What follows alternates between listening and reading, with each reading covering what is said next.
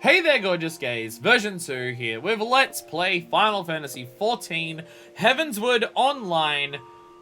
Though the amount of Heavensward content today is questionable. So last time we left off, there was a bunch of dragons. We killed one of them. And hopefully that means a war doesn't happen? I don't know how that's going to work out. But ignoring all of that, clearly it's not that big of a pressing issue. Nidhogg is currently dead. So it's not a massive pressing issue. So we're going to take a couple streams to, once again, do some fuck around bullshit. Woohoo! And by that I mean we have the Rising to do today. We have Tribe Quests to do today. And we also have the other thing to do today. Rising, job quests, tribe quests, job quests. A lot of things to do. A lot of things to get done today. We've got a lot of things. It's a shark. Tatsuru, are you still talking about the sandwiches? Oh no. Once confusion in Uldar sorted itself out, should prove a whole lot easier to search for our friends. Never fear, Minor Fist. Taru's on the case. Yay. Jesus Christ. Everyone's coming in and breaking their fucking knees immediately. My god. My god. None of my friends are here. Sad. We just came from playing Splatoon, so people haven't had time to join here. But also Pi's not joining us today because Pi's busy. So what should we start with? I don't know if we'll have the time to do it today because we're also playing Splatoon later today. But okay, so the three jobs that I'm aiming to get done next for their like 30 to 50s hiccups are Dark Knight, Monk, and Summoner. Who votes for which one first?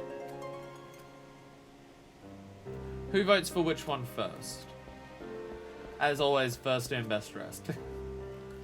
The idea is I'd like to get those three done today, and Rising and Tribe Quest, but it really depends on how long they take. I feel like the 30 to 50s don't take as long, but I always underestimate how long they take.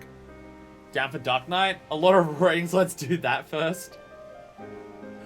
Well, no, if Monk has a lot of lore and reading, then I'll be like, I'll leave it till last to see if we have enough time. I don't want to do that and then not get any of the others done.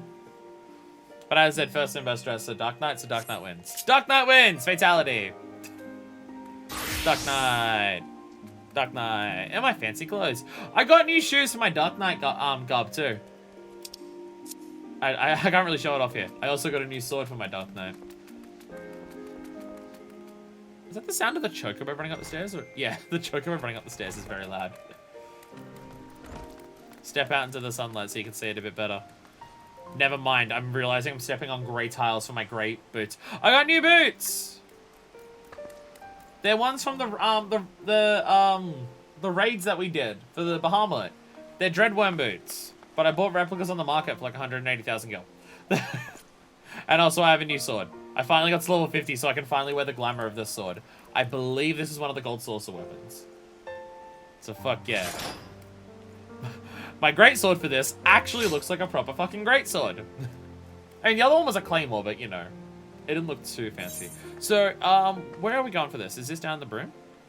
The voice in the abyss, yes. I was just doing it first because then we might have time for that anywhere else if I decide to make things correct.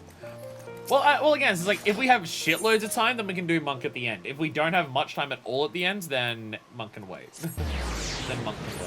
We probably won't have time to get three things done today. Things done today anyways, so.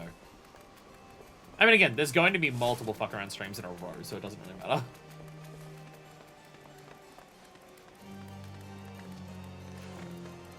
Damn, I forgot the music down in the broom and stuff was very sad. It was very sad music. So last time we were with Frey, we murdered a shitload of people who are high up in Ishgard, and no one cared. So you know, things went pretty well. I see you've got a little Sid one there. I'll bring out the other one. Tataru, there we go. Alright, what's up, Frey? The voice in the abyss. Oh my god, we finally get fucking blood weapon. Frey has been waiting for you for a long time. Yeah, he has. Because we did this, like, fucking so long ago. I had a feeling you'd come by tonight, Fuckfist. And sure enough, there you are. Eager to pick up where we left off. Let's start with the question then. You must be burning with several after that last affair. What was the voice I heard? Why were you tampered them? What became of the old woman and granddaughter? We have a lot of questions here.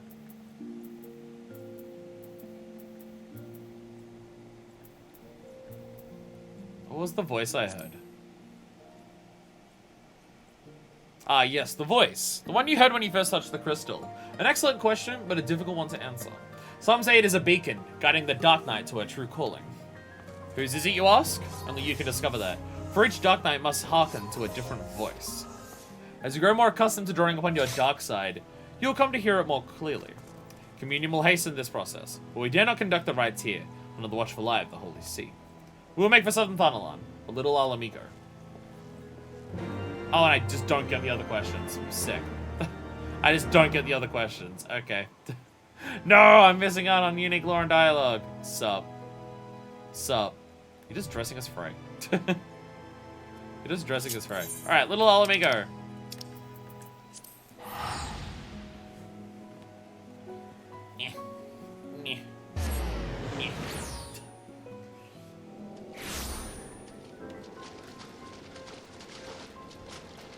Hey, Frey. I think the other two, just have them like, who gives a shit? That's not... Punctual as ever, I see. I can literally teleport. Communion, lest you worry, is rather simple. It is a ritual in which one nurtures the darkness within, so that she may channel it more effectively in battle. Do not, however, presume the risk to be any less than before. Should you partake in it, of it in excess, you will die. Or worse. Or worse! They're fine. Happy to ask about something, important. What the fuck? What the fuck? I guess I should have asked those questions first. I want you to do me a favor. I want you to kill something for me. Something feral, something fearsome which will push you to your limits. I want to see you thrive in that moment. That way I'll know you already. Ask Gundabald. He should know of a suitable creature. Frey got the edge. Wasn't literally the whole point of us, like, rescuing that woman and granddaughter was to, like, because we cared about helping them? Wasn't that, like, the whole point? We didn't want injustice to happen to them, so we helped them? Wasn't that, like, our entire point of doing that? Isn't that why we murdered a bunch of Ishgardian knights literally coming to Ishgard for, for Sanctuary, like, within an hour of getting here? A pleasure to see you again, Fuckfist. Do you require assistance? Holy shit, Frey is short. Wait, no, I'm a Regan. Never mind. Training. Well, if you seek dangerous beasts for that purpose, then... The Red Labyrinth is home to beasts notorious for their size and vigor. Our drivers take great pains to avoid their nests, and those who do not bear scars for their folly. I pity the man who dies without scars, but these places sound promising. Tell me more. That's caravans loaded with Aldgo carcasses before. The soul drives them to a frenzy. This should serve to draw them out of hiding. Point to punish the guilty more, was to punish the guilty more than it was to save the innocent? That wasn't my point. I mean, punishing the guilty was good, but, like, saving the innocent was more my thing. Fuckfist. I'll always be grateful for what you did. Those young ones are on the verge of making a terrible mistake, so consumed with anger were they. I hesitated to act, even though I saw it burning within them. As I see it burning within you now. You've been through some bullshit. You seek the darkness within? I'll not claim to understand your meaning, but I wish you well in your training. Let's go.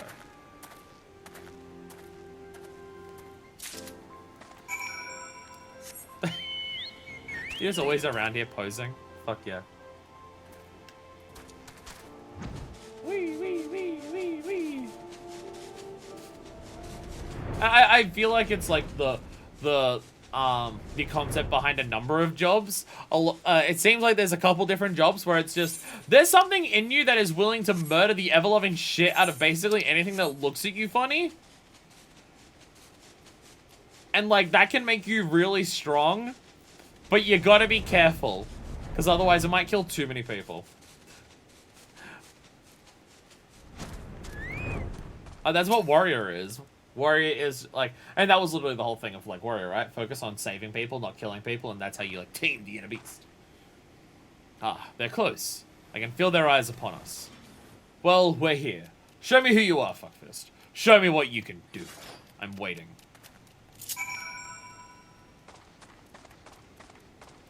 Oh, I'm over here.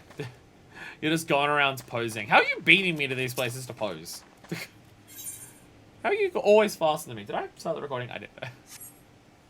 I paused the recording between Splatoon and this. I was like, did I actually start the recording for this? Or will I have to download the VOD? It's fine. It's fine. I don't have to download the VOD. I'm also level 50, so this feels like cheating. Unless it's about to say level sync. Nope, never mind.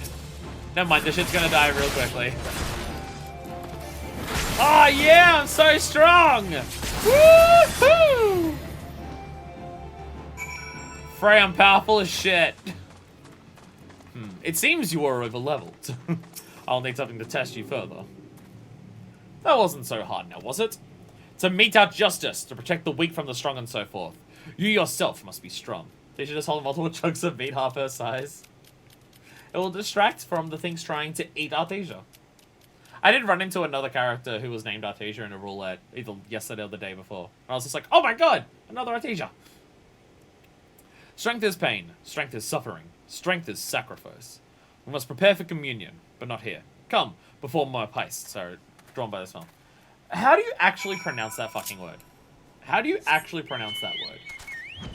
I have no idea. Piests? Piests? Peter Piper, Peter Peppers? Peter Piper, Peter Peppers. How many Peter Pipers get Peter Pepper penis? No idea how to actually pronounce the words. Can you end? Oh, you're here. Oh, okay, you're here. I thought you would go inside to where the dude was. You look ready. Good. Now listen well. Close your eyes and hold out your hand towards me. Breathe deep through your nose. Let the air fill your lungs. Then let it pass from your lips. Slower. Slower. Listen to my voice. Listen to your heartbeat. Listen for the other.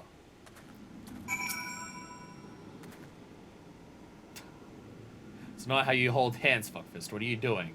You just put your hand against my forehead. It's kind of insulting knowing that you're taller than me. Frey, why are you burning? Oh, Frey, you starts burning. You're all good. With every breath, you glow lighter and slip further into the abyss. Oh, shit! We passed out to the Aether ring. One foot in front of the other, over and over again. To the ends of the world and back again. And if time has no end, still forward and onward, over and over again. Jesus, that fucked us up! So what did you hear? Interesting, but not terribly informative. But do not lose heart. That you're able to hear it once more is progress enough. I believe you'll come to understand its words, and its will, in due time. I should mention that, in some instances, the voice is said to be that of another, one whom the Dark Knight is fated to seek out. If that is the case, you may have a long journey ahead of you. Yeah, I got it! Fucking crush it! So you would welcome such a journey. There's something to be said for it, and for trouble for that matter. To roam free and help those in need. Yet no good deed goes unpunished, does it? I knew a woman once, wanted to be a hero, do great things, and so she did. The song always ends there. But life doesn't, does it? There are temptations more deadly than the dark side, fuckfist. You should have learned this by now, but you haven't. You will. The communion is ended, and with it our time together. But we shall meet again, as we did before.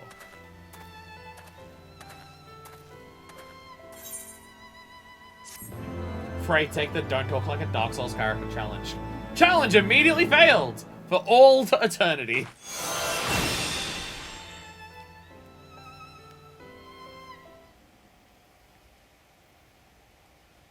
The music cut out very awkwardly at the end there. The music was going and then I exited the cutscene.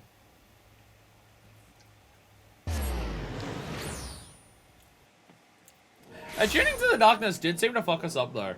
Like it knocked us on our ass a little bit. Which is, to be fair, the closest thing that anything has actually had to knocking fuckfist on her ass. Ah, the echo when she first had it. When she first had the echo, that was pretty rough.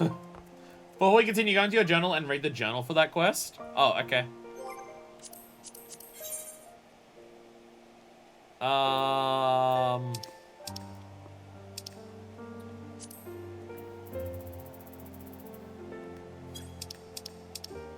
Disciples of War, there it is. There it is. Pugilist, Marauder, Lancer, Archer, Rogue.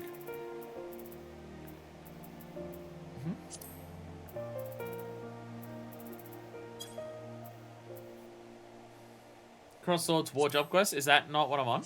Disciples of War.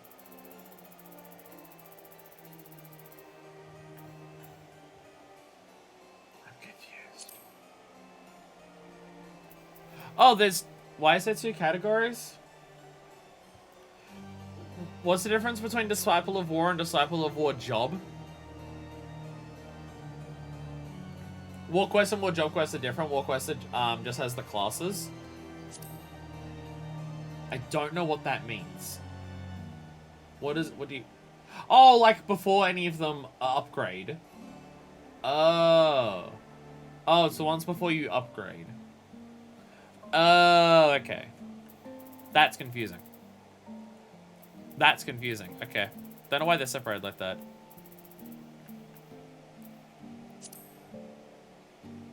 Should I read all of them or just that specific one? Am I reading all of them or just that one?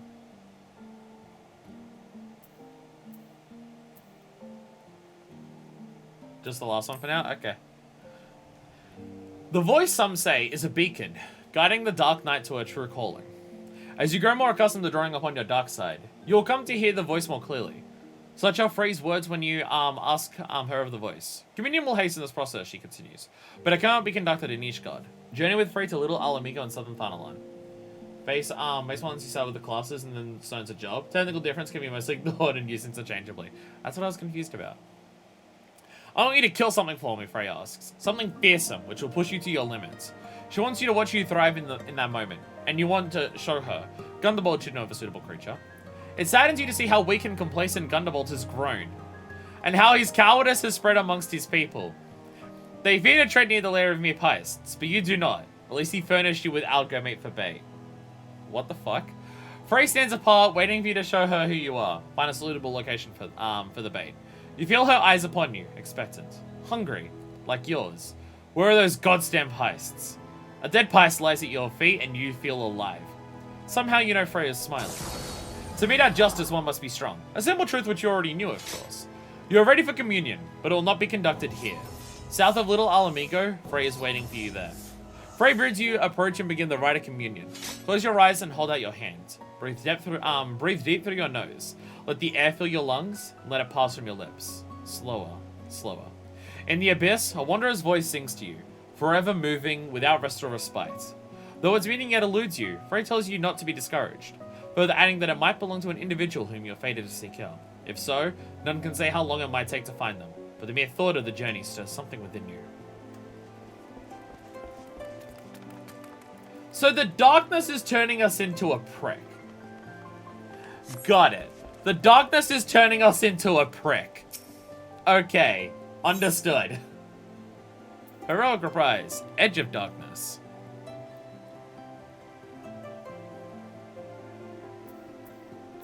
Oh, Edge of Darkness is the single target one of that. Okay, that's also a good one to get. You look well, Fuckfist. More determined. You have not heard the voice since we last spoke. I know, but worry not. If your affinity with your dark side is as strong as I believe, then communion is all you require. Come with me to the burning wall. You know what you must do. We're through in the journal entries as we go through this questline. So should I read the first ones then? I feel like I'm asking again. Should I read the first ones? Because I didn't read those ones.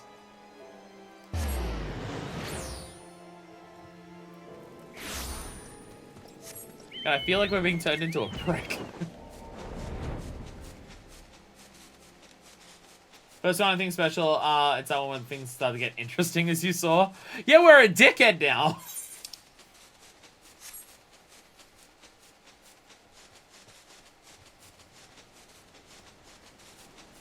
God, this poor chocobo. You can hear how much it's flapping its wings to try and keep me a hover. The Chocobo was having to flap so fucking hard, and it's just like, you're so heavy!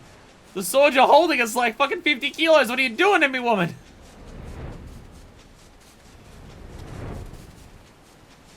I may be a Chocobo specifically bred to carry Roganins, but that doesn't mean you're not fucking heavy!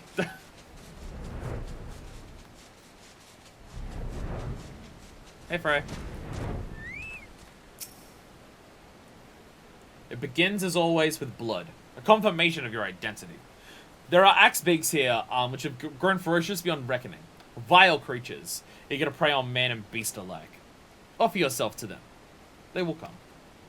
Then make an offering of them to me.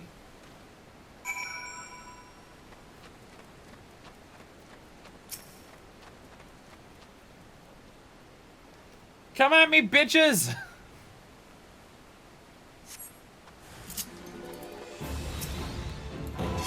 Oh no! It's Gold and Silver Rathalos! Blood Weapon! I actually remember what Blood Weapon does. I remember reading it and that I wanted it, but I forgot what it does. What is it? 5 stacks, Oh, restore MP upon landing weapon skills or spells. Right. Okay, yeah. Gain MP whenever you're attacking, yeah. So it's just a really good way to be able to spam Edge of Darkness more. Use your blood to do your Soul Eater so you can use Darkness more. There's definitely an aesthetic that the Dark Knight is leaning into. Oh, now that is the fuckfist I've longed to see. You resent this, don't you? This pointless trial? Perhaps you even resent me for subjecting you to it. I mean, it would be more of a trial if I wasn't over-leveled. Remember this feeling. Treasure it. I want it smoldering within you when we continue on Camp Drybone. Okay. Blood and soul and darkness and urge.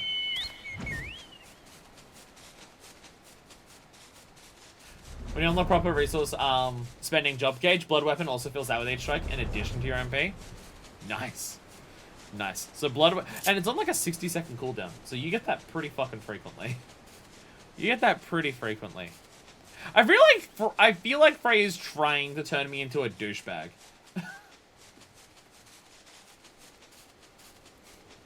I feel like Frey wants me to become a douchebag. He's trying to make me angry over petty bullshit.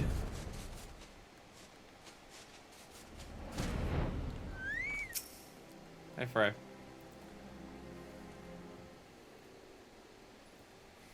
Close your eyes and hold out your hand toward me. Breathe deep through your nose. Let the air fill your lungs. Then let it pass from your lips. Slower, slower. Listen to my voice.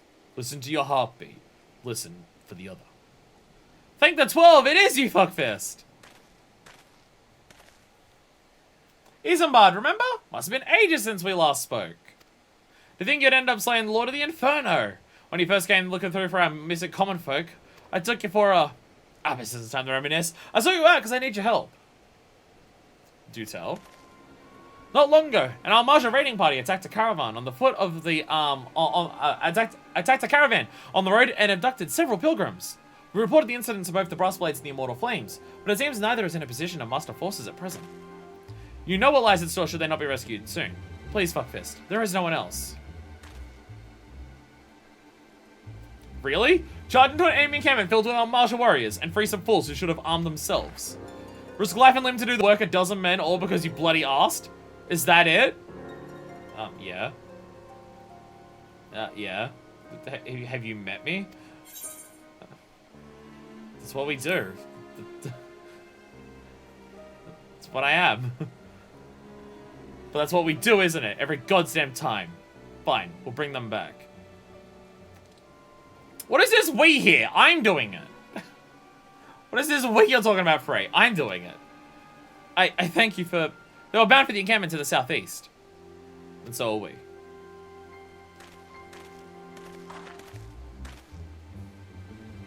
Frey, you're a prick. Frey, you're a prick. What? I don't like Frey. I don't like Frey. He just seems to be an asshole. Hey, Frey.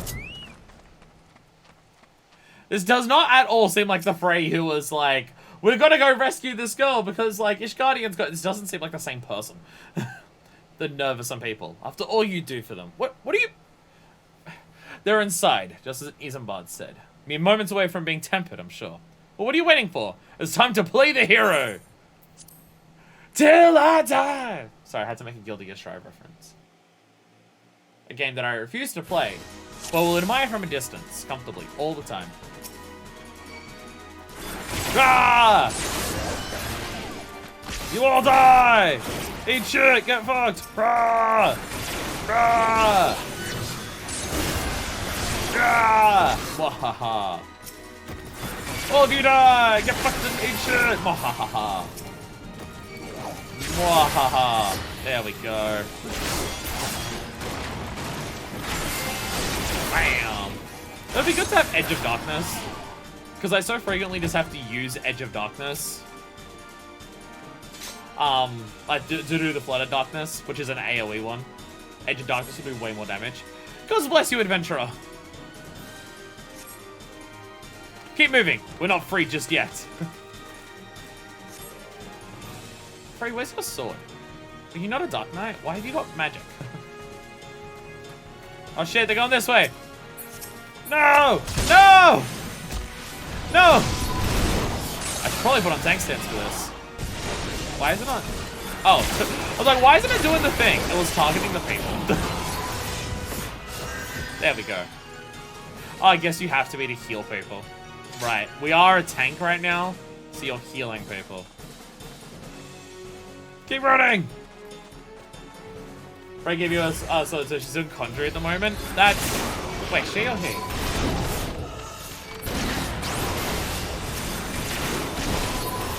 Frey may be a dick, but that doesn't mean I can misgender them. Journal entry said she. Oh, did it? My bad. I was reading too quick. My bad.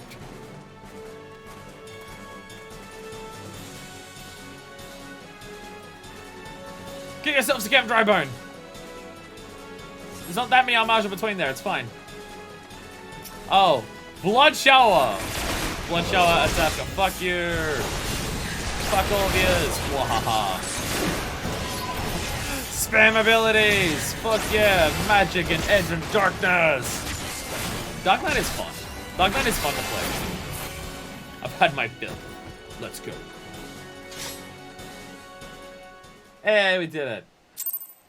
But out of the tanks, in terms of just like fun to do their stuff, Dark Knight and Gunbreaker are definitely like tied up there. I'm not a massive fan of Paladin. Paladin feels weird to me. And Warrior is cool, but like I like Warrior. Just, you know, not as much for like damage output as the others. I only have one sword, so Teacher Paul said does the sword she's got from dungeon to blacksmithing. No, I insist. I can't use a sword. Just didn't know when to leave off, did they? Neither did you, though, eh? I mean, look at yourself. That's not even your blood. Literally the reason that I have this outfit for the Dark Knight. I have this outfit for Dark Knight. Quite literally, I gave myself a grey outfit despite being Dark Knight, so it should be black, because bloodstains will show more on grey clothes than black clothes. So literally my mentality behind making my Dark Knight garb grey. And it also leans into Fuckfist's last name. Her last name is Usim Blightwind, which does mean ash and blood. So it's like the grey is the ash and the blood is, well, the blood of her enemies. It's also the same with like her hair. Leave it. You have nothing to be ashamed of. Let's go and give Isambard the good news.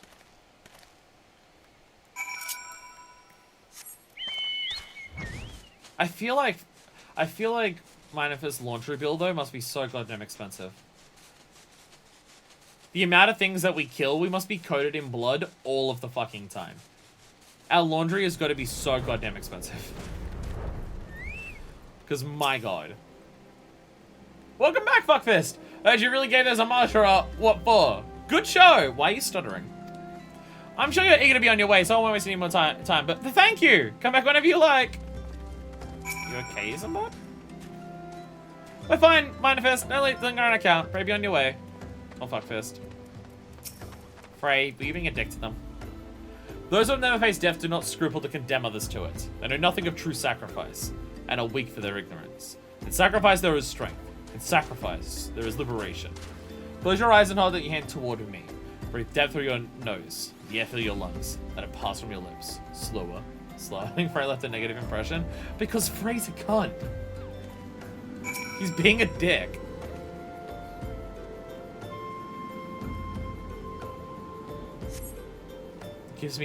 Gives me wonder if he's the other one that, sorry, she's the other one that we're seeking out. I'm gonna have to be the person who I'm gonna have to fight at some point. That'd be wild for a job quest, wouldn't it? Sorry, there are 20 job quest lines. I understand it's hard to have unique ones for all 20 of them. With their breath, you grow lighter and slip further into the abyss. Why is the darkness knocking us on our arse so much? Knocks us on our arse more than seemingly the echo. On a throne of bone she waits. Serve, save, slay, slave, slay. They come to entreat her judgment. Serve, save, slave, slay. One by one in solemn procession.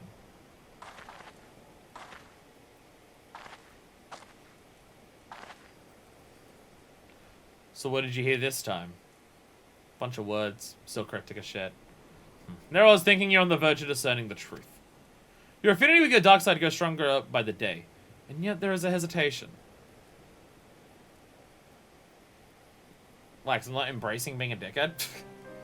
Listen to me, fuckfist. You have performed great deeds and saved countless people. You are a hero to the realm, but you are no Dark Knight. A Dark Knight accepts that she cannot save everyone, that sometimes she's fortunate just to save herself. Sacrifice, fuckfist, is to renounce that which binds you, to recognize that which matters, and forsake all that does not. Yeah, so he's a dick. At the very least, you must realize you cannot continue to carry all these burdens, unless you wish to die a slave. I'm fine. I'm just a little tired. The communion is ended, and with it our time together. But we shall meet again, as we did before. I don't like Frey. I don't like Frey. Frey's a prick. Fuck this guy. I mean, I understand the concept of you have to learn to accept that you can't save everyone. And that's fair enough.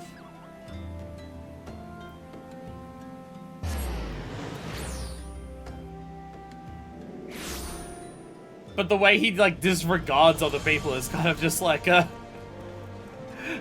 not that saving yourself is enough, it's that it's the literal only thing that matters. Hey, Frey. Declaration of blood. Frey's been watching you, and she is not pleased with your progress. Begin to question your commitment, fuckfest. Honestly, so am I. You haven't heard the voice since our last communion, which means you haven't taken my lessons to heart. You know I'm trying to help you, don't you? All of this is for your benefit. You listen, but you don't understand.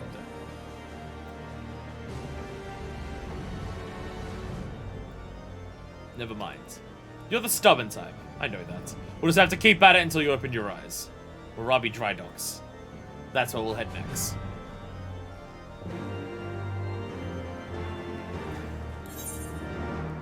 I really feel like this is just gonna end up with me beating the shit out of Frey. Really feel like this is just gonna end with me beating the shit out of Frey. Oh, right, reading journals. Reading journals that seemingly he is writing. Sorry, she. Give him the phrase of dude. Well, they said dude like when we found him and stuff. Like, but apparently she. Oh, it's hard to tell, you know.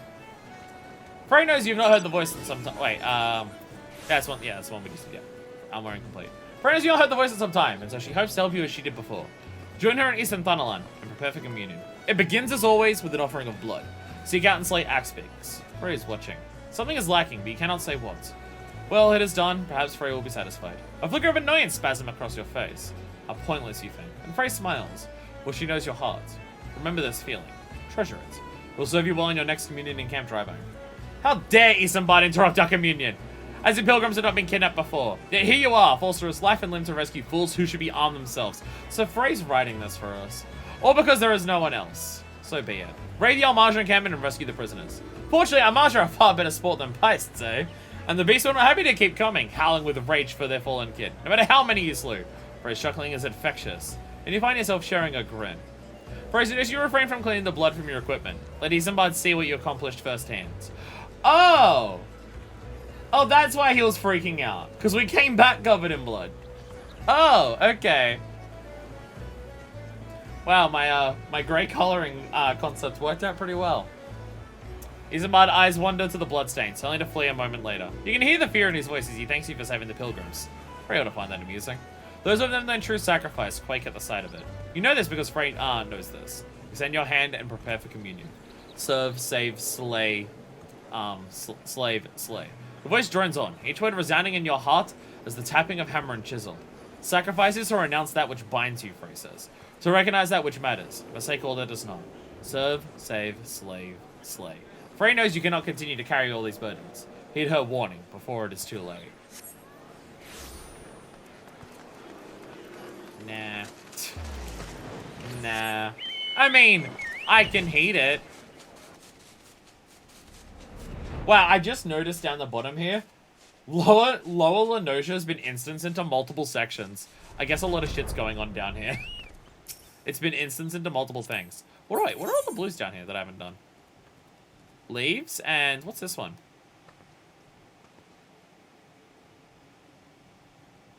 What is this quest? Wait, no, it's a level 1 one. It's not the actual blue one. Oh! Oh, it's the Island Sanctuary for 6.2. No fucking wonder this place is busy. Never mind. No wonder it's so busy. No fucking wonder.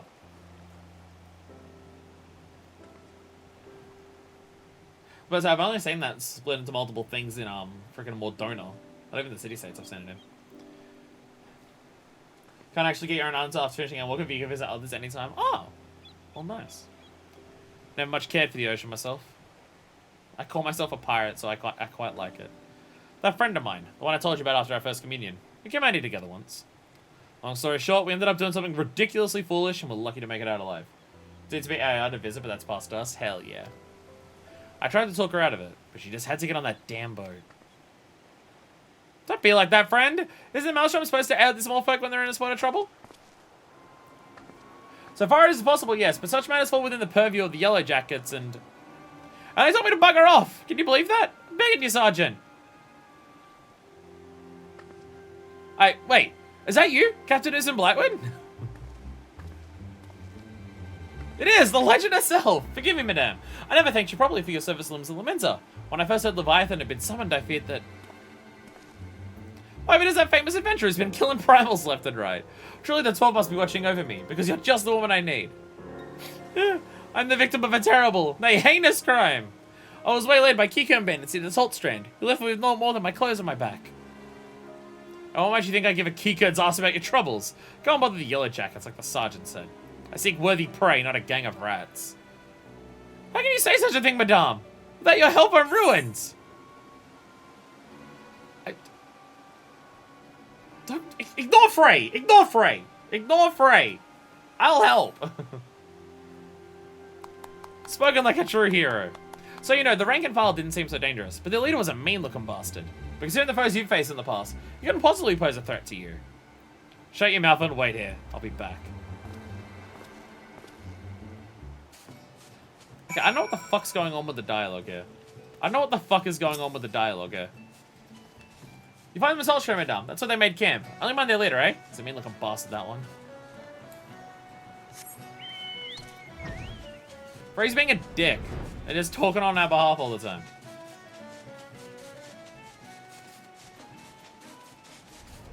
Embracing the darkness just turns into a right cunt, and I don't want to embrace the darkness. I mean, like, it would be better if the Yellow Jackets would solve this problem, because it makes sense for them.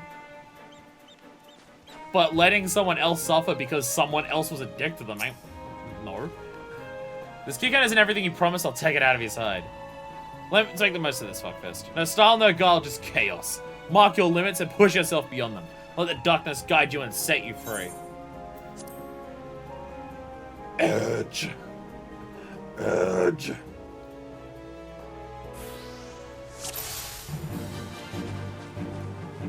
Weak but plentiful, and may yet suffice. Subjugate! Wahaha! Wahaha! Wahaha! Wow. Wow, you really do tear shit to shreds. When you've got access to, like, blood weapon and everything. Oh, Edge of Darkness, hell yeah. Edge of Darkness is basically as powerful as, just like normal shit. Fuck yeah. Game is very loud. Game is incredibly fucking loud. Can anyone hear me? I think I need to turn 14 down even quieter than what I normally have it set to.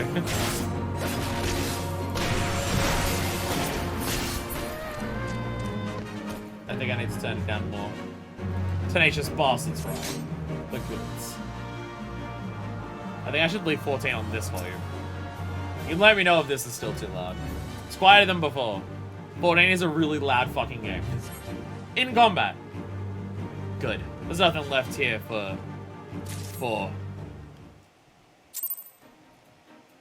You alright, Frey? Was healing that difficult for you? I mean, you were basically on death's fucking doorstep when I met you, so, you know. She can't exactly do the healing thing on herself. Wait a minute, you can self-target. She's probably like a level fucking 3 Conjurer. Because, you know, she's a Dark Knight. You did well. All that's left is to return the goods to their owner. Finish it. Finish what we started. You right there, buddy? I don't want to use the word buddy, but I want to be a dick to you. Maybe this is why Frey's like so pissed at everyone.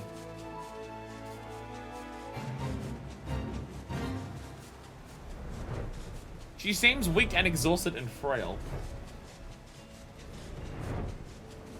Here we go. Ah, it's you! Were you able to catch up with those bandits? I got your stolen merchandise back. There we go. Yes, that seems to be mine, but...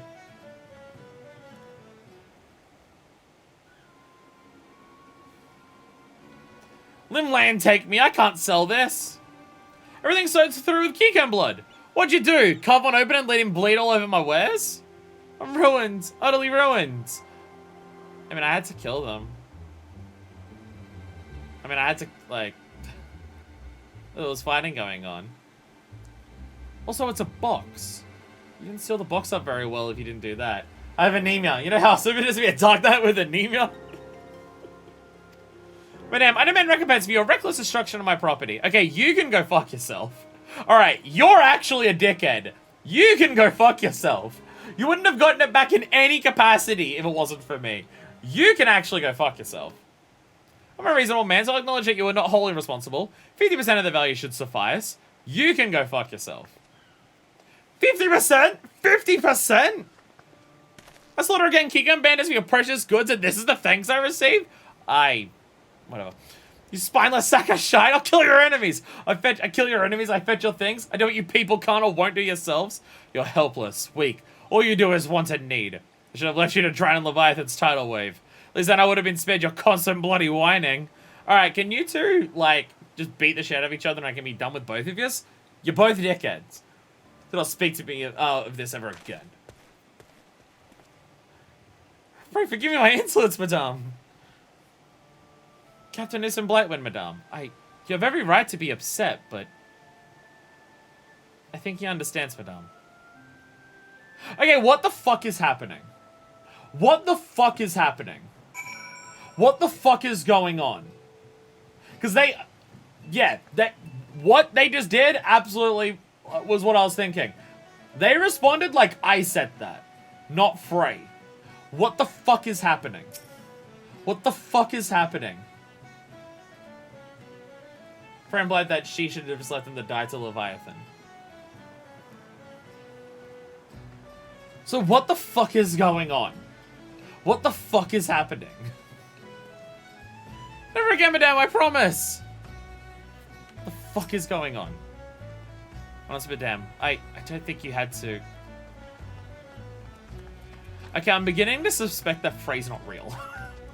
I'm beginning to suspect that Frey's not fucking real.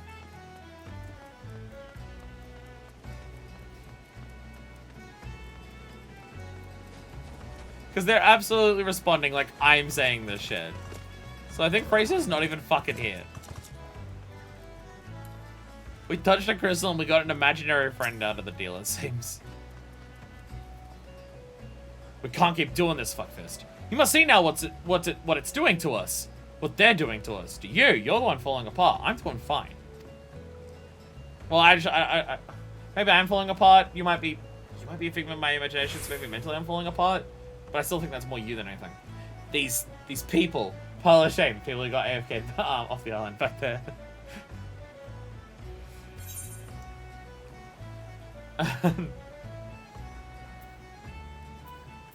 Never mind them, the voice is all that matters. We don't need them to become a Dark Knight. He deserved it every word. He deserved some words. He didn't deserve those words. He didn't deserve those words.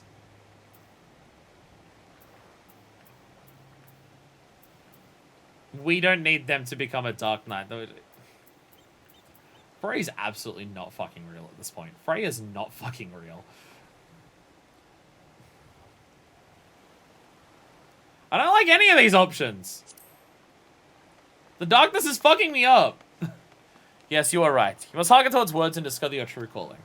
You're close, fuckfist. So very, very close. I wish I could tell you. I wish I could make you see. But all I can do is guide you on your journey.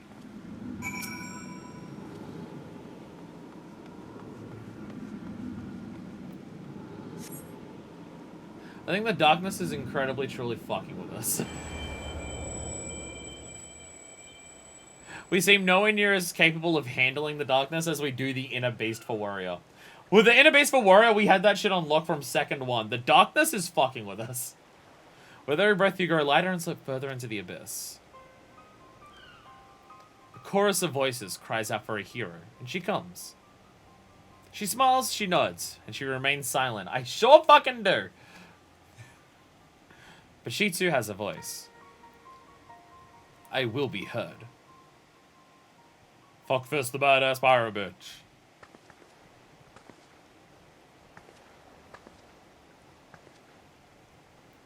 You stand at the precipice, but do not fear the fall. Cast yourself into the abyss. Now shall soar above, free at last. I kind of don't want to do that. There are other lands than these, fuckfist. Lands where we are not known. Ask, and we shall quit this place forever. No. Only when you have renounced everything are you free to do anything. When we meet again, you will give us your answer. Ah, no, I can give that to you right now. No. I don't like the darkness. The darkness just seems to turn you into a cunt. The darkness just seems to make you a prick.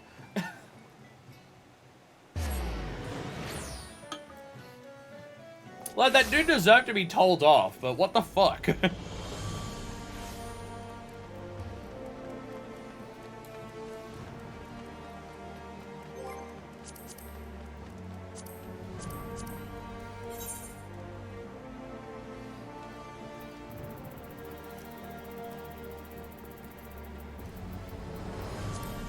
The voice is waiting to be heard, yet you cannot seem to grasp it on your own. Though disappointed, Frey will help you understand its intent.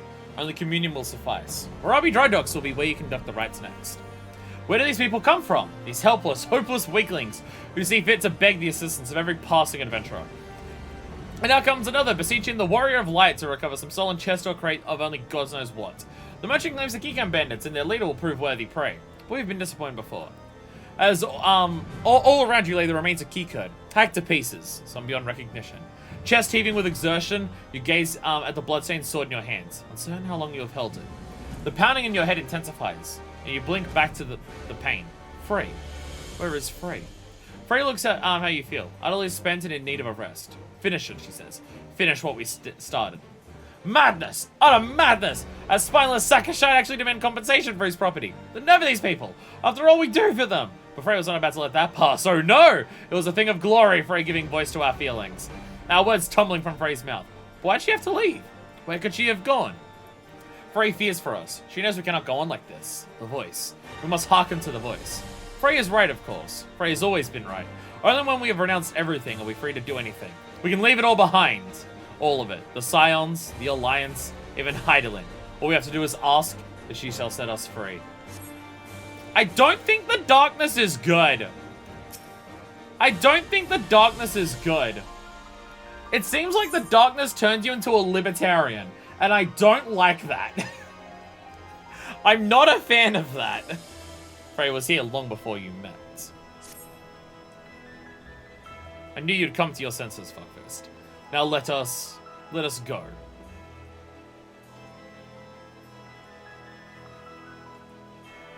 If I never see snow again, it'll be too soon. We should go somewhere warm, at least for a little while. Wait for me near the Gate of Judgment. When you are alone, call out, and I shall join you. A moment later, Frey departs. In what direction, you cannot seem to recall. When with the chat mode in Say, use your keyboard or software keyboard to enter any phrase which includes Frey to attract their attention.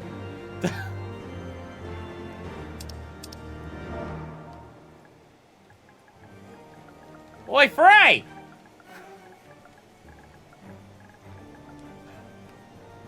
I'd turn around and to say, Oi, Frey, you can't, but I don't want to get banned in the game. Oi, Frey! It didn't work. It said any phrase that includes it. Hey, motherfucker, where are you? Frey. Frey!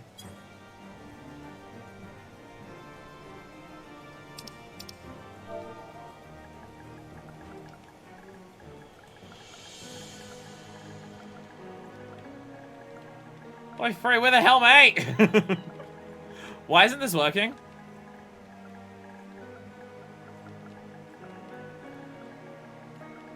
Why isn't this working? Oi, Frey! At the Gates of Judgment.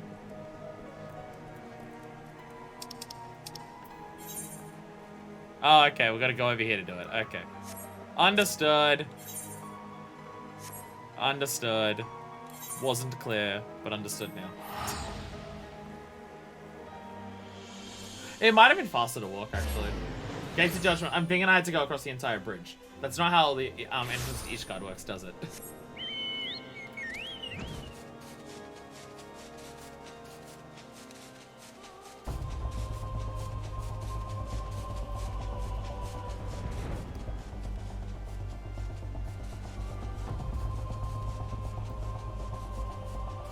Okay, you have to say it here, yeah.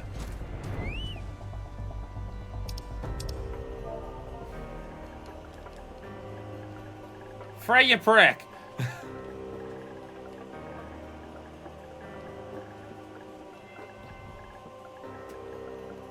Frey! Wait, I know that voice. It's Fuckfist the Badass Pirate Bitch, the hero of the Scions. Why are you yelling at prick so loudly? Allow me to say what honor it is to meet you, madame. I mean, by the Fury, the one who bested Shiva. Every night under Lord Drillamon's command, knows it commands the tail. I honestly killed the thing on the bridge. Like, that we're at. I could go on, but well, I'll just say, if I may, madame, we need your help. With a giant problem, madame. A band of them has been taken to raiding caravans passing through Danathan Pass. We think they may be planning to expand their territory. Lord Drillamon wants them gone, but you know how it is. Too much work for too few hands. We need at least 24 knights to clear them out safely. But now you're here, madame. We have nothing to fear. Alright, well, we create a distraction. You can slip past and put their leader down. Without him, they're sure to cut and run. So will you help us? We beg of you. We beg of you!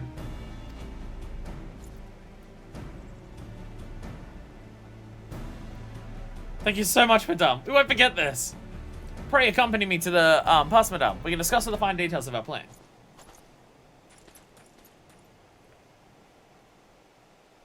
No. No more. Enough. Frey, fuck off. Frey, go away. Frey, I'm ignoring you now. Fuck off. You're a prick and I don't like you. Go away.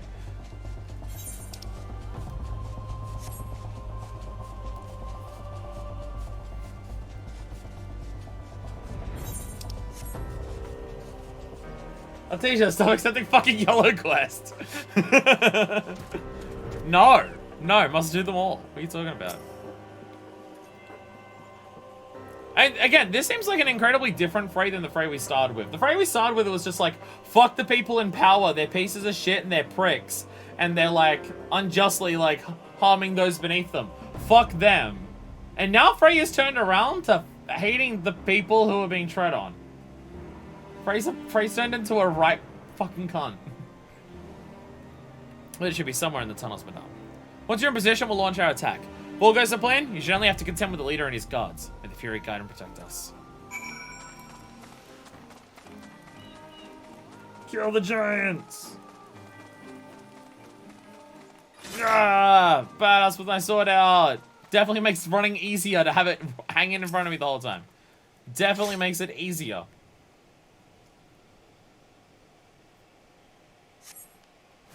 Oh no, it's a bunch of giants! Oh no! I'm not actually used to having my AoE combo. Ah! Die! Easy. Get shat on. That's not even me being over leveled. I'm at level 50 now. So that's not even me being over leveled. That is actually that easy. Get fucking shat on. Dark Mind. It's another, another mitigation. Didn't realize I had that one.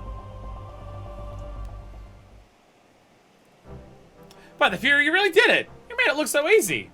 As for us, there were some injuries, but nothing serious. It was starting to look rather grim, actually. But the moment he fell, they sounded the retreat. It was an honor to fight with you, madame. You really are everything the bards say. Truth be told, I've been following your needs for some time now. Ever since you first came to Whitebrim Front. Magic only meant... Also, it's confirmed that bards are actually singing about us. Other than that one in Mordona, who sang about Ultimate Weapon. Your martial prowess is widely known, of course. What I truly found inspirational was your compassion for the common man. How you would risk life without thought of fame or fortune. Well, a bit about the fame. I do it a bit for the fame. That the lowest among us could find a friend in you. Sir! A little bit for fame. But the fame happens naturally. I don't need people to go out of their way to do the fame. It happens pretty naturally with what we're doing. Is something wrong? It's our Jillamon, sir. You heard we were in the field with Fuckfist. As a managed to come to Whitebrim Front at once. Demanding? What is the meaning of this? Certain allegations have been made, sir. It would seem that she was observed conversing with a corpse in the broom. Not that anyone would ever believe such slander, of course. Oh, shit. Turns out Frey's been dead the entire fucking time. Sure, there's no need for concern. I mean, conversing with a corpse? What fools do they take us for? Uh-oh. Uh-oh. I should warn you, madame. Some of these allegations were made by temple knights. You maybe ask to surrender your weapon. I mean, in both this quest line and the story already, I have fought off these people before. It's nothing I've not done before. We'll be fine. We'll be fine.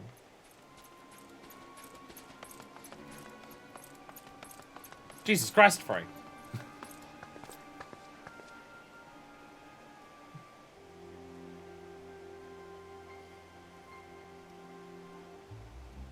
Haha. Surrender your weapon. After what happened in Uldar, they must be mad. Pay attention, Fuckfist. This could be the greatest moments of our life.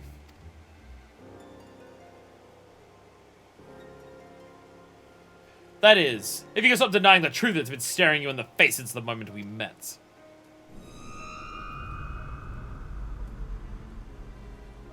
Say my name. Say it. My real name. Our real name. Come now, you knew Frey was dead from the beginning, but you didn't care. You had a sword and a soul crystal, but what you wanted was a mentor.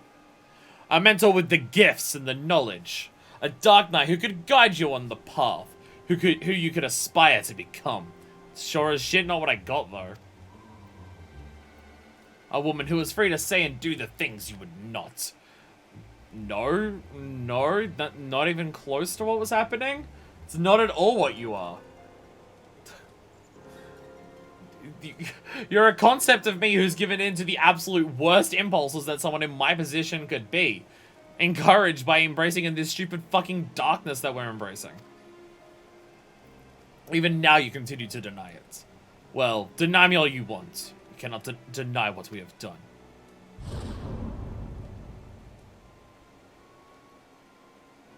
Have I not been good to you? Have I not given you everything I promised?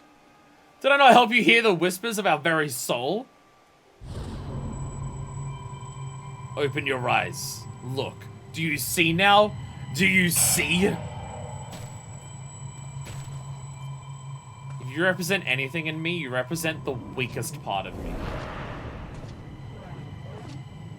No matter how edgy your armor may be.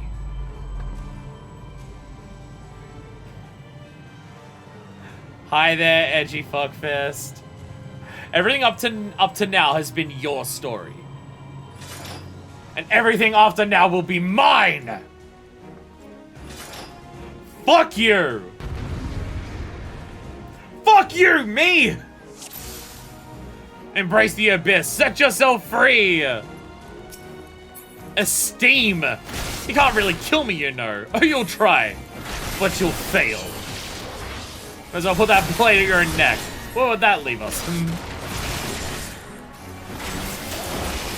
Fuck you.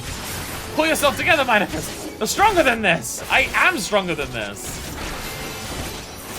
If you represent anything about me, it's the weakest part of me. Friends, really, this is a private affair and you know it. Oh, fuck you. But carry on pretending otherwise, if it pleases you. Oh, no. This darkness thing's happening. Do you have any idea how ridiculous you look? Learn about a wild beast in a battle against yourself?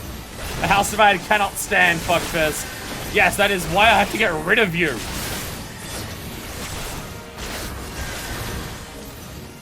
Interject. Get the fuck out of here. Fuck you.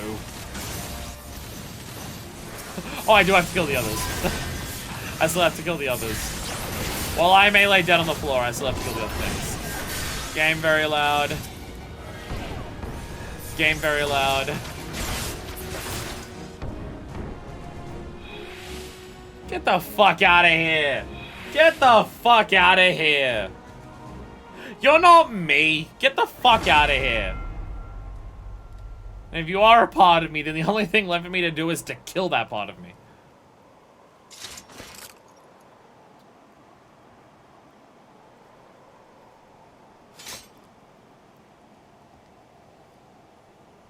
Would seem I underestimated myself. But no matter. They have borne witness to the darkness within us. To what lies beneath the mask. No, this isn't what lies beneath the mask. This is the worst impulses that I don't give into. This is what would happen if we were weak. And fuck that noise. Fuck that entirely.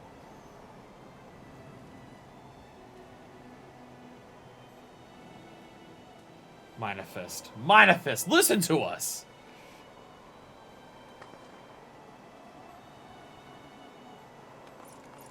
Hey everyone.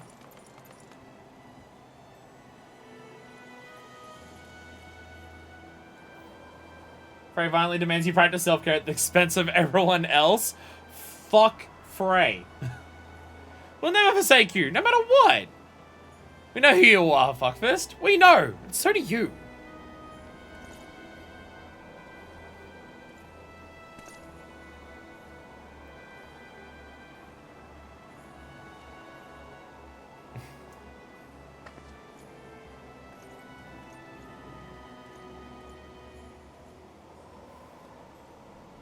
Fantastic display of willful ignorance.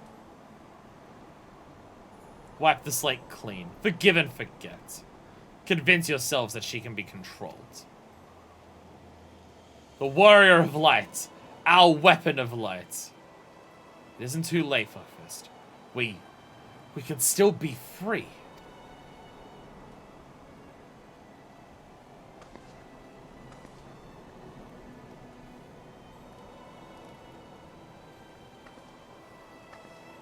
You do not realize that we already are, don't you?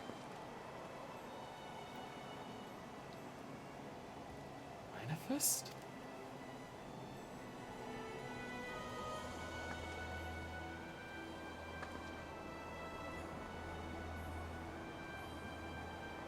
So this is your answer.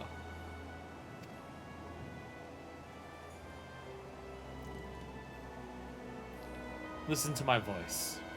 Listen to our heartbeat. Listen.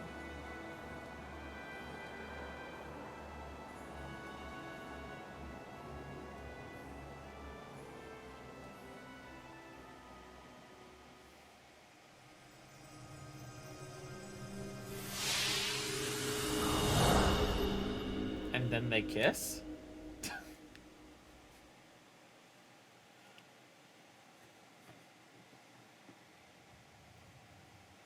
If this is how it must be, then so be it. But know that when you tire of this charade, I shall be here, waiting to take the reins. You need only ask.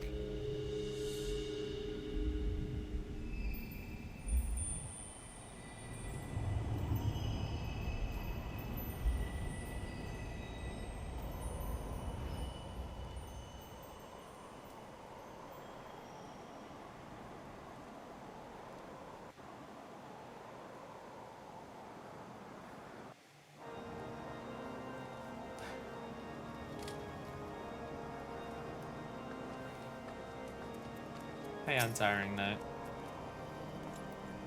Praise the Lord, you're alright, madame. Remember, we feared we'd lost you forever. Lord Drillon made it clear that we will speak no more of what happens. Not that he had to ask, mind. As for your friend, I am told he will be interred with full rites. May his soul rest in peace. I mean, I didn't actually know Frey at any point. And now we get Living Dead, which is just a million words on the screen at once.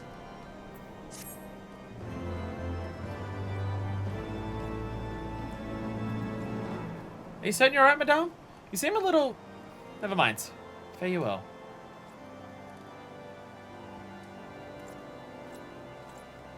I don't think the darkness is good for me.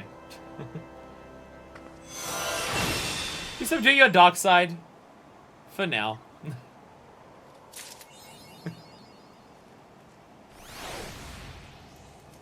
Frey the corpse that was a man, but if you're a female warrior of light, then from that moment they start talking to Frey, referred to as she, her. Oh. Hey, Pie! Hello! Hey, Pie! Wasn't sure if you were making it today. Hello. Sup?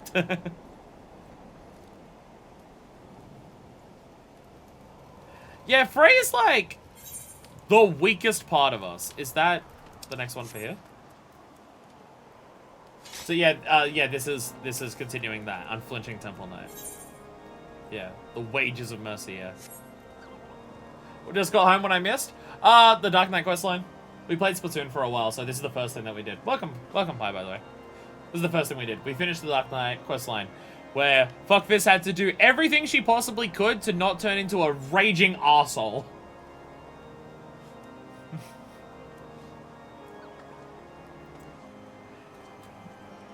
Doing everything we can to not embrace the absolute weakest, shittiest possible thing that we could be.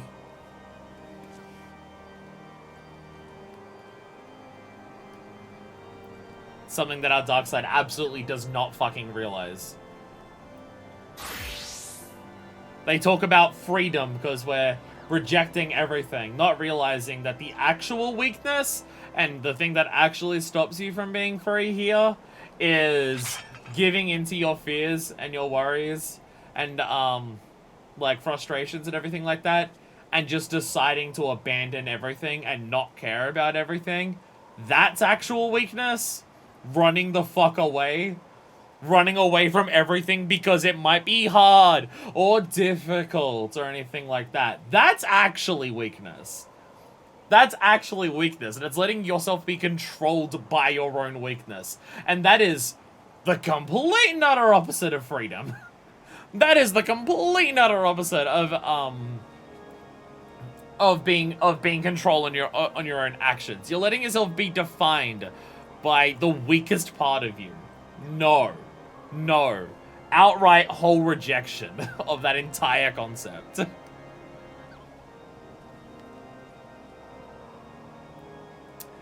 So anyways, Dark Knight's done. Definitely an interesting quest line. Definitely an interesting one.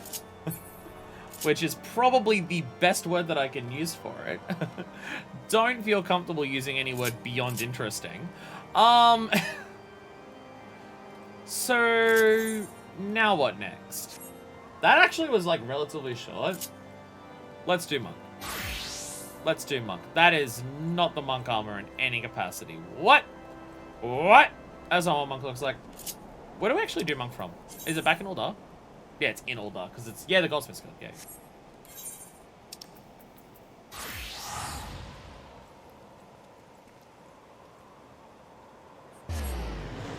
Well, we started Dark Knight by just being like...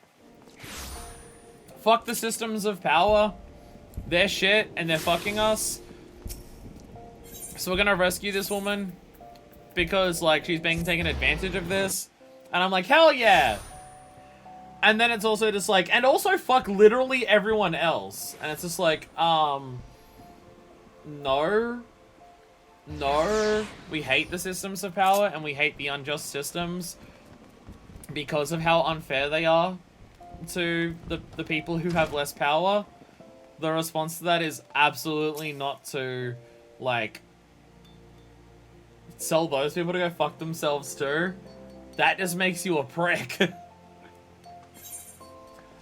Like, that's absolutely just, like, the dark... Like, that's just the dark that's corrupting. That doesn't even make, like... okay. Insulted intelligence. Professor Eric seems to measure the aether of more ancient battlefields. Like, it's cool to fight yourself at the end there. Like, that's a cool moment of just, like, hey, look, it's you in the armor and you're fighting yourself. But, like... I don't know, like... I don't know, for a questline that people ranted and raved about, it's really low on the list for me, out of, like, ones that I like. It's, like, it's near the bottom, in terms of job questlines. I think it's, like... I mean, like, I know the whole concept of, like... I'm gonna talk to Eric after accepting the quest for the lore. Needs so much lore. Like, I get the concept of just, like, hey, yeah, Frey's the villain of the job quest line. So, yeah, of course, Frey's going to have, like, the shitty ideas and everything like that. I get that. But then it's just like, nah, but that's what your character actually thinks, though. Your character's actually just a giant piece of shit. No? Like, no? I don't know, maybe the 50 to 60 is actually, like, the good part, but yeah. That is definitely really far down on my list of job quest lines. So one that is read to very differently. To a lot of players, while knowing Frey is wrong, still understand that Frey in a very twisted way wants what's best for you. They can definitely understand the worry like having these sorts of feelings buried deep down after what happened in Uldar. There are players like you who dislike the questline because they deny that even after Uldar and the trauma their warrior of light went through, that they would even entertain those thoughts. I mean, like, literally, like, for Fuckfist, literally, why did I make her a warrior for Heavensward? I made her a warrior for Heavensward for two reasons that made sense after what happened in Uldar. One, embrace your inner rage and ability to take action, and don't just let bad things happen. We let bad things happen because we didn't try to fight back against Telegia or anything like that. And things got worse for people. Like, it may not be the healthiest response, but, like, Fuckfist seeing Ralban do what he did there, like, Fuckfist was, like, wishing that she did what Ralban did. Which, yeah, like, it got Ralban completely fucked over and Ralban lost his arm. But, like, Fuckfist is angry at herself that she didn't do that. And then the follow-up is, everyone else sacrificed themselves to save Fuckfist. A thing that fucked her up. Like, she fucking hates that concept, that other people sacrifice themselves to save her. So she became a warrior. So the mentality behind her being a warrior now is the idea that it's just like, I'm not going to let other people risk their lives to save mine. I can do it myself. Like, it's both just the recklessness of warrior with its rage and anger and not caring about whether it gets hurt or not. And also the fact that it has a shit ton of self-healing. It doesn't need to rely on someone else to save it. Like, that's... Like, that's the mentality that Minofist has gone through for the ending of 2.55. So, the idea that your Warrior of Light, someone who has helped save people, would just be like, nah, just fuck everyone, actually. Just abandon everything. Like, that's just... It's, like, pathetically weak. It's pathetically weak. Like, that, it's a weak mindset. It's a weak mindset for a person to have. And it's just... No. No. Like, at most you could say that Minofist, like, wants to abandon the role of being a hero because she doesn't want other people dying on her behalf anymore. At most you could say that, and then the darkness is, like, corrupting and twisting the idea of wanting to leave it behind so more tragedy doesn't occur as, well, I need some way to justify to myself why I have this, like, this desire in my heart to not do this anymore. I need something to justify that to myself, other than just, I want to run away, from that. So I'll just be angry at the people who ask you for help. Again, maybe the 50 to 60 helps that, but I do think that's one of the worst job quest lines in the game. Like, and it's among the worst. Because, like, I mean, like, it's well written in the fact that it makes me hate it so much. It's well written in the fact that it makes me hate it so much. But, okay, do I hate the questline or do I hate Frey? and that's the confusing thing, because everything about Frey I hate. Like, Frey is the worst kind of person. Frey is just the absolute fucking worst. So it's like, okay, I hate Frey, and you end up fighting Frey at the end. But to try and say that that's what your character is, I don't know. I don't know. That just it doesn't feel like it makes sense for this game. I apologize to people who are excited me to say it, but I don't like it. I apologize to people who are excited for me to say it, but I don't like it. I don't like it because Frey represents some of the worst traits that I think a person can have that aren't, like, actively evil. Obviously, like, someone like Teleji is worse, because Teleji is, like, pure self-serving. I will, like, bring as much harm and death and misery to other people. I don't fucking care. It's all to benefit myself. And, like, that bothers me. But the sense of cowardice, of just, things are hard, so I'm just gonna not deal with it. Like, fuck you, Frey. Get fucked. Get absolutely fucked. like, absolutely fuck off. like, other people ask for help. Ugh. Like, well, again, like, the Frey's whole thing is just, how dare they ask me for help? Why don't they help themselves? I said before, and I'm not exaggerating, the darkness within your heart turns you into a fucking libertarian. Gross. Ew. I apologize to anyone who was excited for me to get to it, but I fucking hate it.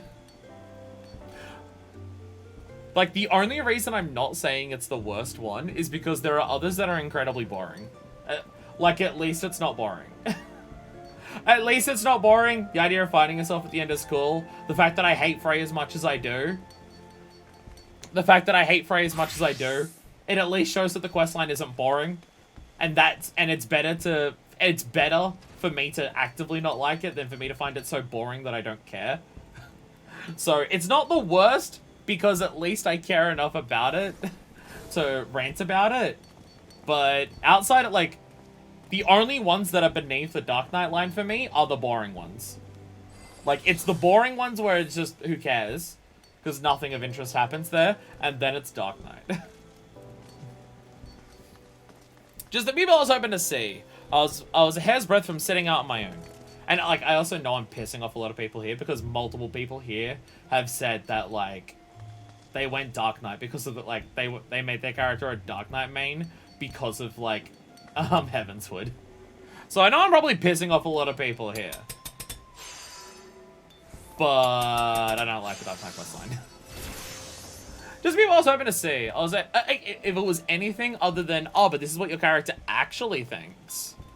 If it was anything other than that, I'd hate it. I'd be fine with it. But because it's trying to make it out that it's what your character actually thinks inside, fuck that. Like, I don't even want to read the last journal entry for it because I just don't care. Just the people I was hoping to see. I was a hair's breadth from setting out on my own. So look at you. Yes, I dare say you appear to have been growing in brawn at the expense of brain. Right, well, let us measure some aether, shall we? And by we, I mean you. Oh, and the monk simpleton, of course. But contrary to his nature, he has already set up for the destination I assigned him. Can I punch you? You're a prick too. Think perhaps you are far too stupid to take, must listen understand etheric readings? It is true you are stupid. The aetherometer shall do all the work for you and transmit the data back to me. As souls need more of him suited to action, the monk simpleton and yourself need only carry on the device on your person and set about the beating things as you always do. Shall capture data as you trudge about hither and yon. It is not only the source of all magics, but also the fountain of all life. Yet despite its ubiquity, it remains imperceptible. When a living thing dies, the aether comprising its life is released. When this discharge takes place, a portion of that aether remains, lingering in the physical world. Now, date you have Babel, etheric crystallizations, Babel, physical manifestations, apparitions of the sea, Babel, luminescent glow, Babel, known as Ethereal Threshold. In short, the more violent and dramatic the loss of life, the greater the amounts of aether left behind, either in its imperceptible form or in crystallizations. And where are most lives lost in this matter? Cemeteries. No false, you idiot. Battlefields. Do you not see? With etheric readings of these locations, we can discern the scale of more of the battles that took place there. As for what those fools, the fool beliefs the monk would keep, chakra and spiritual entries and whatnot, if I were to allow they truly exist, I'd be inclined to say they are the one and the same as aether itself. The aether churning around these ancient battle sites comes to naturally settle in surrounding life, both plant and animal, though more so in the latter. It accumulates within them. Felling these beasts then releases that aether, causing a surge that resonates with the aether within you, causing it to expand, the so-called opening of the chakra. By this, the very power of life itself within you grows. A watered-down explanation, but I code for one of your mental prowess, I believe. My own wife never had the patience for such things either, nor my passion. She cursed me in my work, took our children, and returned to Alamiko. I wonder if there's something to that. Now's not the time for that tale.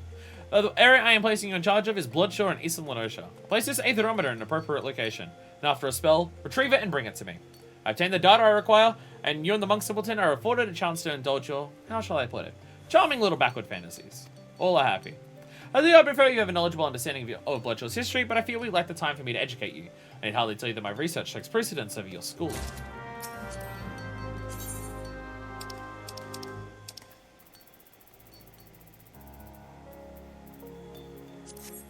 Fuck you. You're a prick and I don't like you. I don't like you either. Never mind, Monk is worse than Dark Knight. We're just gonna get all the shithouse ones out of the way done today. An honest inquiry. That said, that sad wonderful moment when ignorant curiosity overcomes pride. Right then, let us begin. Still didn't hear Shri we learned last time, I'm pretty sure. As Alabrosi explained, aether is not only the source of all magics, but also the font of all life. Yes, by its ubiquity, it remains imperceptible to the senses of man. When a living thing dies... Oh, wait, is this the same thing? Portion of aether remains... okay. Oh, this is just without the babble, isn't it? Yeah. All scholars now agree that physical manifestations are great concentrations of aether.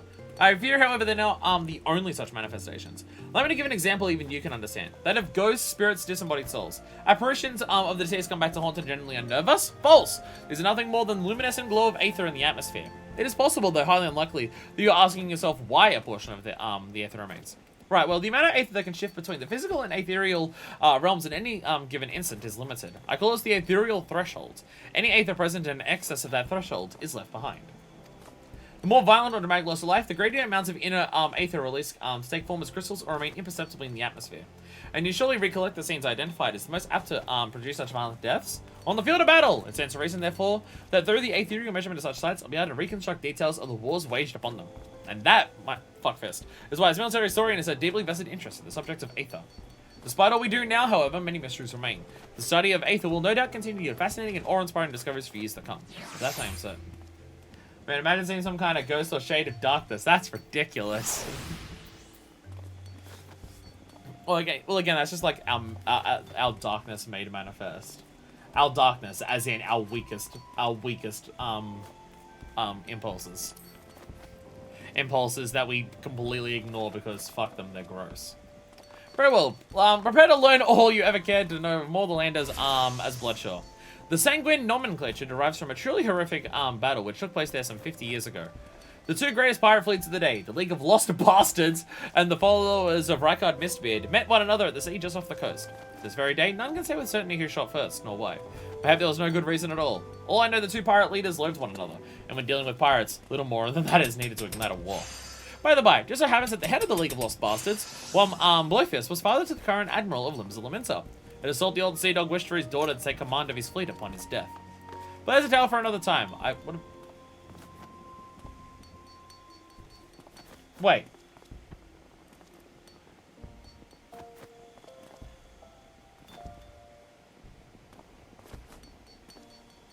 So, Merweb's dad is the leader of the Lost Bastards. And her second in command is Mistbeard. Okay. So there was a giant war that happened, and then they decided after that war, hey, maybe us fighting each other is stupid. Let's establish a city-state. And thus Limbs of Laminsa was born. Am I understanding my history that correct? I forget the dude's name.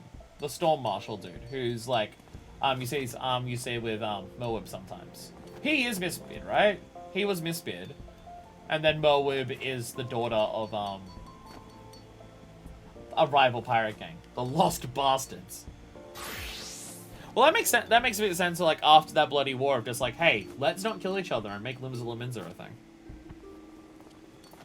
So I say a shot was fired, and the mightiest pirate martyrs in the realm came to fight one of the bloodiest naval battles in Eorzean history. All told, 7 galleys were sunk that day, and dozens of smaller warships. It's totally not Mistbeard, wink wink.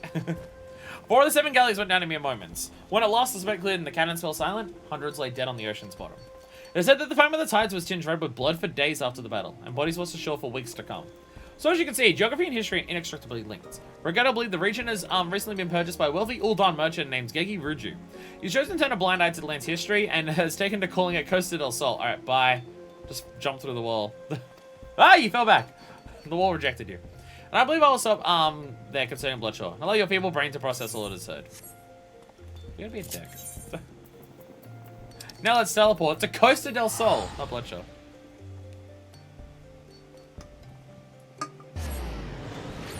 Again, I apologize to the people, who I imagine is most people watching, who are excited for me to do, the Dark Knight questline. I apologize. No, Moonfair! Moonfair, no!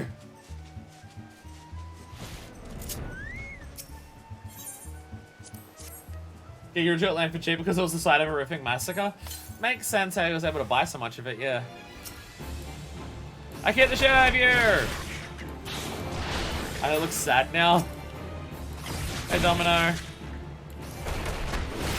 Are you sad it's because of Dark Knight? Hey, look, it's the Andromeda. Ah, kick more of their asses! I am powerful. I am powerful. Ah! Hey, it opened the chuck within us. Fuck yeah.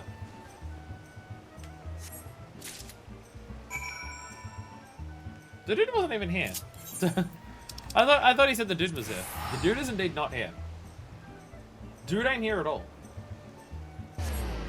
I mean, no Moonfire Fair. I had a lot of fun with it. I like definitely an incredible seasonal event. It was awesome. I loved it. Oh wait, okay. I was expecting to like be in a rotating order. I never managed to reach the top. I reached the top twice. I did it once on stream, and then after the stream where I made it up to the top, I went back up there again to hang out with people and get some screenshots because the first time I made it up, I was wearing like the leather outfit that Manifest wears, and then I went back up there with the actual Moonfire Gup. It's hard as shit. Hard as shit. Genuinely think it took me longer to do Moonfire Fair Tower and actually finish it than it did to beat the final room in the last level in the base game for Celeste. Now, to be fair, attempts at Moonfire Fair take way longer, but still.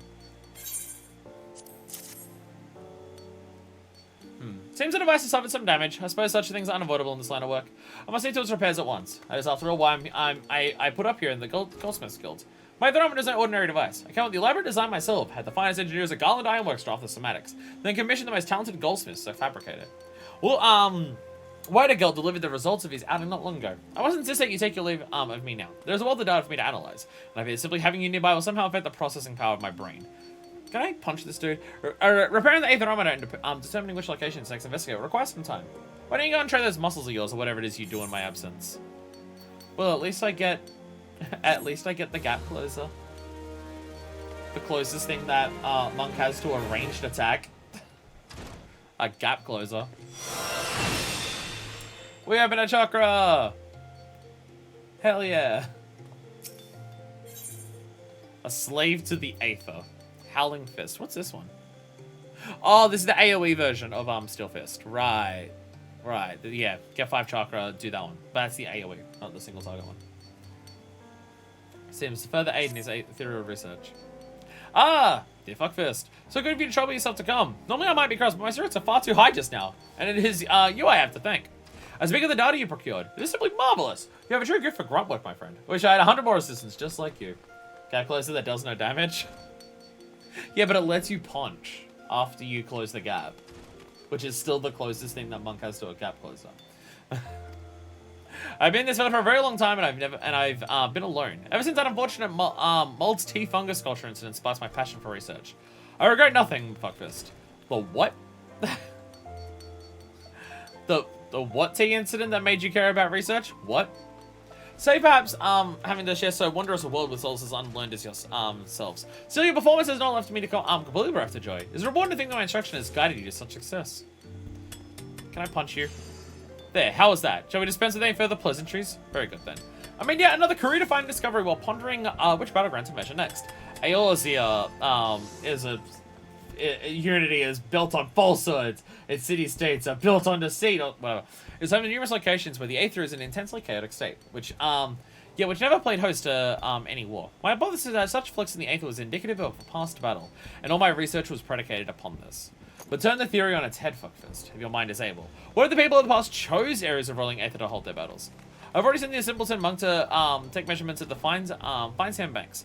As you're doubtless unaware, this lies on the border between Alamiga and Gridania and was the stage of the Autumn War. So you find out Monk friend to collect his aetherometer. Manual and tedious, yes, but he is an early maker of the device. He's unable to transmit data. I gather the numbskull is in Little Alamiga on southern Thanalan by this time. You think I ask much of you? False! I ask more. Your task is to travel to Snakebolt in the South Shard, and then take measurements with your own aetherometer. I'll continue with my research here in your absence, mind you. If you get to know at all the Autumn War and the fine sand banks upon which it was fought, I'll gladly enlighten you. You need only ask.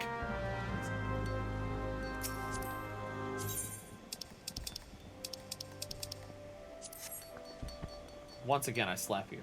Can't beat the shit out of you without getting closer. Yeah, correct. I need to do the gap closer on this dude. It's not working for some reason. Alright. Fine sand banks. The fine sand banks have a rich history indeed. They're found on the west shore of the Velodina River, at the foot of a now extinct volcano overlooking the Rothlight Sounds. There is a sedimentary basin formed by the deposit of fine silts and sands carried over by the river. Today, it falls within Gridanian territory, but in days past, it belonged to my own home nation, Alamigo. A century ago, King Manfred came to power in Alamigo, and decided to expand the nation's territory in order to promote economic growth. To that end, he ordered the Alamigan army to undertake large-scale campaigns that eventually led to the onset of the Autumn War. Naturally, such action was met with vehement opposition from the other nations. Gridania, fearing encroachment along its border with Alamigo, placed the renowned lancer Vanchelon in command of his standing armies, and war began. His opponent was Gilbard, a great general of Alamigo, a fervent believer in the Fist of Ralga, and a man who enjoyed enormous popularity among the Alamigan people. The two leaders were loved by their troops, and at the outbreak of the war, morale on both sides was very high.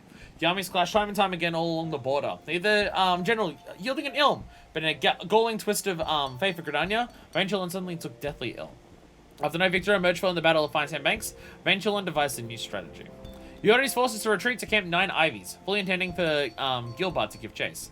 This would lure the Alamegans to terrain more favorable and familiar to the Gridanians. He died, however, before he was able to see his plan executed. Now, the man who would replace him, Osborne, was extremely ambitious and eager to prove his worth to the Seedseers. Having neither the mind nor patience for Vangelin's defensive war, however, he ordered a frontal assault on the Alamegan position.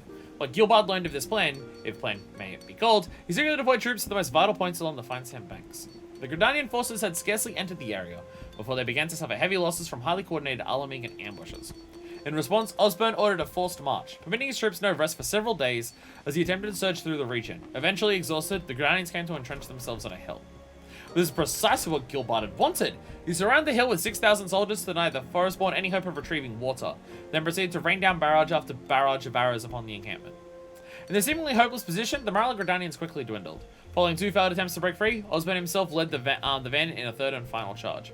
In the end, Gridania was defeated. Osborne and several of his officers were captured, and the legendary self Klostrom, led him by one of the Seedseers, was taken. This abject defeat began for what little morale remains among his surviving troops, and they beat a desperate retreat to the 5 hanks of the relentless Alamegans, harrying them every step of the way. Gilbard's victory brought him ever closer accolades for his country. As a result, both he and the Fist of Ralga came toward considerable political power. And that is a brief history of the Fine Sand Banks. No, you needn't thank me. Knowing there is a little less ignorance in the world is all the reward I require.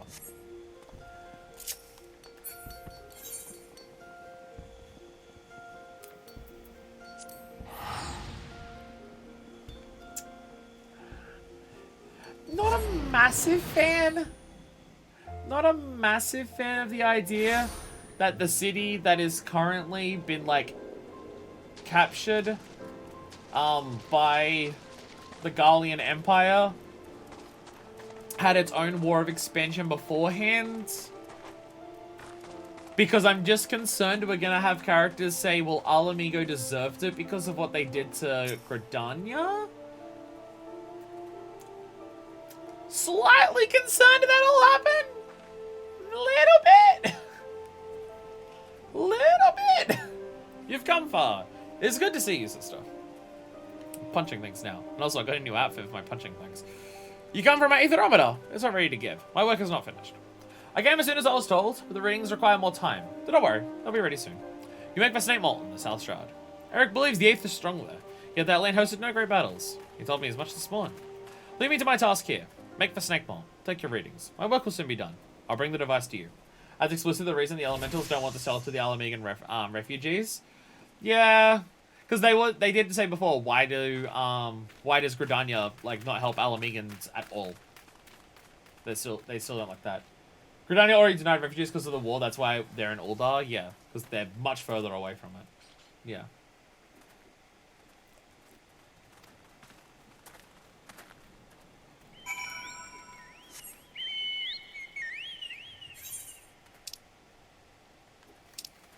I forget which part of Shroud it's in. South Shroud. South Shroud.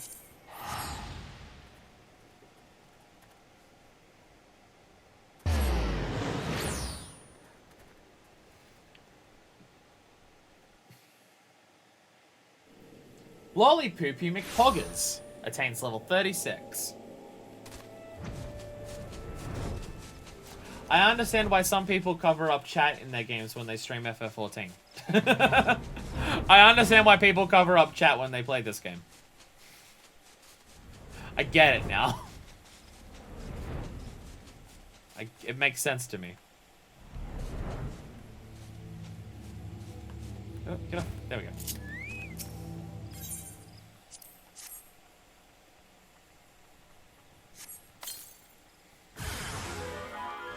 Ah!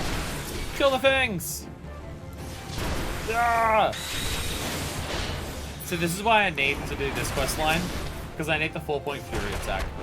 So I don't have that, and it makes doing AoEs for this very annoying. Yes, you might notice that my monk is level 60, and I've gotten it to level 60 without having that. Yes, that is correct. Yes, I did. Yes, I did do a lot of MSQ roulette.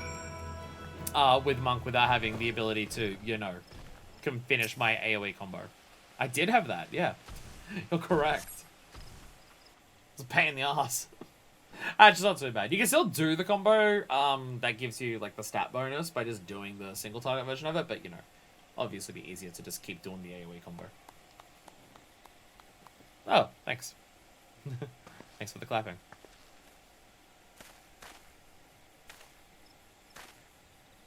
I killed some bees. Why are you slow walking to me over like that? This feels menacing. Well done, sister. I feel your chakra. It has grown. I hope you to arrive before you, but I see I am late. This land's power has gone to you. There's nothing left for me here. It is as I told you. We monks travel where aether flows strong. There we train. The power of the land enters us. Thus our chakra expand. This bonding causes great unrest. The land's energy becomes unstable. It will enter no other until it calms. I feel nothing here. As you would feel nothing at Fine Sand Banks. That land bonded to my chakra, and its aether is now at unrest. The teacher's work means nothing. I took no readings. I meant to hasten here, but I was delayed. There was a gathering of the monkhood. I was summoned to Little Alamigo. The teacher's chidings? Worry not. I'll use my device here. Any result will suffice. The man has already reached his conclusion. He'll twist the data to fit. It is a sad existence, to sacrifice all for truth, yet be unable to truly know when one sees it. Speak none of this to him, sister. You see both our aims. You know mine to be more worthy.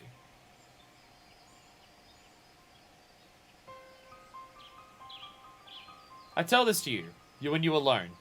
I am of the Alamigan resistance. I fight for freedom from Garlemald. That makes sense. Yeah. I escaped the occupation. I have come here to fight, to gather allies and weapons. But these lands sadden me. The people have forgotten. Alamigo is a distant memory, despite it actually not being that long ago. Butcher print.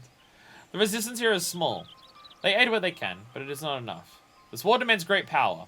That power lies in the chakra. The teacher is not an evil man, but he thinks only of his work, not the suffering of innocence. His knowledge can be used for good, the battlefields. They can turn the tide. The chakra of many must be opened. If this way is lost to me, no. No, I will have this power. I must. An end to oppression. An end to starvation. Alamigo will be made free. I will see it done. Forgive my speech. It is a matter close to my heart. Sorry for stealing a chakra that you need. I'll give you my device. But I ask you say nothing of this to Eric. I beg you, sister. He'd be a dick about it anyways if I did. If I told him, he'd probably call me stupid in some capacity, and I don't want to deal with his bullshit, so I probably won't tell him. Just for the sake of not having to hear his nonsense.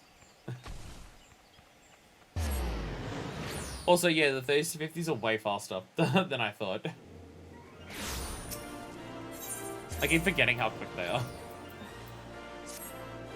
Might even get 4 done today. I don't even know what other ones there are left. Like off the top of my head. Black Mage. The healers. I think that's it. Oh, and like summon about. I'm planning to do summon today. I trust you to tell me with both my aetherometers. Please tell me you fumbling dots haven't managed to damage either of them this time. Oh, I got you bullshit. All looks to be in order here. These readings from your device. They look promising. Very promising indeed. I dare say his data may yield revolutionary results. Your chakra opened a bit more, did it? Yes, well, aether is a most mysterious and wonderful thing. I'm glad this meaningful research could serve your nonsensical ends as well. Now leave me to my work.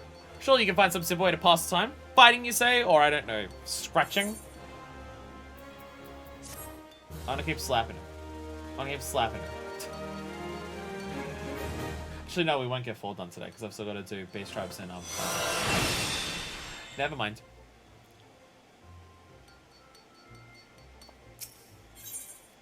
The Pursuit of Power! 4-point Fury! Wow, it's actually really weak. It's actually really weak. Professor Eric would have you do his bidding yet again. Someone there copying my shirt. Pretty sure someone there's copying my shirt. You two put me for a fool! The data Simpleton Monk brought me was absolutely astounding! Groundbreaking! Revolutionary! Yet I remained objective in my analysis. As a scholar must. Poring over the data, I finally arrived at a disheartening conclusion. The two of you took measurements at the same area! Those are nearly identical. Equivalences mocking me as I struggled to reconcile them. I can neither sleep nor eat, lest I waste time not drawing nearer to the truth. And for what? Tell me. What is it you two are doing in the fields? Uh-oh. Combo and change stuff at least. Yeah, I can at least combo into the next thing. Like, it's still probably better to spam that for AoE attacks, but yeah. Lured on to I guess I'm telling him. But I thought this blade chakra nonsense again. How many times must I tell you? It is not an insensible aether. Call it what it is. I don't think I had a mind to put your names under mine when my hypothesis was published. This life force, this spiritual energy, this godforsaken eternal soul essence. I care not what primitive nomenclature these backwards monks wish to assign it. It is aether, plain and simple. They claim they're able to manipulate and amplify it through discipline and the opening of so-called chakra. Balls! Nothing more than the ethereal regulation of organisms. A basic and natural concept. An attempt to explain that which science does not yet fully understand, the monks have erected an institution of control. Their preachings are unassailable by design, but none can disprove the existence of the unknowable. They promise power in return for abjection and servitude. Control and power indeed. Only that of man. It is the very essence of a religion, and should be treated with contempt as all religion should. Aether resides in all living things, as do natural organisms which have the capacity to regulate it. This is simply life, not some mystical, supernatural endowment. I concede, of course, that the heightened mental faculties of man allow for the potential to gain conscious control over those mechanisms. Indeed, it would appear that you and the simpleton monk have already achieved that end. The indiscretion and impertinence of youth. I suppose it can be forgiven. Once. In my own youth, I was not the model of perfection you see before you. I too have made what some might call mistakes. Not myself, but some. In our talks together, the simpleton monk often spoke of the 7th chakra. Its awakening is thought to be the highest achievement among the monkhood. I make it a habit to know the tenets of my intellectual enemies. It was the flow of aether within the two of you which betrayed your falsehood. The whispering of your chakra, as I'm sure the monks would rush to call it. But serendipity most often visits the industrious, just so as precisely these ethereal whispers that prove to be most intriguing. The waves of these sounds resonate perfectly within the aether of the battleground. I can see by your vapid expression that you're missing my point. Allow me to spell it out. It follows that if one were to visit a battlefield with a certain ethereal wave amplitude and frequency, it would resonate with one's own aether. That is the phenomenon responsible for the initial opening of your own chakra. I cannot believe I'm being reduced to speaking these terms. They will stand to reason that for any ethereal wave, there may be a location that will resonate with it. Think of the implications, fuckfist. If the 7th chakra the monks speak of truly exists, then so too must an ultimate battleground to bond with it. The concentration of aether in such a place would likely be unlike anything ever recorded. I forgive your past treachery. Guide me as you did this great discovery. That, I need you to do more work for me. Here, take this your aetherometer. Such a massive dickhead that I'm not even mad. I'm just impressed that I can reach that level of dickheadedry. I'm once again hating everyone involved in a quest line. Okay, no, the other dude is, I'm scared he's going to be a Virgil, but he's not a dick. Goldsmith, like, I do what now? Make for last call on the Ishrad. My research indicates it's a very promising tract indeed. So the aetherometers you have the others in the past, and then kill whatever you must to obtain a strong reading. Slaying beasts will release the aether of the land they are steeped in, and it may then resonate with your own. I suppose in primitive terms of the monkhood, this would translate to the expansion of your chakra. Oh, and you'll not be crossing paths with the simpleton monk this time. I'll be sending him to take readings at East End. No intention of allowing you two to conspire to impede my research again. If you get to know more about the events that have transpired at Luxcall, I suggest you pay a visit to your local library. East End, on the other hand, is a fascinating subject, which I never tire speaking. Ask me about it if any time your curiosity ever gets the better of you. He's not going to tell me about Luxcall, but all the sylphs are there. I'm just copying my shirt. Just copying my shirt. An honest inquiry. That's it. Oh, that's $7 before. What happened at East End? East End is just that. It's the East End of the Black Shroud. The Autumn War marked the beginning of hostilities between Alamigo and Gridania. First major victory in that war came from the First Battle of Tinoka, and it belonged to Alamigo. Defeated, the Gridanians retreated to the safety of the Five Hangs. The front was splintered, and afterwards there was also opportunistic ambushes, and the constant redeployment of troops to continue their resistance. The Alamegans, confident of ultimate victory, enjoined Gridania to surrender. As conditions, they demand that all of the east and portions of the central shroud be relinquished, and perhaps more disturbingly, that the cities be taken as wards of Alamigo, where they would be met with no harm. Needless to say, Gridania refused. Providence was to be delivered to the Forestborn by the neighboring nation of Ishgard, where of Alamigan's ambitions for the region, the sea appealed to Limsa and Uldar for aid. The three joined Gridania in her declaration of war against Alamigo, and sent troops to reinforce the front. But this was far from a gesture of charity. It is easy to see what the motives of the sea were. Should certain sections of the Black Shroud be annexed to Alamigo, Ishgard's southern and eastern borders would become extremely vulnerable to a possible invasion. For their part, Limsa and Uldar had virtually nothing to lose by entering into the war, and yet everything to gain by curbing the power of Alamigo in the realm. Even more, victory would place Gridania in their death. And so it came to pass that these four great nations joined into a grand alliance to combat the advance of Alamigo. The fighting which was to follow would be later named the Second Battle of Tinoka. So that's why when they talk about, like, bringing back the alliance, with getting Ishgard to join in. That's why Alamigo's not even mentioned, because they were never part of it to begin with. Which is probably why they were able to be taken over by the Garleans when they came, I imagine. The heaviest and most devastating combat took place on a tract of land called East End. In the beginning, there were several small-scale skirmishes, but the Allied powers succeeded in foiling the stratagems of Alamigo at every turn. Feeling the tide begin to turn against them, Alamigo dispatched its pikemen, far known and wide for their effectiveness against mounted units, such as the Knights of Ishgard. To rally the troops even more, King Manfred himself took to the field to lead them. At first, it seemed as though Alamigo had succeeded in reversing its fortune, as the Allies began a slow retreat towards East End. This was a clever ploy, however, designed to lure the pikemen into the dense growths of the forest, where their long polearms would be unwieldy and near useless. It was during these days that the archers of Gridania would prove their value beyond the bow, singing songs of heroism and glory in the field to bolster the Allied troops. They said that this gave birth to the Bard tradition. The archers of Gridania excelled at combat in the dense vegetation of the Black Shroud, and their arrows inflicted heavy casualties on the Alamigans. In the end, General Gilbard was slain, King Manfred severely wounded, and Alamigo completely and utterly defeated. And that is a brief summation of the history of East End, side of the end of the forest and the end of the war both. Do you know? I can almost feel you getting less stupid, fuckfist. There's a lot of events that have happened in very recent times in this game that are all connected. Like, hey, we're here learning about a thing for, like, Alamigo, and about how, oh, that's, like, how all of these things joined in. Oh, and also, it was, like, this battle that, hey, you know how you learned about, like, the Bard stuff recently? And, like, the Battle of Vainglorious Fall and stuff like that? Yeah, that's, like, also connected to all of this.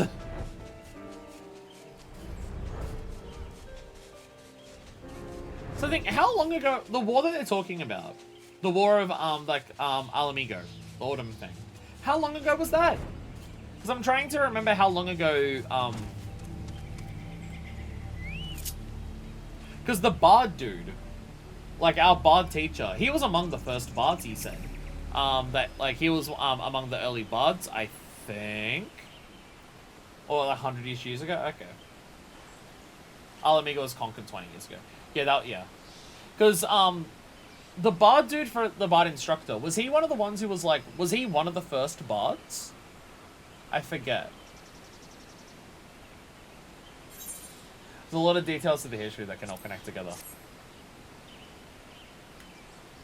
Like, when he talks about Battle of Vainglorious Fall, and everything like that.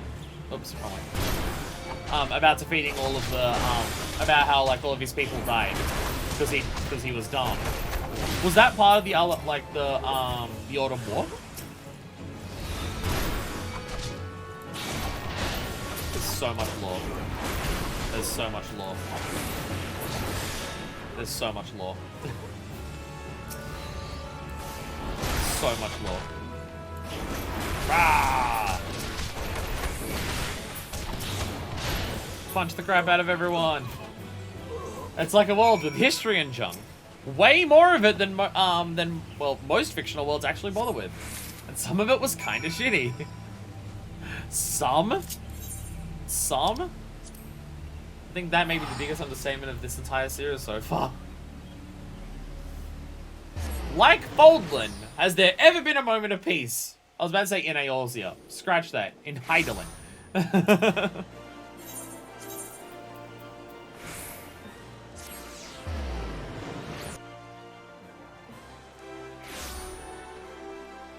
Like, 'cause there's, like, a lot of this history that we're talking about of just, like, oh, yeah, that was, like, things that happened in the past and, like, things have moved on. And just like in real life, a lot of it was really fucking recent and absolutely still has effect on the world right now. But so many people try to play it off as, oh, that was so long ago, who cares? He was in Alliance, made a couple whoopsie doodles.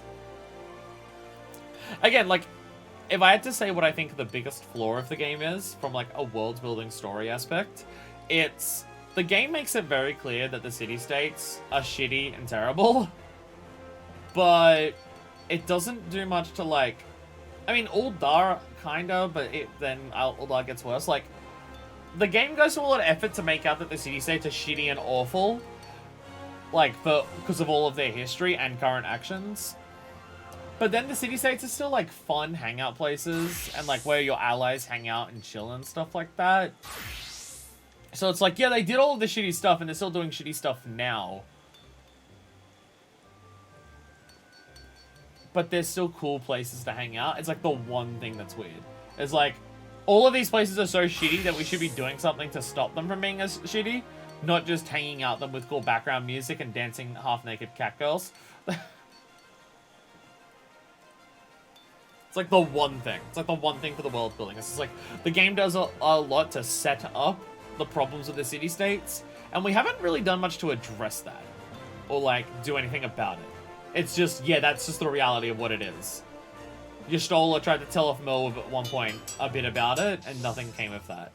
Like, they do all the building up to make them, like, to bring up all the problems that would naturally occur with the way that these places do exist, and to point out, hey, that shit sucks. And then they don't, like, actually do anything to, like, condemn it past that. It's like the one thing. But this is back in a Realm Reborn, so it might change in the future. Worth remembering that Garlemald, as we know, has only been around 50 years when Emperor was also in charge of the Gallian Republic and made it an empire.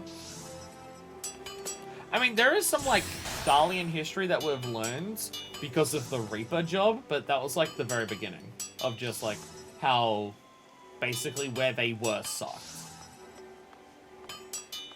I just look forward to the readings of both you and Why do girls say thermometers? What's this? I've already finished? Then what are you standing there for? Come, give me the thermometer.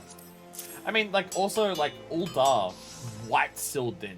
Like, Sildin off the map entirely. So, like, a bunch of the places around here have done fucked up stuff. Amazing. Simply amazing. And your soul crystal. It's gone more violently than ever before, is it not? I'll begin my analysis of the data with all haste. You've come to be quite a model student, fuckfist. I wish I could say the same with the monk simpleton. I can see the feeble gears turning in your mind. There's no need to feel shame at your ignorance. If you wish to know what has transpired, you need only ask. I promise to use small words. 4-point fury.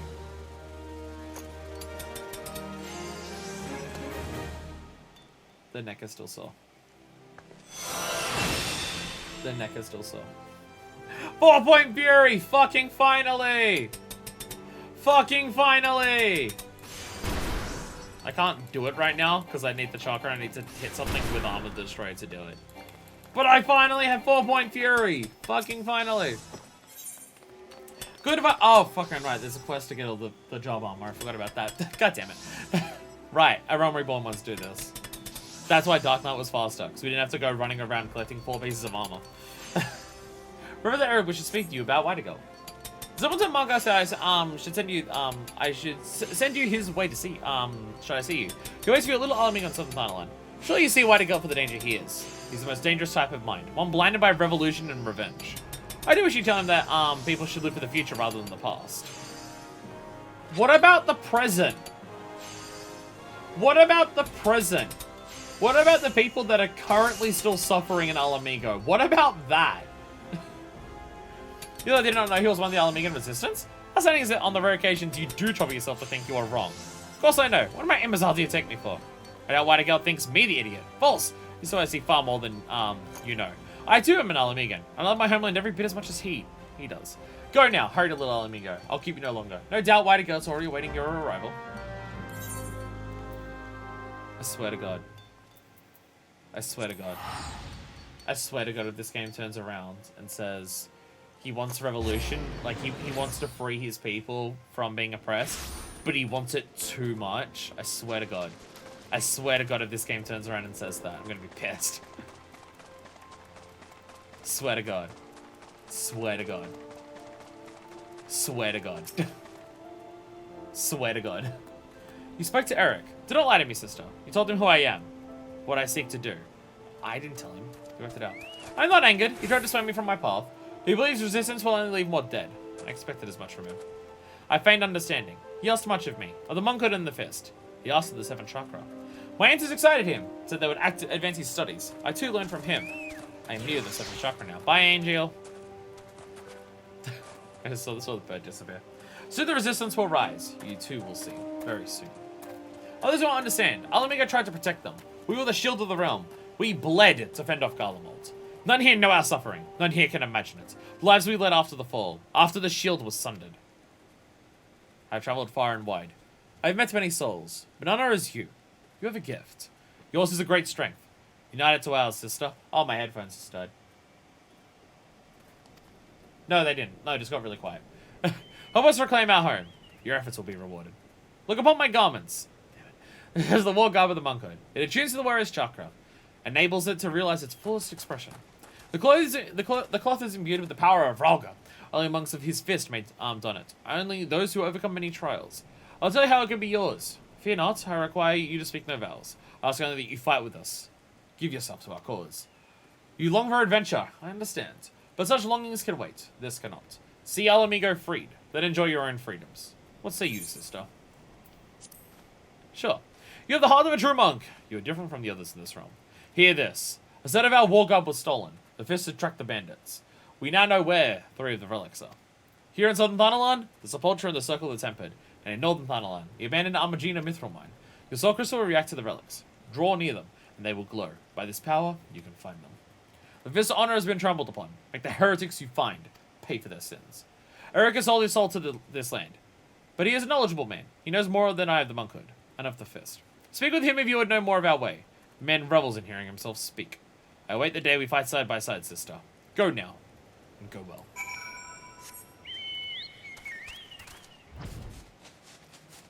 Dude doesn't shut the fuck up, because he loves hearing himself talk. Could you imagine that? Could you imagine, like, hearing yourself talk so much that, like, you based your entire thing and what you do on the ability to talk as much as possible? Fucking jackass, right? What? What a prick. Haha, get fucked, tempered gladiators. Snuck behind you. Hell yeah. Again, doing all of this, like, as it came out. Can't fly over everything. You would have been at level cap, so those things would have fought you. Stuff would take a lot longer playing it at release.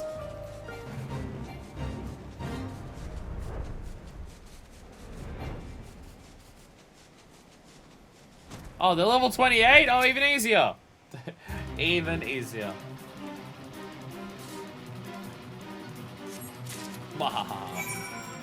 It's another Thanalan. I actually don't know whether Blue Fog goes to rolling. It's going to be closer. I'm trying to remember where it is. I think it's like top right. Like the mine. Middle right also. More so middle right. This was this would have been ever so slightly closer. Fuck yeah, I chose the right one. Fuck yeah. Fuck yeah, I know what I'm doing. Wait, why am I only grabbing 3? Wait, why am I only grabbing 3? Normally we grab 4 here. There's 5 pieces in total. Get chat on lunatic follower. You can't see me. Nah, nah, nah, nah, nah. Is he back in? He's back in the let me go. No, no. Fuck. Great at menus. Don't worry about it. Great at menus.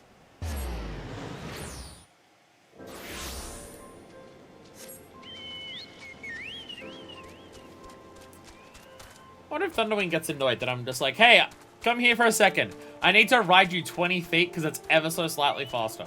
You have returned. The first 3 of the relics are yours, and now the fist is located the 4th. There's a Keycurn merchant who deals in contraband. The 4th relic is among his wares. Hurry to Lower Lenosha. Find this Keycurn. Take back, which is now yours by right.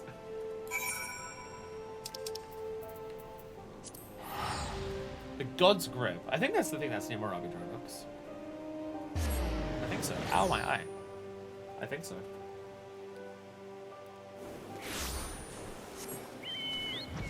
Yeah, all the Keycurns are like over near this Ultra Strength thing here. Yeah. Yay. I remember correctly. Woo! Whee! Oh, hello there. Keycurn got a carriage. Stinky Rogadin! Come to stop Keycurn's business. Come take shinies. Kill her! Kill the Stinky! Oh my god, they actually called me a Rogadin. Alright, ready? Who's ready for this attack?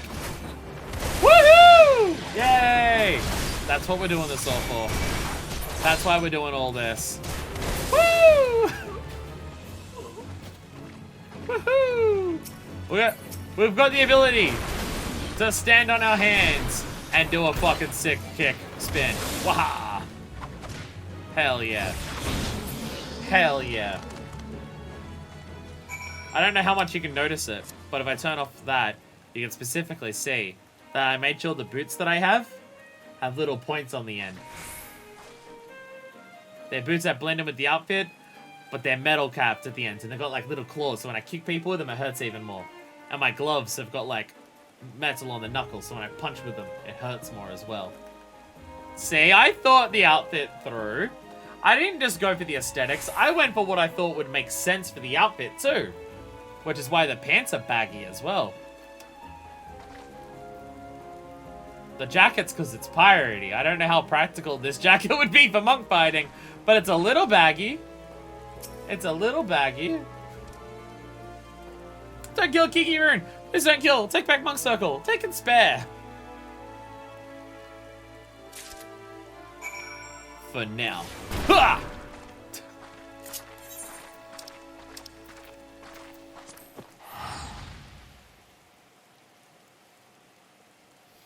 Why to go? I'm charging you for the gill that I had to use to teleport to little Amigo twice. Because you told me in 2 groups. I'm charging you the gill for that.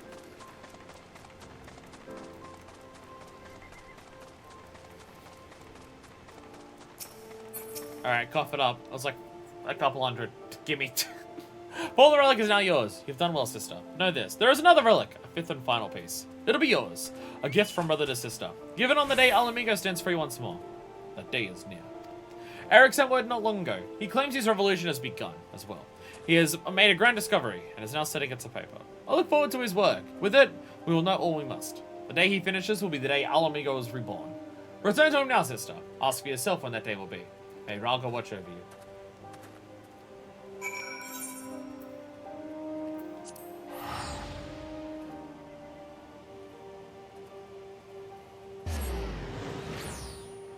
Itchy foot. Itchy foot.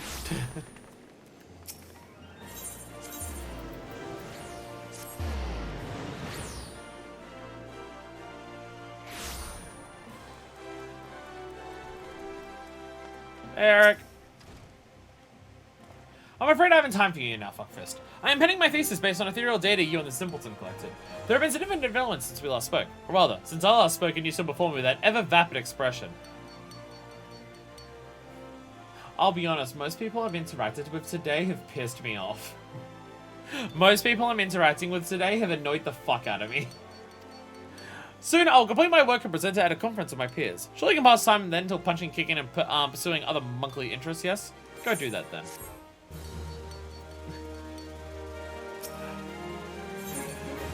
Five easy pieces. What do we get for this one? Perfect balance. Oh, it's actually a new thing. Grants 3 stacks of perfect balance, each stack allowing the execution of a weapon skill that requires certain form, without being in that form. Grants chakra, depending on the form required by the action executed. Can only be executed while in combat when not unaffected of any base chakra.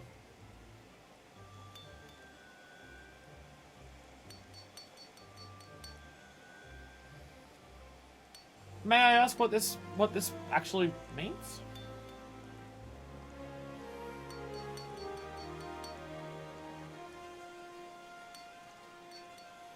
How does this... Oh, I guess you use it at the start. No, like, what's the point of it? Like, how does this help?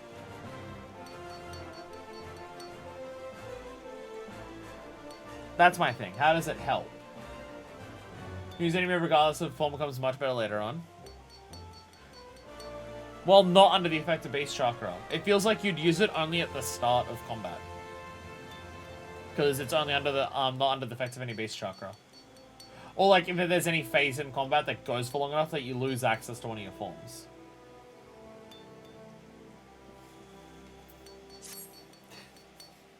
It's not very exciting, but I got the spinning kick, so that's the main thing.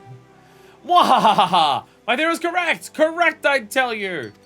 This will be the greatest academic breakthrough of my lifetime. Perhaps of all lifetimes. Alright. I shall spare you the details of my experiment, as you would not like to comprehend their significance anyway, and proceed directly to the all-important conclusion. The announcement of my theory before a council of my peers was met with thunderous applause, and I think I owe it also a vacant-eyed adventurer and a simpleton monk. Both you and the pugilist guild that you sent, you are due a debt of gratitude. Speaking of the monk, where in Yossi is that semi-literate oaf wandered off to? I took note of his attendance among the spectators at the conference, but he's yet to present himself and offer his congratulations. Ah! What have I done, fuckfist? I fear the words often may have driven wider girl to attempt the insane. I analyzed the ethereal waves of your bodies, second by second. I was able to isolate and identify those of the final ethereal regulation mechanism, the so-called 7th chakra. From that, I was able to find the land which the most likely to resonate with those waves. Silver Tier Falls! That makes sense. I went to the site myself to investigate, and it was there that I made my great discovery. The discovery of the century! It occurs to me that you shall never accomplish such a fate of the mind, fuckfist. I find myself pitying you, but I digress. Do you not see what I have done, fuckfist? I told him precisely where you must go to unlock the 7th chakra! He's given his life to fight the reclaimed Alamigo from the Empire. More than anything, he desires the power needed to achieve that end. The power to combat the might of Orgalamalt. Any fool can see that. Almost any fool can see that he imagines the 7th chakra to be that power. Yet battling the Empire in such terms only results in another tragedy like that which befell Alamigo. I pray you do not mean to follow him in this fool's crusade. He's gone to Silverseer Falls in Mordona. I am certain of it. You must go, fuckfist. You must stop him. My words will not sway him, just as they could not sway my son. Perhaps yours will. Oh? Oh? Son. Also, wow. Wow, he just unlocks 3 things. Sure, Whiteguard's gonna go get himself killed, but... Could you tell me some history, though? The monks of the Fist of Ralga are interesting in the same way as any other organized religion. A sad, pathetic, and humorous way. Jesus Christ, Eric. Perfect balance that you get Beast Chakra. So you use it, get Beast Chakra, then use it before you can, perfect balance again. Beast Chakra, not regular Chakra. Oh! Oh!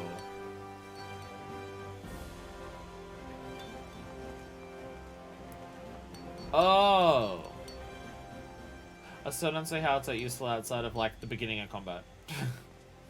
The monks of the Fist of Ralga are interesting. Oh wait, I guess, like, could you just spam, like, the most powerful one 3 times in a row then, I guess? Could you just spam the most powerful one 3 times in a row to do a bunch of damage? I mean, I guess that would work.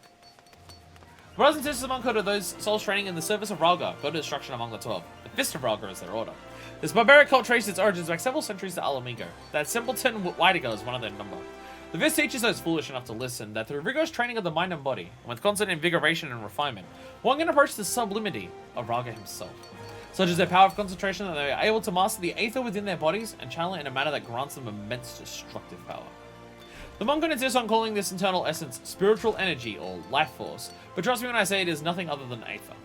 Endowed with this brutish, unthinking gift for hitting things very hard, the entire cult has evolved into a sort of clergy of the martial proclivities. This is no doubt a result of their main temple being located in Gurabanya, a region plagued by warfare where knowing how to protect oneself is essential.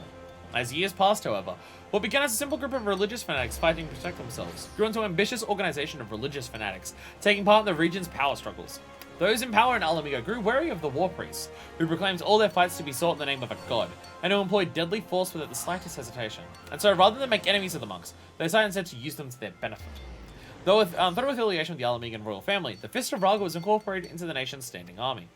This not only granted the monks a great deal of power, but furnished them with all the rights accorded protectors of the citizenry, and their political influence was still growing. The fate of the Fist of Ralga. I guess I find great joy in studying the demise of religion, and even greater joy in recounting it. Alright, Eric. The power of the Fist of Ralga grew unchecked in Alamigo, and was eventually named the state religion. After this, its influence over political, economic, and cultural spheres of life became even more considerable. Needless to say, this did not sit well with one and all. Among them was the last and most ugsome of Alamigan royalty, the King of Ruin, Theodoric. The rise of the Fist meant a potential rival for power, and he would not suffer the monkhood to encroach on his prerogatives. To counter their claims of religious righteousness, he simply conjured his own out of thin aether, proclaiming that the throne was by his divine right, given him by word of Nemea herself, Master of Ralga. He then banned the worship and likeness of Ralga and all other gods, and demanded that the prayers and praise of Alamigo be given to Nemea and her alone. In doing so, he sought to establish his own absolute, uncontested rule. Naturally, the Fist and other worshippers of Ralga thought the nation was in protest, precisely as Theodoric had known they would. He used the uprisings as a pretext to imprison several high-ranking monks, whom then he tortured until they confessed their orders planned to topple his rule. In 1552 of the 6th Ashral era, Theodoric led a vast army to the site of the monks' main temple and surrounded it. Monks, novices, and devotees, including the elders, refugees seeking shelter after the fires of war had turned their homes to ash, servants and peasants hired to do none more than till the fields. None were left alive. The monks fought heroically, but were hopelessly outnumbered. With the massacre of that day, nearly all the monkhood perished. The elders, the keepers of the tradition and its knowledge, resided within the temple grounds. It was thought that they're all versed in the ways of the chakra were lost. But then what of this Wilderguard simpleton? Just who is he? Perhaps the end of the fist was not the end of the monks after all. It's fucked up that Eric's just like, oh, I love recounting the downfall of a religion. Shitloads of innocent people died. It was awesome. My dear poor fuckfist. What do you not know about Silver Tier Falls could fill a book? And has, multiple times over, I'm sure. Since ancient times, the Fall and the region of Moldona in which they are located have been believed to be said the seat of a great spiritual energy, as less advanced peoples will want to call it. So all these beliefs that the tomb of Zand himself, the first emperor of Alog, was built deep beneath the surface of Moldona, in the hope that the mystical power which resided under the lake would raise him from the dead. You know what happened in Crystal Tower. Oh, there are any number of legends and myths surrounding the place. I think the oldest, most widely known would have been that of the Dragon of the Falls. I do not claim to be a folklorist, but I certainly provide the general tale. There was the birth of Althik, god of time among the 12, and in turn, his younger sister Nemea, goddess of fate. And then there was water, and through it, Silver Tears Falls came to be at the center of all that was. Here was the source of not only the water, but the fount of all magic as well. Now, when water came into being, so too did the great dragon Midgardsormr, brother Time and sister Fate. Fearing the falls might fall into the hands of evil, ordered Midgardsormr their protector and warden. Much later, with the arrival of man, would Midgardsormr be worshipped as the guardian deity of Silvertear Falls. Have you been to Silvertear Falls, fuckfist? Or have you as untraveled as you are unread? Have you gazed upon the enormous dragon corpse, frozen as a statue with wings outspread? If you have gazed upon Midgardsormr. Summon the minion. Yeah, I'm also gazing upon Midgardsormr right now. That tragedy is but 10 years old. After invading my home of Alamigo, the Garleans launched a fleet of airships led by the monstrosity Agrius. They flew for Silvertear Falls, knowing them to harbor the greatest concentration of Aether. And then, as those horrific instruments of evil loomed overhead, casting the shadow of dark shadow of death, the surface of the lake suddenly parted and burst skyward as Midgardsormr emerged to defend his waters. The battle between Midgardsormr and the Agrius has since been known as the Battle of Silvertear Skies. The dragon fought with divine strength and purpose, and after a fierce and grueling struggle, succeeded in bringing down the airship. As it fell into the lake, the impact caused the ceruleum on board to detonate, and Midgardsormr was killed. His corpse charred black in the conflagration. The structure of the formed by the wreckage of the Agrius and the entangled remains of Midgardsormr is now called the Keeper of the Lake. For many religious and mythological enthusiasts, it stands as proof of the existence of the gods. For most people, however, it serves as a grim reminder of the horrific, dare I say, deicidal power of Garlemald. Why did that dragon appear that day? Was it truly the Midgardsormr, the legendary guardian of Silvertear Falls? Such questions and more remain unanswered. For my part, I made the entire debacle for an elaborate Garlean fabrication, acted out to near perfection. Let us put aside dragons of empires, and speak instead of my own latest discovery at the lake. The aether of the area is extremely chaotic state. I long thought this would be the result of Battle of Silvertear Skies, but I've learned that this is not the case. It's all of the exploded aether because of Bahamut. A thing that won't be mentioned, because this was written before that happened, because it was from 1.0. The disturbances I observed do not all derive from a single source. Beyond the imperceptible aether emitted by the Keeper of the Lake, there are even stronger ethereal waves coming from deep below the earth to the east. I saw them in great detail, and that they're coming from the massive tower that was buried deep in the earth at the time of the battle. The Crystal Tower. I think I stumbled upon this legendary structure, the very heights of Alagon civilization and technology. The shifting and grinding of the earth caused by the calamity woke the tower from its slumber of some 5,000 years. Okay, the calamity is mentioned. And having since slowly risen from its earthen tomb, the tower pierces the skies once more. Galma made an entire fake dragon skeleton and like their fucking huge battleship to demoralize Aeors. Yeah, definitely makes sense, Eric. Definitely makes sense. Eric's an idiot. You must someday gaze upon it with your own eyes. It's truly a sight to behold. Yeah, I'll try to see it with my own eyes at some point. Yes, I can still recall the thunderous applause of my colleagues when I presented my theory of the tower. They're a great deal more grateful than you, that much is certain. There's even scholars who specialize in the study of all things Alagon. They are known as the Sons of St. Koinarch. At present, they focus on their efforts on testing the validity of this theory. I very much look forward to the news of their findings. So this dude was like... So this dude learned of the existence of the tower and that it was there before the calamity happened and it came out of the grounds. Nice work. Nice work. Just, oh, by the way, yeah, there is a giant fuck-off tower here. And then a Bahamut happens. And now my headphones have died. And now my headphones have died. And it turned out that, yes, indeed, there was a giant fuck-off tower under the ground. That indeed was actually a thing. How do I do my sounds? How do I do my sounds? There we go. No, I can't hear it. Why can't I hear it? Oh, because it muted itself when I changed it over. Interesting. Alright. Onwards we go. For those in the YouTube audience wondering why my headphones died so early this time around, it's because we played Splatoon for like 2.5 hours before this. Hey, buddy.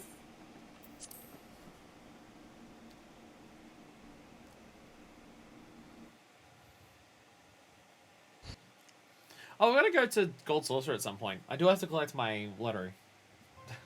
Way past the time for that. I'm pretty sure we're still playing Splatoon when the draw happened, but yeah, go do it at some point. You claim the power of Garlemald? Fools. Power outside your own cannot be trusted. You had no hope of defeating me.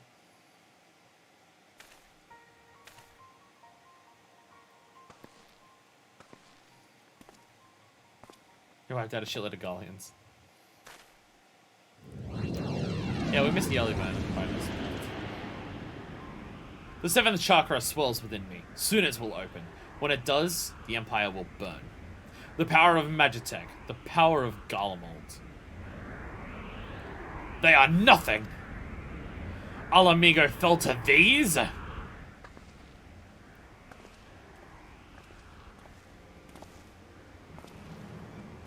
Hi, who are you? Ah, sister! You are late. Your Super Saiyan powers are really loud. Your Super Saiyan powers are really loud. Perhaps that is best. I have just attended to our Galleon guests. I wanted us to be alert.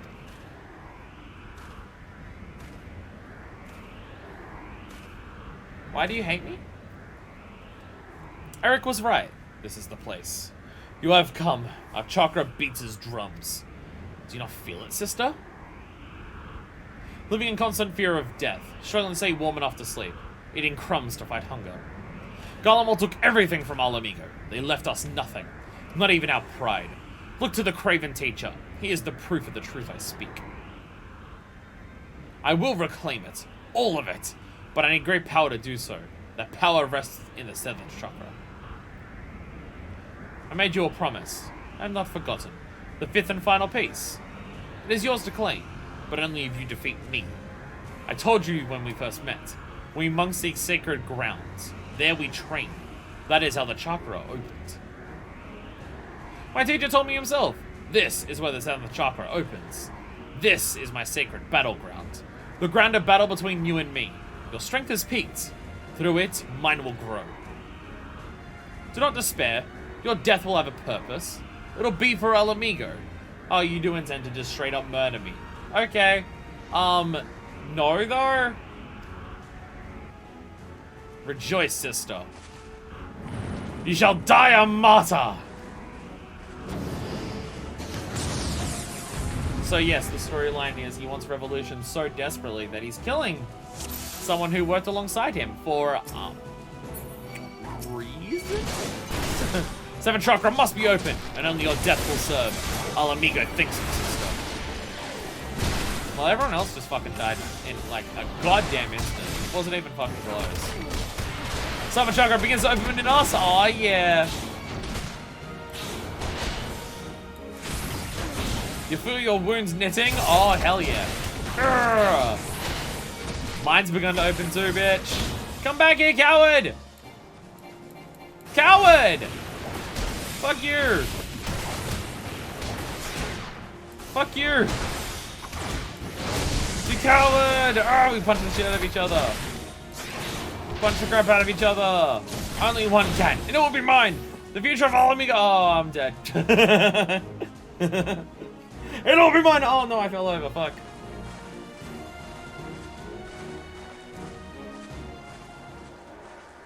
So close. Why? Why will you not yield your power? For the greater good.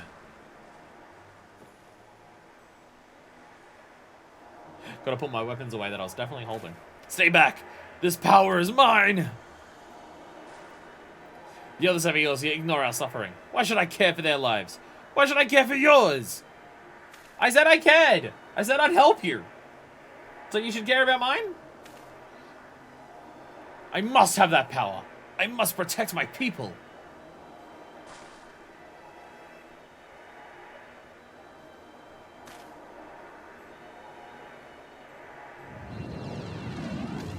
Yeah.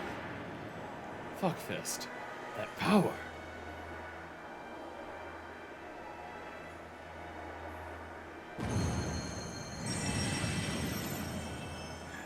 Dow's, bitch.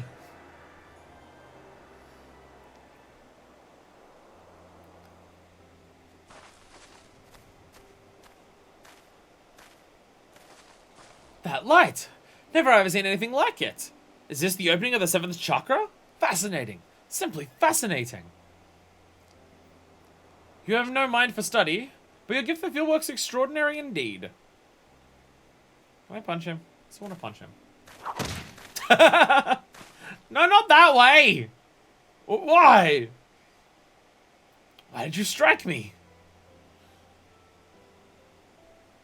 His punch was stronger than any of mine. I think he might be a master monk. Silence, you bloody fool! You oaf, you idiot! I would strike you 1,000 times more if it did not pain my hand so. Next time I shall bring a stick. Bugger, opening your infernal chakra and open your bloody ears for once! Said Garland of the Ironworks that bear his name once wrote that these Silver Tears falls lie at the center of our world. Our world is round, and we live on its surface. Even you should see then. They do not speak of the center in the physical sense. Stick overpowered. I'm no astrologian nor a biologist, but I've studied enough of the various sciences to say this. The vital energy of Heidelin, that which is called Aether, is one and the same as the life force in which you monks believe. As the center of our world, these Silver Tear Falls are connected to what you call chakra in an inexplicably profound way. Round Heidelin theory. Okay, Eric.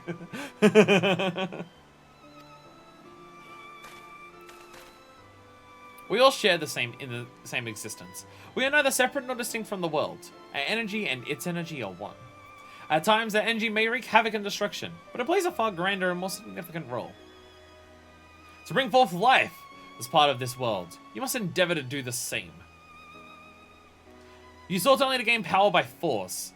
In that, you're no different than the very Garleans who seek to destroy. Is this truly what you wish to be? You speak pretty words, but would you speak them to our people? To every soul who has suffered? To children with empty bellies? To wives made widows? I would. To every lost soul among them. Even if they fail to grasp their meaning, as you do now, I would and will speak those words until they are understood. Long have I studied the history of this realm's wars. There is aught I have learned, so there is no future for Eorzea should her people struggle and vie for power without considering the consequences of their doing so. With great power comes great responsibility. That's straight up the line. To seize the former and deny the latter is to beget despair. The duty we owe to one another, and to this world as part of it, is to use what power we possess to deliver a future full of life, not death. Can you truly not see the right in this?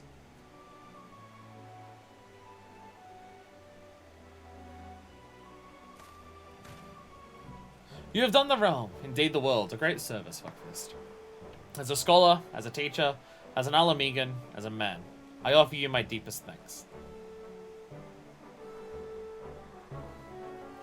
Again, that whole concept, what's the line in Last Jedi that I fucking love?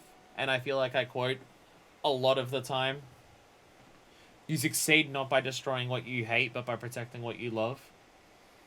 If your whole focus is only on destroying what you hate and with no focus or care about the purpose of doing that, which is protecting the things that need that are worth protecting, then you can lose sight very easily.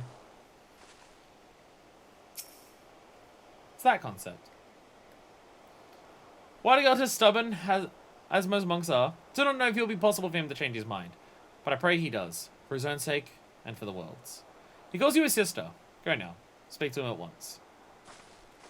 Like, the only thing I'd say is an issue is that, like, this is now our second character who is like, rebel for Alamigo, fight against the Garleans, lead revolution, yeah! And, like, both of those characters have been like the character that we want to like beat up to knock some sense into them. Like the two active revolutionaries are both characters who are like, nah, but you're not doing it like, but like the way you're doing it is like bad though.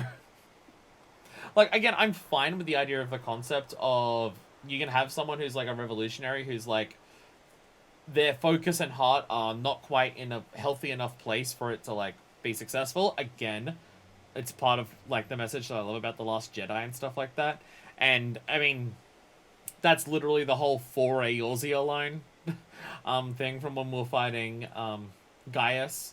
We don't fight Gaius because we hate the Empire and we want to destroy the Empire. I mean, we do want to do those things, but our primary goal isn't destruction of the Empire, it's saving the people of Eorzea. That's our primary goal. So that being our focus means that we can focus on that to do the right thing to achieve that objective. If the only thing you focus on is the destruction of it without any care about what happens to people, or even focus on what helps them, then you can lose sight of things very easily. It leads to problems.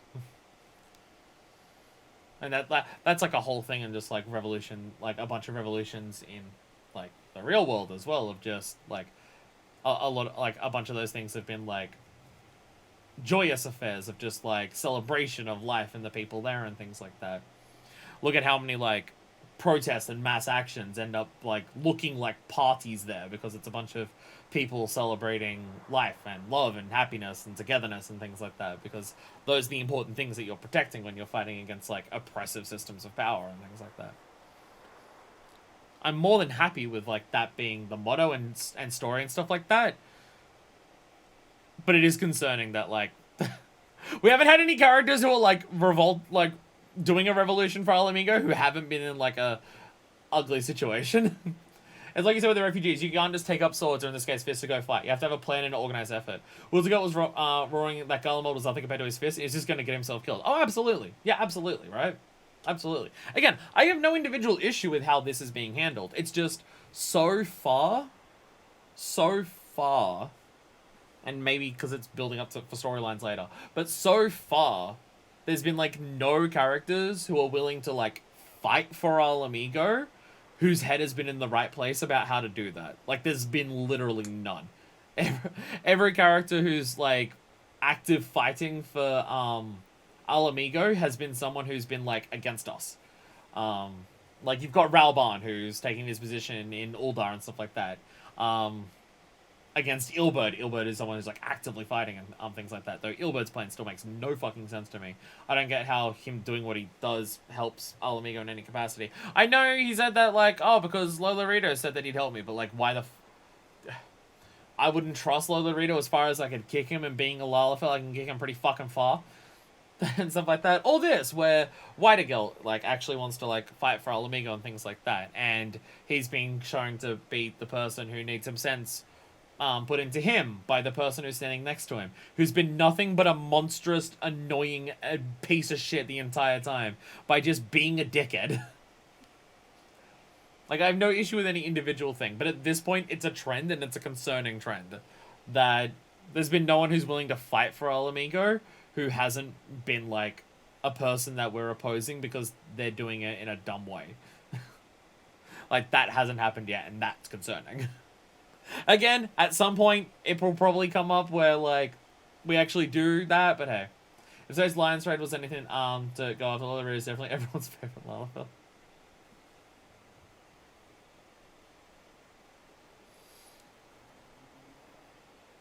Not long ago, I spoke with a man, an Ala Mhigan. He too was of the Resistance. He asked me a simple question. Why do I fight? I did not hesitate. I did not think. The word came of its own will. Revenge. He said revenge is in all our hearts. That is the most common of reasons, the easiest, and the most dangerous. I did not think of it on it then. Perhaps now I should. I thought of nothing else, but you thought of me, sister. You and the teacher. For that I thank you both. This is also, like, quite literally slight spoilers. I won't say what any of the spoilers are, but slight spoilers for theming. This is also part of the reason why I love Wonderful 101 so much. The primary theme of Wonderful 101, like, is justice and revenge. That's the primary theme of the story and every primary character arc in Wonderful 101. Literally all of them are focused on that. Which has like similar ideas behind it and things like that. Focusing on revenge is a dangerous path because it means you don't care about what happens, you just care about one specific end result. Where if you're focusing on justice, you care about like what's good for everyone. And what can be good for everyone can still absolutely involve like violence against it, like it's not like they're saying that, oh, to help our amigo we need to not do any form of violence and all just sit around singing yay everything's happy or anything like that. Like, no one's saying that. No one's saying that. But if your only care is to defeat Legalians and nothing else, then you can lose sight of what matters, kind of thing. I made a promise, I will keep it. The 5th beast is yours. It is meant for you. For one whose 7th chakra is open. Here, have my shirt. Literally my shirt, because I took it off right now, and I'm shirtless. Your boobs seem to be as big as mine with my bulging pectorals, so I'm sure it will fit. Alamigo fought to protect itself, to protect all Eorzea from the Empire. And yet we are despised, ignored, worse, we are forgotten. Even so, the teacher preached peace. For a long time, I did not understand. I hated him for it. Alamigans are a proud people. This pride is strong in me, and in the teacher, as it was in his son. He fought in the resistance, yet it cost him his life. He too cursed his father for being a coward. I wish I could speak to him. I wish I could tell him this is not so. Farewell, sister. May Ralga watch over you. See, like, my one thing, which again, there's so much game left that, I'm not judging it now. Just, it's, a hope that I have. Is that, like, we're going to a lot of effort of having, like, multiple characters across multiple different types of quest lines, and storylines. And we did it for Realm Reborn, and Do Before the Dawn, which we did. Well, I'm bulletproof. I'm fine with all of the stories and everything like that, but we've had, like, a lot of characters now who have talked about we've got to go about fighting a revolution for Alamigo in a smart way. We can't just do it based on just wanting to murder people.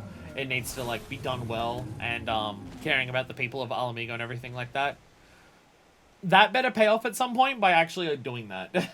Because if we just turn around and say, fighting is bad because you're killing people and you only care about killing people. We need to do this in a smart way to actually help people, and then the end result of doing it in a smart way is no one does anything, then I'll be annoyed. But that's not a criticism of anything right now. It's just a hope for the future, because there's so much game left. There is so much game left that there's plenty of opportunities for something like that to happen. There's plenty of them. So I'm not saying that it's bad right now that the game hasn't done it right now. We absolutely know and are familiar with the fact that this game is a slow burn. It takes its time with things. It takes a long time for things to happen and to do. I mean, hell, you can even go as far to say, look at how long the game's been made for and stuff like that, right?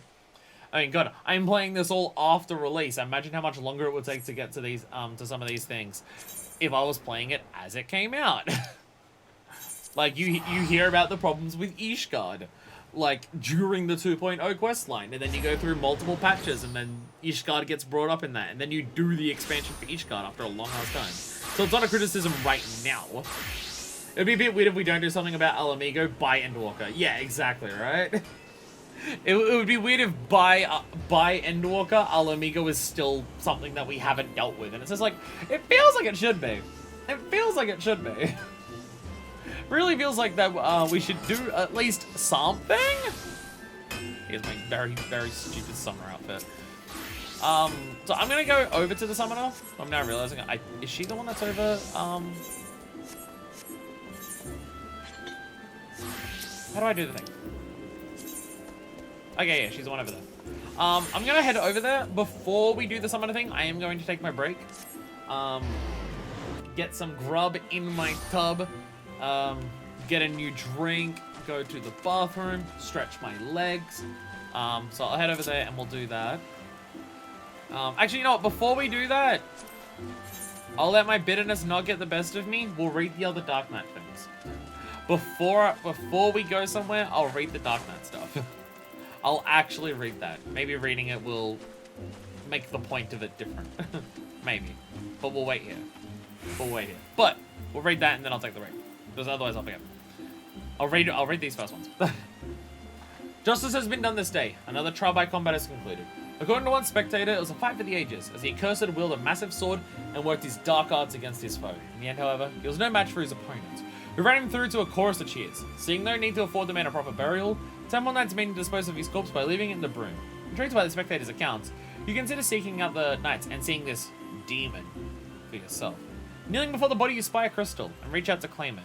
All at once, your body trembles, and a strangely familiar voice echoes in your ears. You collapse, and when you open your eyes, you find the woman standing before you. There it is. Hale and healthy. She calls herself Frey, and it would seem that reports of her death were greatly exaggerated. She's intrigued when you tell her of the voice you heard, but before you can continue, a cry from the streets below draws your attention. You turn to leave, but Frey bars your path and insists you discuss the changes you are undergoing, due to touching a crystal. The freedom to follow your heart, to defend the weak and punish the guilty as you see fit. This is the way of the Dark Knight, and Frey offers to teach you. You need only accept her guidance. See, this is what I don't fucking understand about the questline, and why the questline is confusing to me. That part I get, right? The freedom to follow your heart, to defend the weak and punish the guilty as you see fit. I understand that. That makes sense, especially after what happens in Ul'dah. It's literally part of the reason why my lore for Fuckfist is that she's become a warrior. Because she saw, the rage that Ralban used to just cut Taleji in half then and there. Is it a healthy response for Fuckfist to think that? No, but she's going through it right now, right? So it's really fucking weird to me.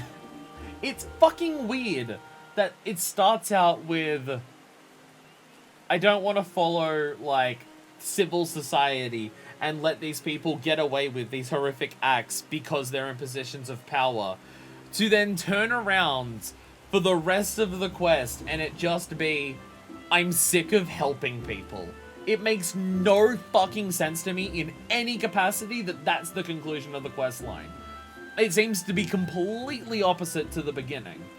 It makes no fucking sense for your character to think that. Why would it doesn't make any sense to me that your character would even think that helping people sucks. If helping people fucking sucked, you wouldn't get the fucking Heavensward. So I don't get it. I don't get it. It really feels like the beginning of the quest line has a different concept to the end of it. And I don't understand why. I really don't like it. Frey speaks to you of the first Dark Knight. A goodly knight who sacrifices all in order to bring an untouchable man to justice. Too many fear the consequences such actions will bring. An innocent suffer for her indecisions, she says. Consider her words as you seek out sources of the earlier scream. Again, complete opposite concept to what the rest of it is. Of just, but helping people sucks. It makes no fucking sense. It makes no fucking sense. You know what it does? It makes me concerned for the future expansions. Because I've heard people say Dark Knight was so good that the writer of the Dark Knight questline got to write future expansions. And I fucking hate this. And I fucking hate this. So, I'm concerned I'm gonna hate future expansions too. Then the idea Frey wants you to go and do that without being bound to the obligations of being the Warrior of Light. You don't fight to save people because random people demand you to. You do it because you decide to.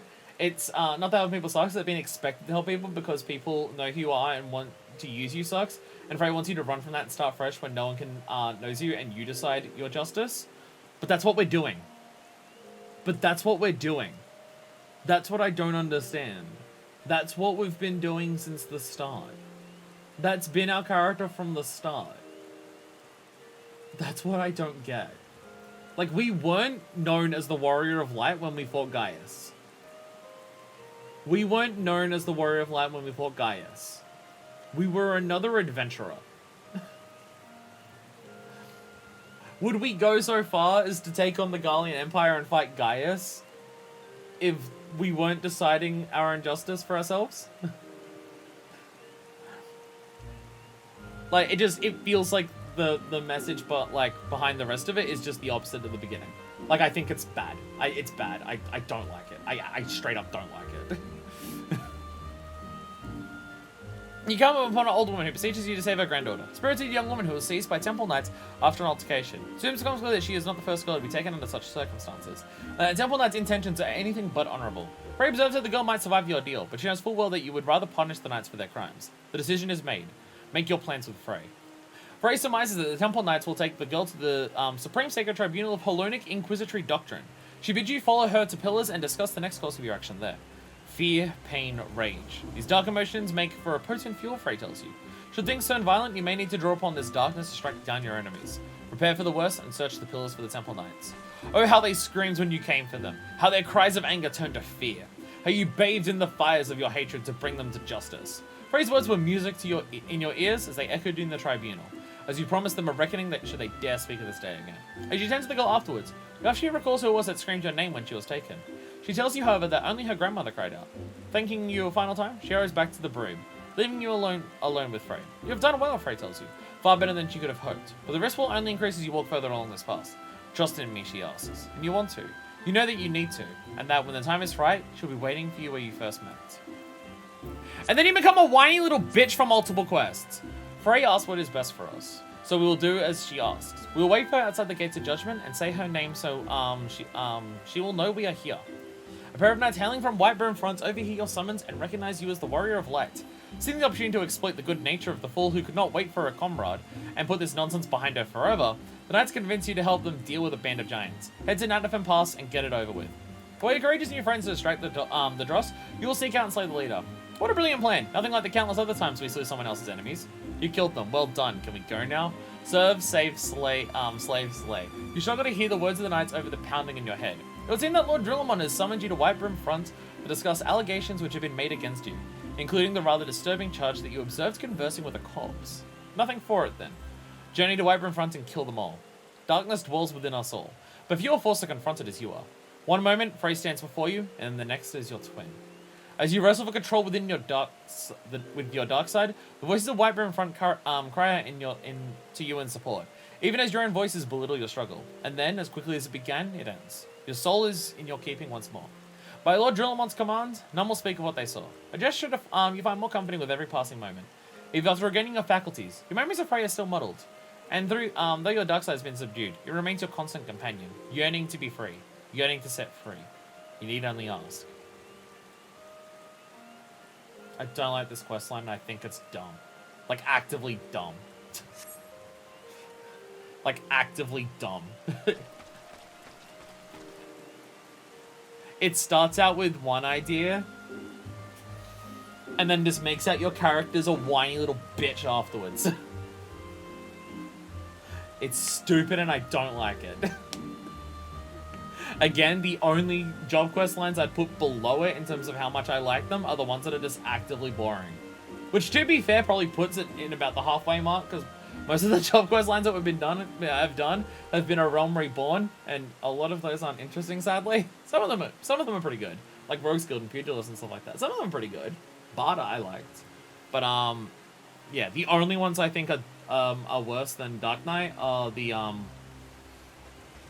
boring ones, which again is a lot of them. It's stupid and I don't like it. Again, it feels like it starts going one way, and then it just completely abandons the concept that it was going for and decides to go for something else. Like, I don't fucking get how the start of it is, I saw what happens in Uldar, where a bunch of people use their power to take advantage of others and kill people and fuck them, and they're horrible people. Now, I'm not going to let that happen. I'm going to take action and stop this shit before it gets out of hand. I don't know how that's the start of the Dark Knight questline. And then the rest of the Dark Knight questline is helping people sucks. I don't get it. Like, they seem completely, they don't seem connected in any capacity. It seems like it's completely different things. Like, it's not, oh, you can take actions into your own hands, but be careful what you do if, like, for so many other job quest lines. If you focus only on revenge or punishing the guilty, you may ignore the consequences of what happens to other people and stuff like that. You may let the darkness corrupt you, and then you might become a judge where you just consider anyone who does even the slightest thing wrong to be someone who's worthy of death, and you have to like control that impulse in you that wants to kill people over the slightest infraction, because you start conceiving yourself as the ultimate arbiter of like who does and doesn't deserve to live. Like, it doesn't go for that. No, it goes for fucking people ask you for help and like tell them to fuck off though. I really don't like it. I really don't like it. I'm gonna go have a break so I can cool down and stop bitching about the stupid thing. I apologize to everyone here who likes the Dark Knight questline, but I don't get why you do. Like, I'm not saying you're wrong for liking it, and I'm not judging you for liking it, but I don't understand why you do. If you do like it, I don't get why you do. I personally don't understand, and that's fine. But I'm gonna go bathroom, I'm gonna get some food, I'm gonna stretch, I'm gonna get a drink, I'm gonna do all that stuff, and I shall be back.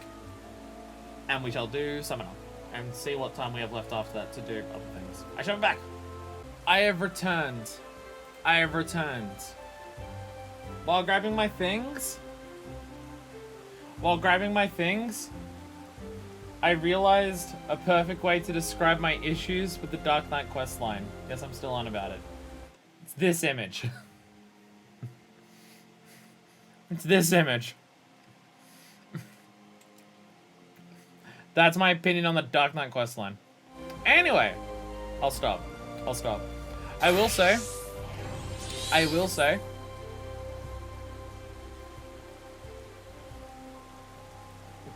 Dark Knight's now like the one job that I don't want to play because of the lore. Like, I don't want to run around as a Dark Knight because of the lore of like the story behind it. I don't like that's what it's done. Sorry, I said I'll stop.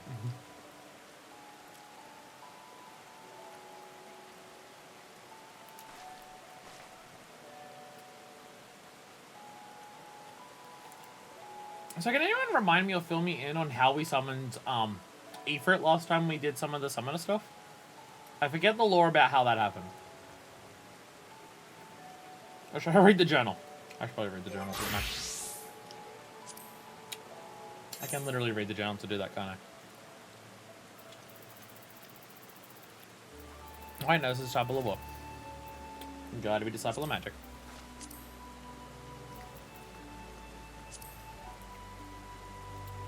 Thubagaim, that's the Arcana Lady, I believe. And does that have a general fire aether or something?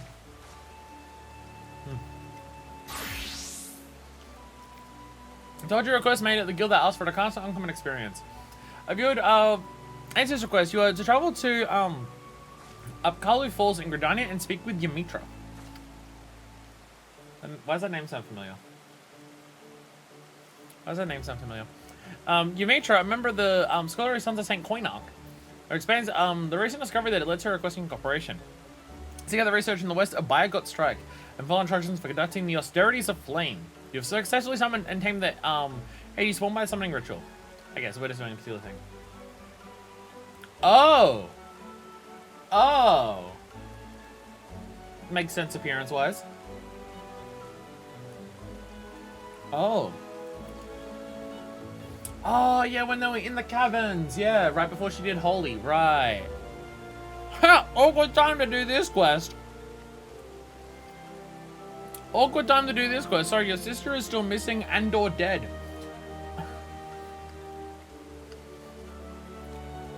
Slightly awkward.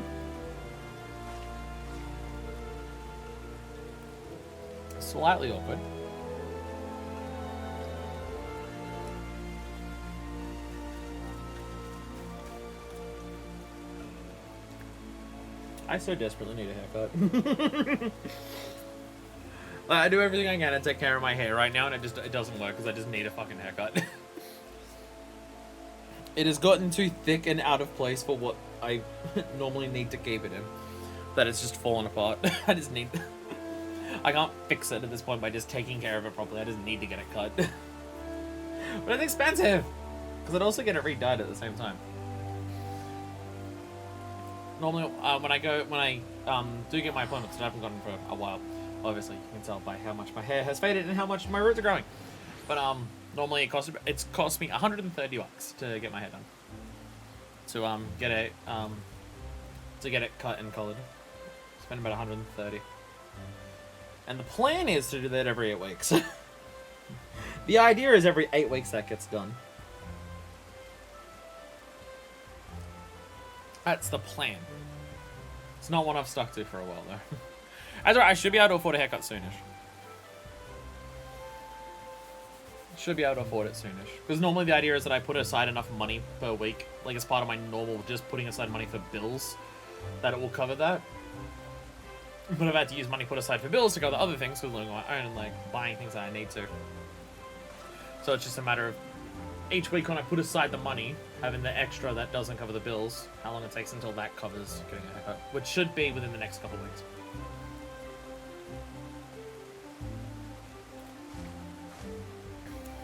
Though I do have to buy Splatoon 3. I do have to buy Splatoon 3. Might have to do a small grocery shopping 1 week to buy Splatoon 3 and be able to get my haircut done. It's fine, don't worry about it. So we learned how to summon Ifrit by just doing an Austerity of Flame. Austerities of Earth, hey! What's the fucking thing for the theme? The Titan. What does it actually say? What does it actually say? I can't remember what it is.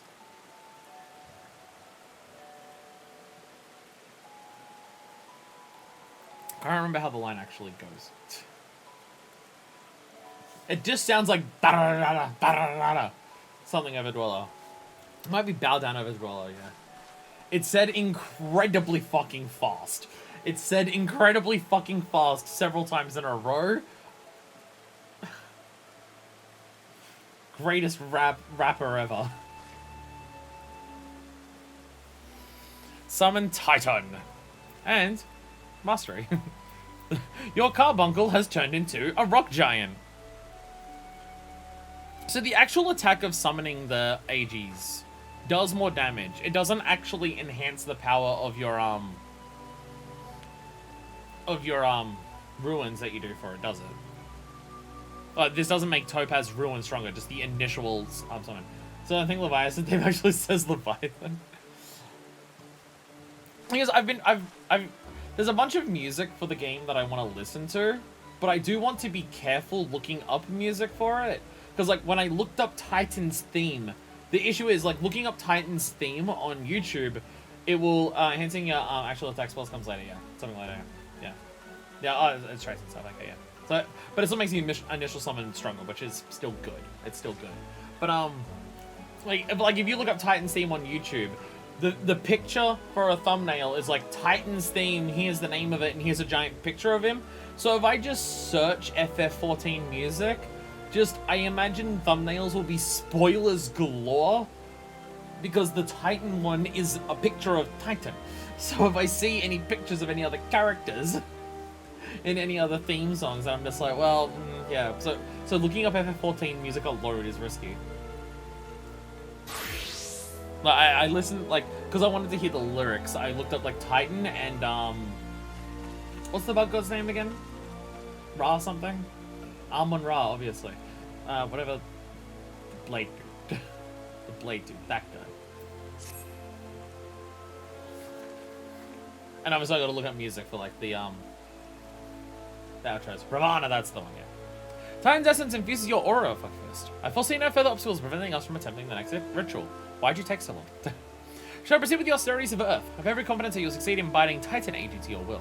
According to my research, the most suitable location for the ritual is a place found in the southwest of Alder Springs in the North Shroud.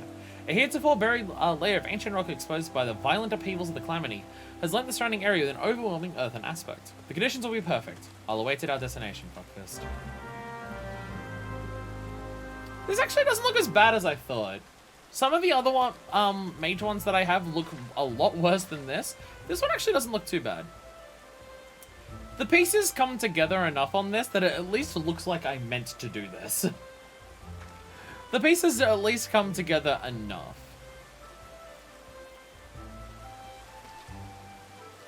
So, Older Springs. Older Springs, I forget which one that is. Oh, Western Thunder. Oh, wait, no, that's no. Older Springs is the rock things. Yeah, the rock golems in North Shore. Yes, yes, yes. I remember now. I remember now. Titan. Now I remember. Now I remember. Now I remember. Titan.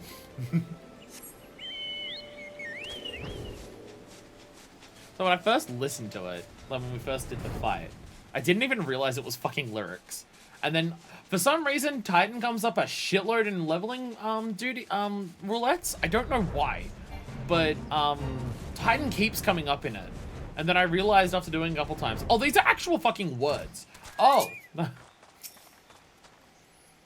Just said incredibly fast. The ritual you're about to perform is essentially no different from the austerities of flame. Instead of fire, however, you'll be concentrating on shifting your etheric balance with the spectrum of earth. Once you've achieved the required state of earth and affinity, the Primals captured essence will tumble forth and coalesce into the stony form of Titan Ag. As before, you must demonstrate unflinching authority if you would convince the newborn avatar to heed to your commands. Let us begin! I'm still too stupid to understand the actual lore implications of Summoner and everything like that, and Arcanema in general. Picture shapes and they'll turn into a Primal. This is why I need the Encyclopedia Eorzea. It might explain that shit. Titan! Alright, everyone. Scream it with me in chat. Can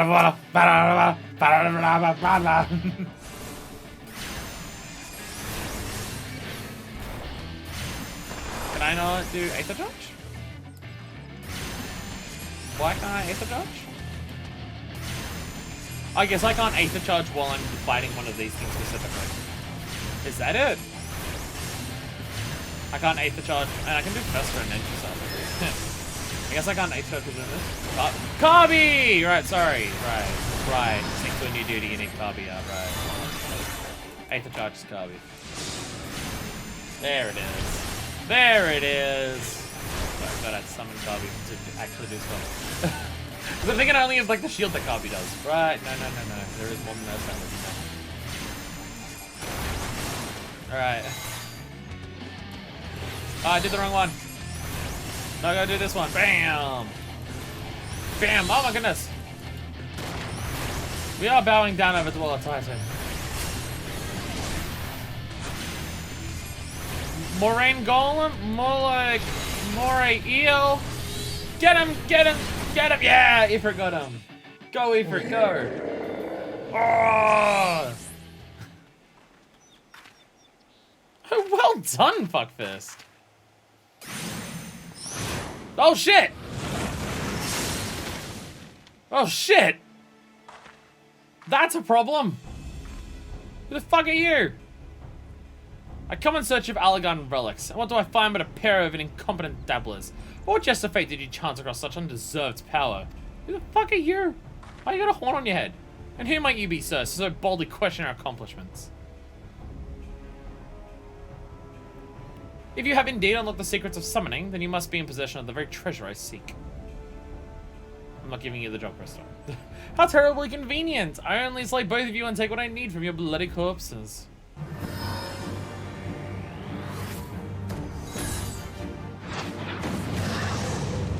Oh shit! A summoner? But how?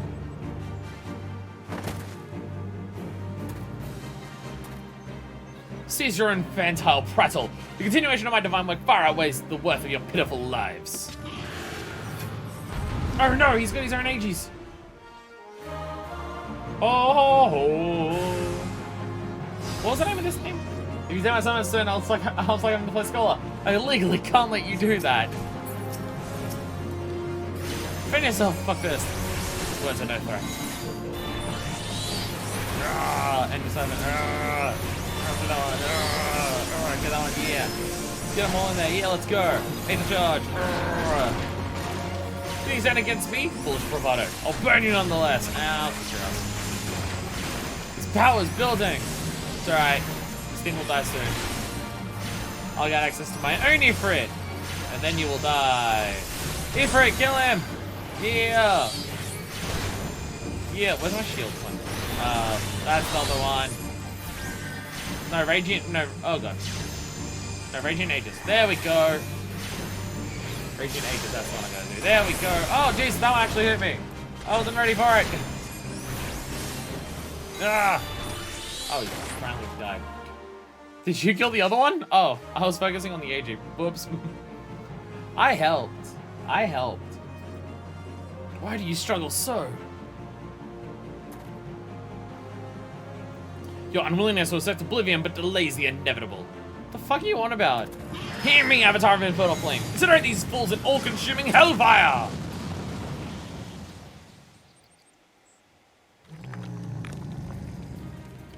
Titan!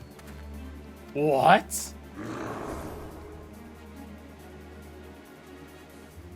Feel nature's fury, you vile black god! I'll throw rocks at you. I'll be like Titan too. Ugh, I tire of this childish game. Thank your gods for granting you another day of miserable existence. If it wasn't when Titan was actually a tank or whatever. He's gone. What a decidedly unpleasant fellow. What a prick. It's alright. Summoner got completely reworked since A Realm Reborn. It's fine. Don't worry about it. Don't worry about it. It's fine. Don't worry about all the jobs that completely have changed over time to be basically unrecognizable from their original incantations. Don't worry about it. It's a long game. Well, I suggest we return to Upkalu Falls. I've no desire to linger here and chance another encounter with whoever that deranged mage was. I don't know what his business was, but his business sure was shit. So next we're gonna get Garuda. And Garuda is definitely not the most fucked up mentally out of all of the primals. So that one will definitely go fine.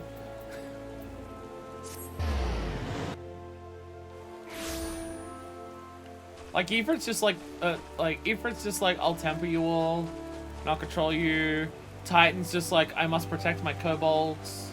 And Garuda's just like, I want everything that isn't me dead, including my own followers. So I'm sure making an AG that will go just fine. And now you won't be able to continue the questline for another several weeks as you wait to continue the story. Fortunately, I've waited way too fucking long to do this. In fact, I've waited so long, I got her sister killed. Oh. I must say, I didn't expect to be another practitioner of the summoning arts. I also didn't expect to be suddenly fighting for my life. Precious treasure we carry that this callous stranger was so willing to kill us to possess it. So as mysteries aside, I am most glad you're able to skewer Titan Age before the summon decide to unleash his fiery avatar. Without its protection, I doubt we would have survived that conflagration. The AG of Earth, as so aptly demonstrated, is not a force to be trifled with.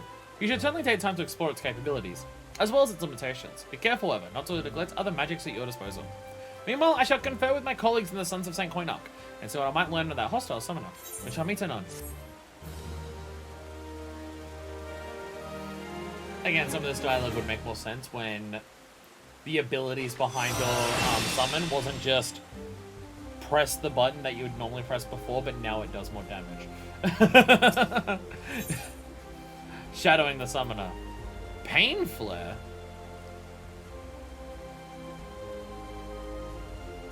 Oh, that's, okay, so that's like the Festa thing, but it's an AoE Festa.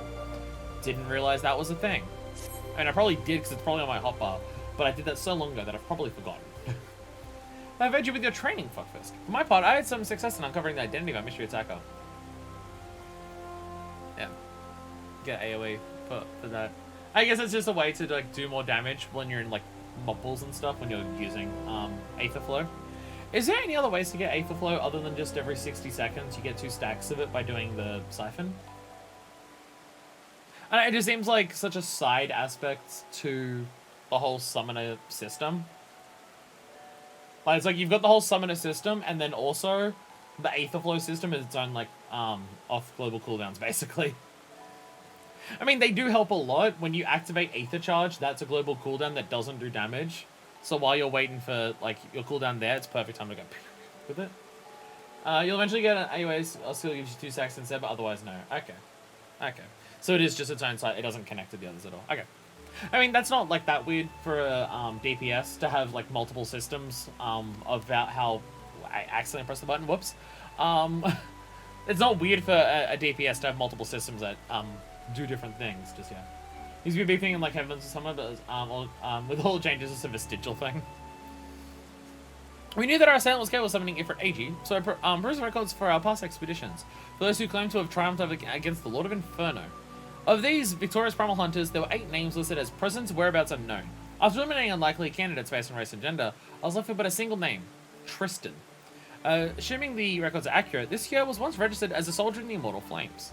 As to how the man came by his skills as a summoner, or why he sought to kill us, however, I remain woefully ignorant.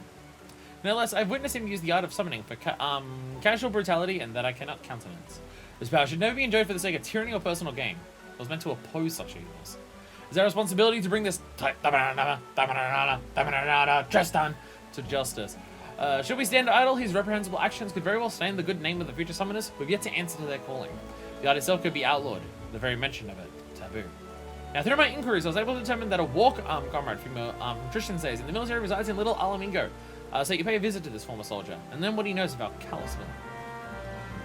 You'll also eventually get Ruin 4, which you can only cast when you charge your Aether Flow, but it doesn't actually consume the Aether, it just lets you toss an extra high powerful spell per charge. Oh. Interesting. But then Tristan knows the Yu-Gi-Oh! One, specifically the Yu-Gi-Oh! Bridge Fund. This made a lot of the summon quests quite funny. Trying to think if I feel like I've known someone in life who was called Tristan, but I can't remember where or how. Just it's a name that I'm pretty sure I've known has been the name of a person that has been known to me at some point in the past. But I can't think of like circumstances or situations or anything to know them or anything. Are you up or down? Fuck! No, never mind. Found you. Well, it seems like Tristan wasn't telling tall tales after all. He said I can expect some primal adult sod to show up and start asking questions. Why don't you stand here and play with some friends of mine? A message to deliver. She's all yours, ladies! Alright, okay. Okay. Alright, dickheads. Aren't you gonna, like, be near each other? I ain't even gonna do anything. Okay, there we go. Using Outburst, not because it's effective and actually hitting multiple people, but just because it looks physically fucking cool.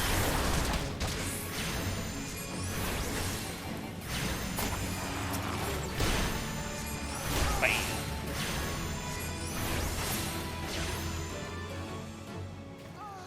Y'all chill? It's all good, don't worry about it. It's fine. But, I thought I saw a new message pop up. I did not. Was that the entire quest? Was that the entire quest?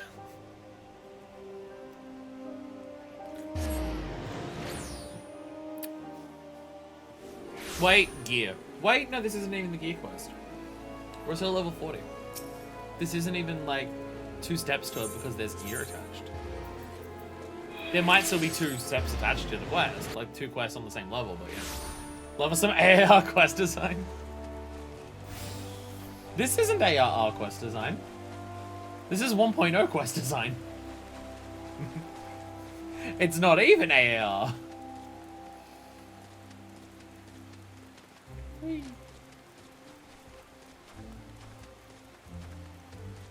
I was expecting some dialogue with the person who ran away after I killed the people that he hired, but I didn't even get that. I was just really expecting at least that one. Arcanus 1.0 says actually is AR. Oh, well, you know, it gets better. I mean, I don't know how true that is. Rogue's Guild's AR, but unfortunately Dark Knight is Heavensward, so I don't know if that's true. But, you know, you're set upon. The Fiend is one step ahead of us. I'd waged 10 years at dig sites finding that Tristan warned his old allies long before you set from that settlement. They thought one of you, they thought you wanted the Tempered, a mortal enthralled to a primal's will. In addition to being ruthless, the abused opponent is highly intelligent, not quite as deranged as I first assumed. Such a level of planning hints at the existence of some greater scheme. That is still all we know. For the moment, we must contend with the knowledge that he perceives us as a threat and is aware of our efforts to track him. His Speaking of which, you did exceedingly well to survive the trap in which I blithely sent you. I must apologize for my carelessness. I'll not underestimate this man again. On a happier note, however, my efforts to decipher the Allagan's X proceed apace. Here, you must read this. With your skills already tried and tested against the AG, you should have little difficulty mastering a secondary summoning technique such as this. Let us put this day's disaster behind us and focus on the wonders that lie ahead. Pain Flare! Pain Flare. Such a dramatic name for the spell. Like, Flare is already something that in the game that is like stupid powerful. And this is Pain Flare. So of course it has a potency of 100. Allagan attire. Oh, right, of course, yes. The thing that I was saying, the gear. Share your thoughts on dealing with Tristan. Greetings, Fuckfist. Though it is good to see you, I'm afraid I'm yet to ascertain Tristan's ultimate objective. I know that he is cunning and brutal, and will stop at nothing to achieve his purpose. As matters stand, we but chase after this man's shadow. Such a straightforward pursuit will, I believe, leave us ever one step behind. Our sole advantage is the treasure we possess that Tristan appears to covet. Eventually, his desire will bring him to us. When and where Tristan will strike, I cannot say, but it's unlikely to be on a field of our choosing. Thus, I suggest we prepare for this inevitable conflict as best we may. You see, Flatus burns you completely, so it just kills you, but doesn't technically hurt. Oh, so it's just a less pain, it's just a less damaging flare, so you can actually feel the suffering before you die. As fortune would have it, the ruins of Mordona may have provided us with a new source of strength. Word among the suns is that a set of evokers attire has been unearthed. Made during the reign of the Allagan Empire, these enchanted garments were sewn for the exclusive use of summoners. I can only imagine the degree which they'll enhance your already impressive powers. I'm literally wearing the Ironworks gear. The man survived the excavation site, excavation efforts at St. Coinox find, Rambrose, is a dear friend of mine. In light of our circumstances, I am certain he'll consent to a request that you be allowed to don the attire. Shall we pay him a visit? Onwards we go. Eh. That one hurt, actually. Ow. That one didn't. That one didn't.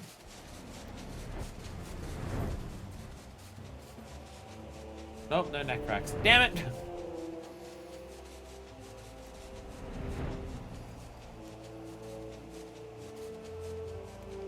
Again, I apologize to the people who are looking forward to me playing Dark Knight. I constantly run into Chocobo keeps that I've just never spoken to. Though I feel like there may not have been many people who are explicitly looking for me to play Dark Knight. I feel like most people, if you know me well enough across watching multiple of my series, I feel like you would know me well enough to know that I wouldn't have enjoyed it. So never mind. You may have predicted that I wouldn't enjoy it beforehand. If you know me well enough. It's alright, we'll get to Red Mage at some point. It's fine.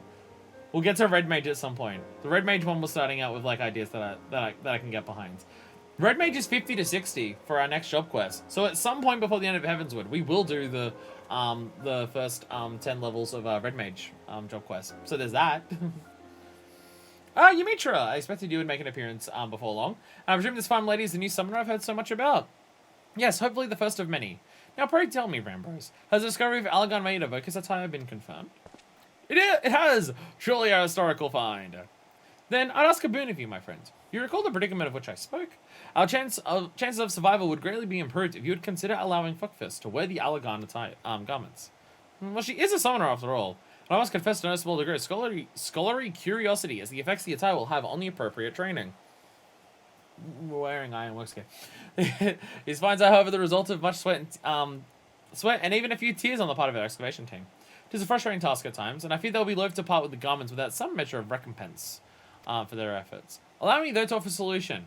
Metallic monstrosities of Allagan construction known as Mirror-Knights. Okay, Allagan's made the Mirror-Knights. Gotcha. Have risen from the dig site. Actually, I think we saw some Mirror-Knights down in the binding coils. Never mind. I think that question's already been answered for us. Across Moldona, needless to say, they pose a dangerous threat to our excavators. I suggest you speak with my three field researchers and dispose of any such nasty hindrances to their work.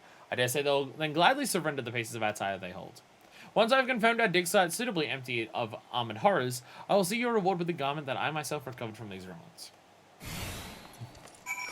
Travel around to various parts of the entire realm to do a thing to get the pieces of armor. a concept that I would be fine with on paper if they didn't have to find an excuse to put it into literally every single AAR job.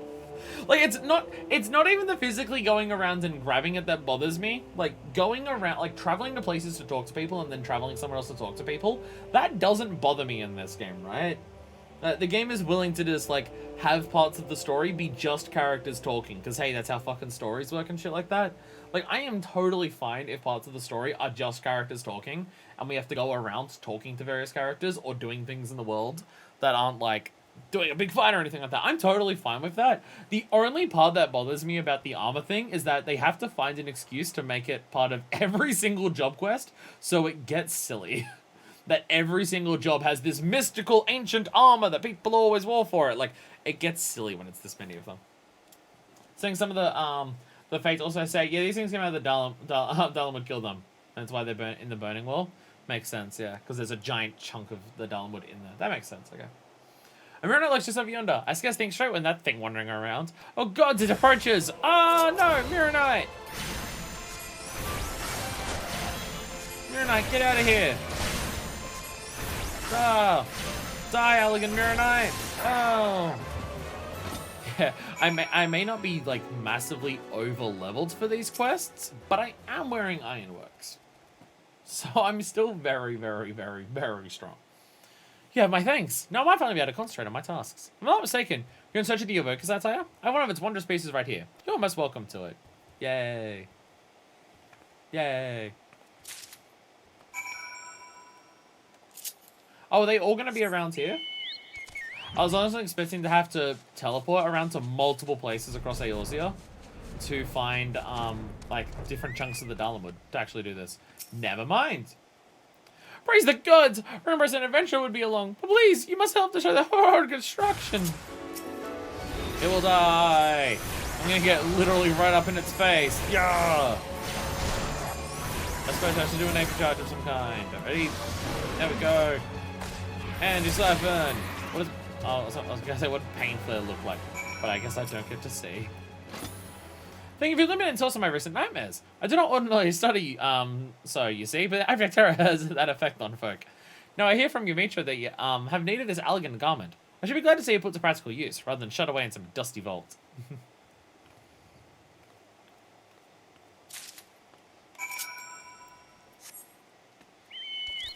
I gotta see the animation for Pain Flare. It's just one hell of a fucking name for a skill to have, you know? Seemingly unmoved researcher. Damn, naming conventions for heroes are wild. Mirror Knights, yes, they become quite bothersome. I'd be most appreciative if you were to eliminate the creaking pest has been plaguing me as of late. No, don't talk to him. There's a Mirror Knight here. Pain Flare. That's a big explosion. Pain Flare's a big explosion.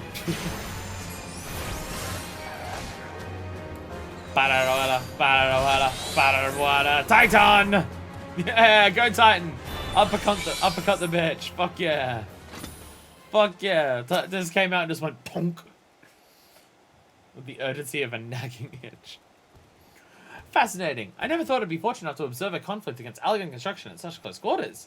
This has been a deeply enriching experience. If the price is to be my piece of the Evoker's attire, then so be it. Well, I'm glad that the seemingly unmoved researcher has lived up to his name. You know, sometimes people just want to give themselves a name that just really suits them and fits them and everything that they are and stand for and be and everything like that. And sometimes the name that people choose for themselves to do that is seemingly unmoved researcher. Ah, the champion of my researchers returns. With the ruins now free of Mirror Knights, the excavations can proceed at a far more satisfying pace. Trembling and fear for one's life makes it astonishingly difficult to handle artifacts that have a tendency to crumble into dust. You performed a valuable duty for us, Fuckfist. As promised, you shall have the summoner's garment uncovered by my own hand as your reward. That I'll definitely wear. Yes, you made mention she would await you at Upcurly Falls. Seems there was no doubt in her mind that you would succeed here. Okay, I know it's probably a lore explanation if you do a particular side quest or do a particular thing. I have to ask, why is it called Upcurly Falls? From my knowledge, there's no Upcurlys anywhere in the Shroud, like, at all. I cannot think of any of Kalus that actually exist in the Shroud. To be fair, I only know of a couple places they even do exist, but they're all on the beach. They're all like any Zilon Osha. There's a guy at the falls who'll explain it? Okay. I was gonna say, it has a name, so it's gotta have an explanation as to why it's called Apkalu Falls. Because those birds aren't here. They don't exist in the forest. Named after a failed attempt by an ambitious Gridanian merchant to hatch and breed Apkalus in the Lin, Apkalu Falls is most remembered for serving as a place of meditation for the late Louiswar Livila, Circle of Knowing Archon and Hero of Eosia. Oh wow, I'm really shitting on this place then. I'm really shitting on this place despite the fact that Louiswar liked it. Well, fuck me. I guess it also makes sense why Demetrius here. Actually, is she Shallan? Well, I don't see the tattoos on her, so I don't know.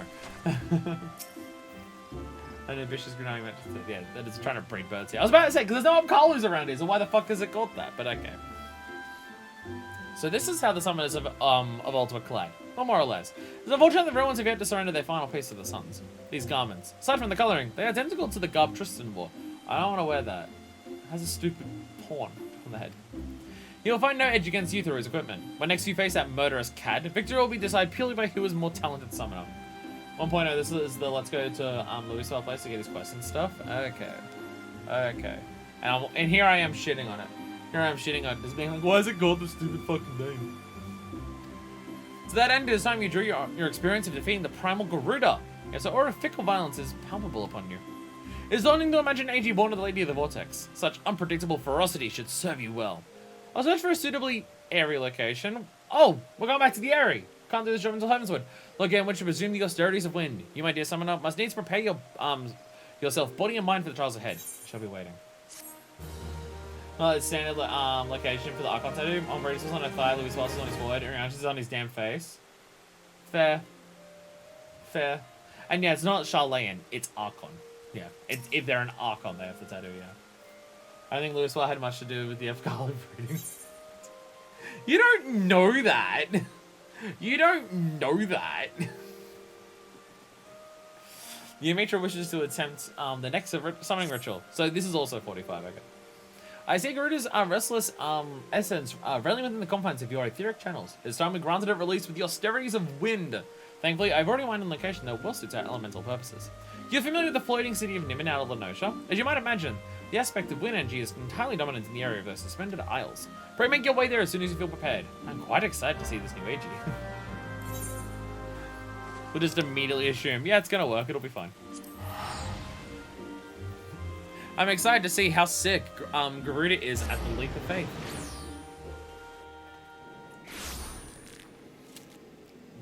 I want to see anyone ever fall doing Leap of Faith ever again after Moonfire Fair.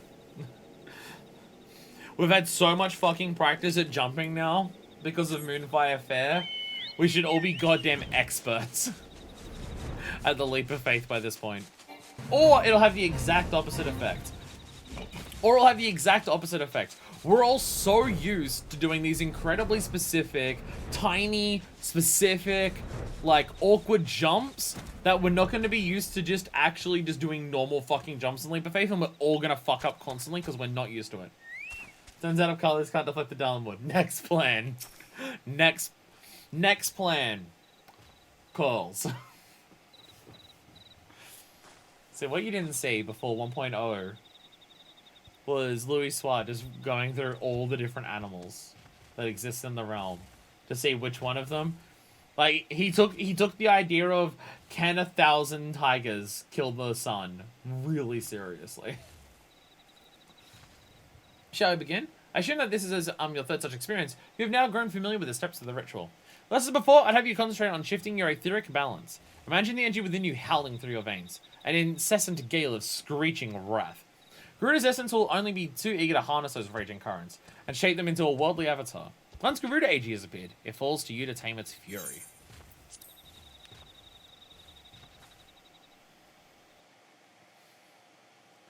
We'll be able to throw the titty monster at people after this. Fuck yeah. Definitely the best way to describe Garuda. Titty monster.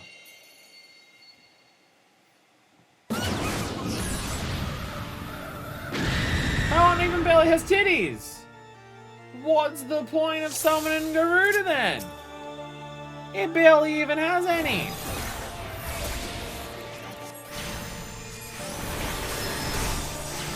It barely even has kitties.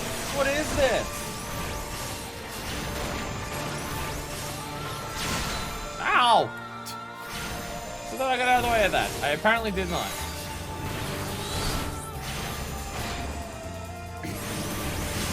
I don't know Garuda's theme well enough to do a bada. Titan.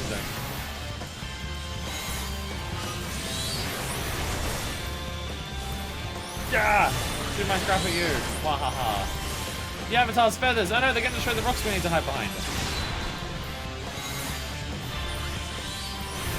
I'm just going to keep attacking it. Fuck the AG plumes. I'll focus on Garuda. Oh my god. Ah! Okay, you know what? Maybe I should focus on him, hey? Maybe I should focus on him. Maybe I should focus on more than one. Oh my god! Oh, the Charita and Sapanas are here as well. Oh dear god. Oh dear god, they're here as well. Okay.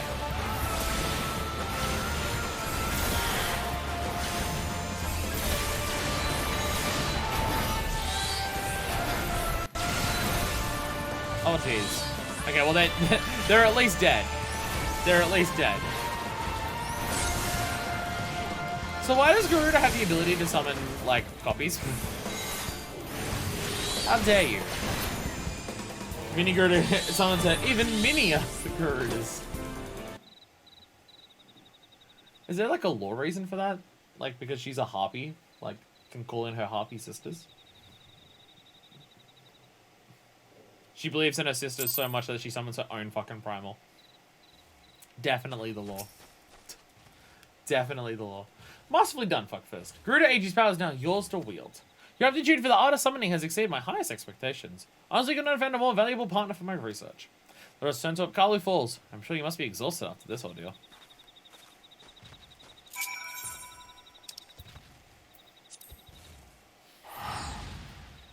Would it be disrespectful the Charlayan ways to get your Archon tattoo as a tramp stamp?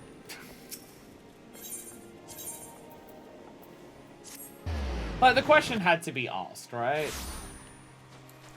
Like, if they can be anywhere, is it disrespectful to get it as a tramp stamp?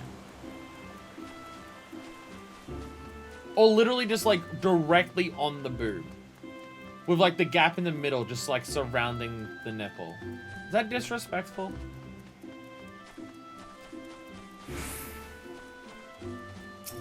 Like, because there's got to be at least one, right, who's done it. There's got to be, if they can be anywhere, there's got to be at least one person who's done one of those things. Right? Like statistically speaking. Right? Surely. With the addition of Garuda AG, you now command all 3 powerful avatars. Not all 3. I've seen the skills later on. Bahamut and Phoenix are still there. Which I guess, if they keep making new additions, eventually we'll get to Ravana. Which feels like a bit of a step down compared to Phoenix, but I'm sure it's fine. If you no doubt realize, however, each of these entities has a particular role in which it excels. For Garuda AG, its role is unleashing magic to strike down distant foes. Must admit to feeling equal parts joint apprehension at how faithfully the summoned being displays the original Primal's volatile disposition. Not anymore. Not anymore. It kind of just does a thing, and then we just get some, like, more powerful ruins. We don't turn into a melee DPS, a tank, or a ranged DPS. Doesn't quite happen anymore. Sorry. Experiment with your AG abilities. AG allies. A most effective use of their individual abilities will soon become clear. With such mastery of the arts at your disposal, I shall almost pity Tristan when he next chooses to confront you. Before that time comes, however, I'll endeavor to pierce the mystery of his motivations. May your discoveries bring you new confidence. Focused. Yay, Garuda. So Garuda's 600 for like the first one, and then a bunch to others.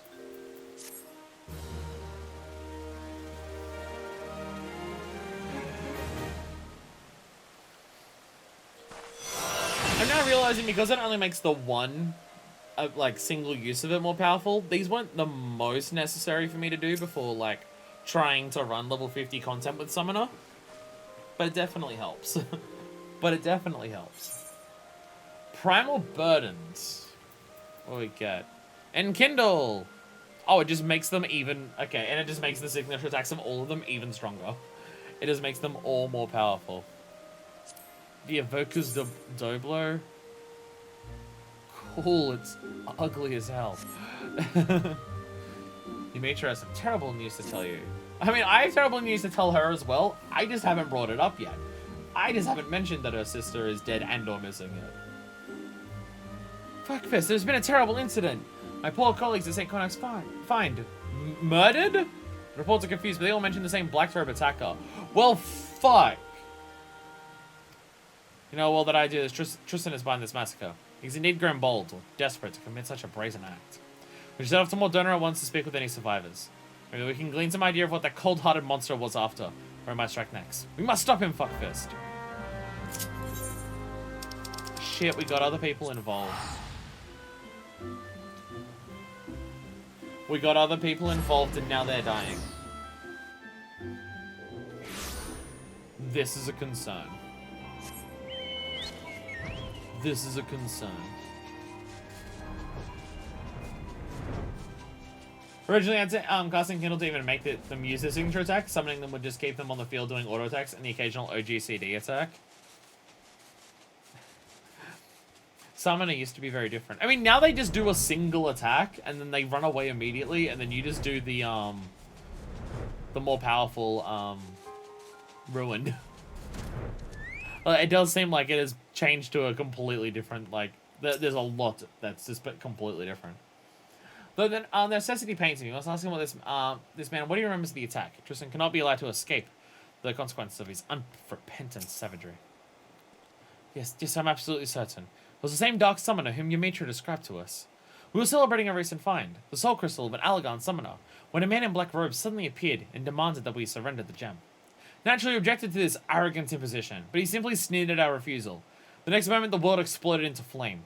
Through a haze of agony, I saw him snatch up the soul crystal from a smoldering body and straight off towards the singing shards. A bastard slaughtered my friends! There was no warning, no negotiation. The gods grant you the chance to exact vengeance, that I pray you show him the same mercy you afforded us. Okay, put that on hold. Powerful mark. Powerful mark has appeared. There's an S rank somewhere in Mordona.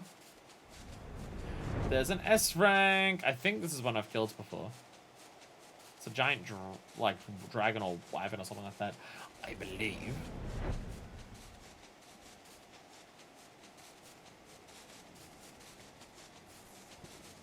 Where do it be?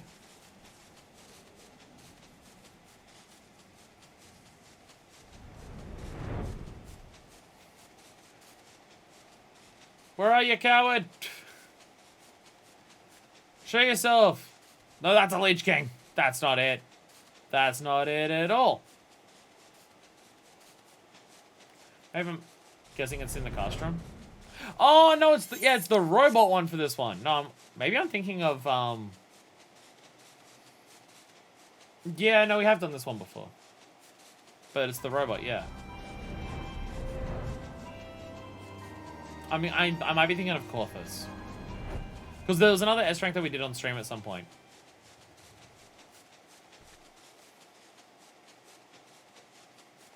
But yeah, I think that was in, that was like a giant dragon in Corthus. Jesus Christ. A Creep of the Mighty. Found it. Woo.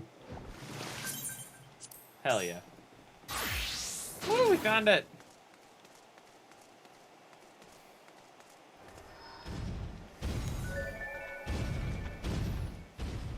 I think it's still beneficial to, like, continue killing S ranks even if you don't. I think there's achievements. I think there are achievements that are attached to killing, like, a certain number of S ranks. I think so. Like, if you kill enough of them, then, like, your tits are big or something. I don't know.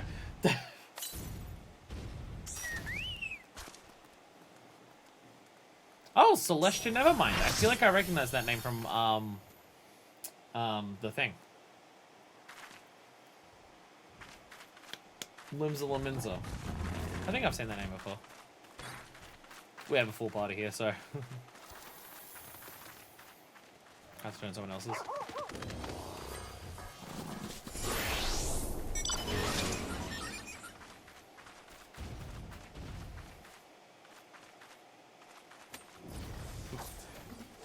Is there someone here called Vomit Party? Why? Someone here is called Vomit Party. What the fuck?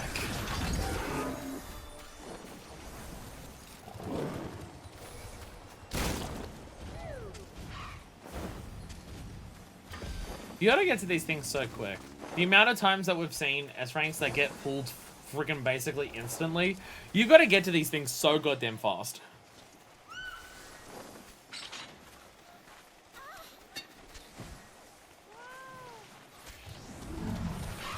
I mean, there is a lot of people here. Look at them all fly in! And there it goes. And there it goes.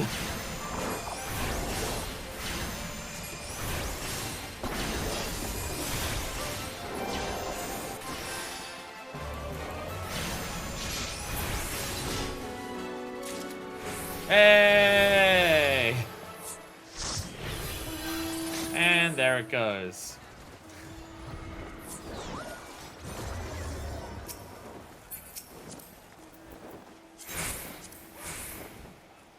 Again, there was people still on their way, and that's something that's annoying about S ranks like that. Is just it only takes one person to be a dickhead and pull early. So did I get Centurios for that as well? I do get Centurios for that as well. Okay, yeah, it takes one arsehole, yeah. And then everyone else joins in of just like, well, I better at least get the... If they're going to kill it now, then I better at least do my damage so I can get the rewards for it, yeah. Okay, so I get Centurios for it. So do you get, like... If you have like, if you're up to the point where you're getting seals for multiple expansions, does killing, like, A and S rank marks give you seals for every single one of them? Because I got Allied Seals still for a Realm Reborn from that, and Centurio ones for Heavensward. Got into a Huntling Shell. On more than one hand, they're all, and on one hand, they're all more S-ranks than you think. Second, man, they need to go fast. I really need a PS5 to even try a Hunt Train. Yeah. Yeah. Oh my god, Juicy Peaches. That is also another person that I recognize from, Limsa Laminza hanging out. I guess someone went to Limsa Laminza and just shouted, S rank, come quick!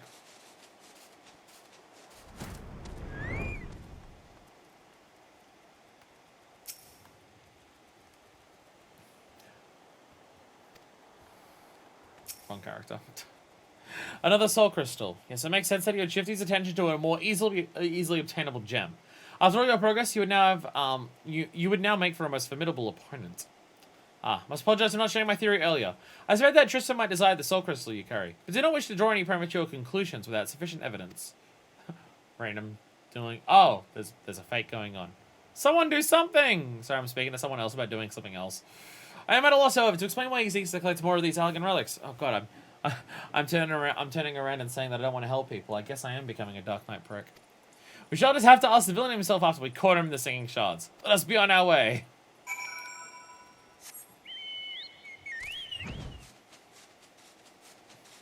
Oh, they're just running over the not the hippogriff, the Haplip fate. Allied is for the Centurion of Heavensward and oh, it's the same for Heavensward and Stormblood? Interesting. Interesting. So it is still worth me trying to get Centurio ones. Because part of my thought process was just like, Centurio ones are kind of pointless. Oh. Flying anywhere in this zone triggers the thing, because that's the borders for it there, but I'm flying and the game wasn't built for that. Okay, I didn't realize that it was the same for those. People who suggest you just change world to see if a fate you need is up have never had to teleport to a city, travel to the world, and teleport back on a PS4. That would absolutely, on a PS4, take longer than it would to just sit in place and wait. Or to sit in the same zone and clear other fates in the zone to try and spawn the one that you're after.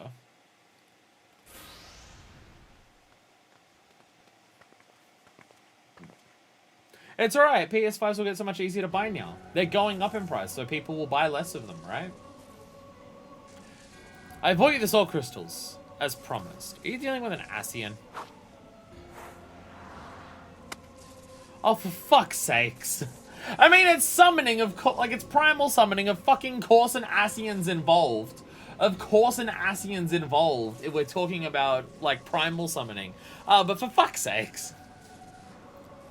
You got, how would you get 3? These things are meant to be rare and you got 3 of them? Jesus. Ascian of the 12th Chalice.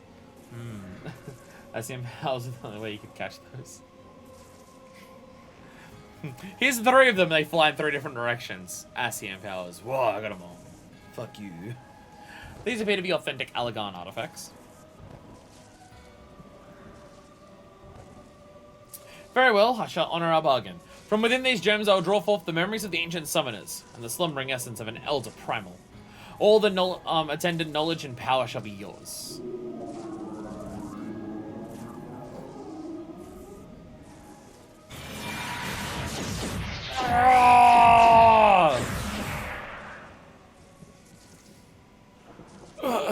Oh God's the pain!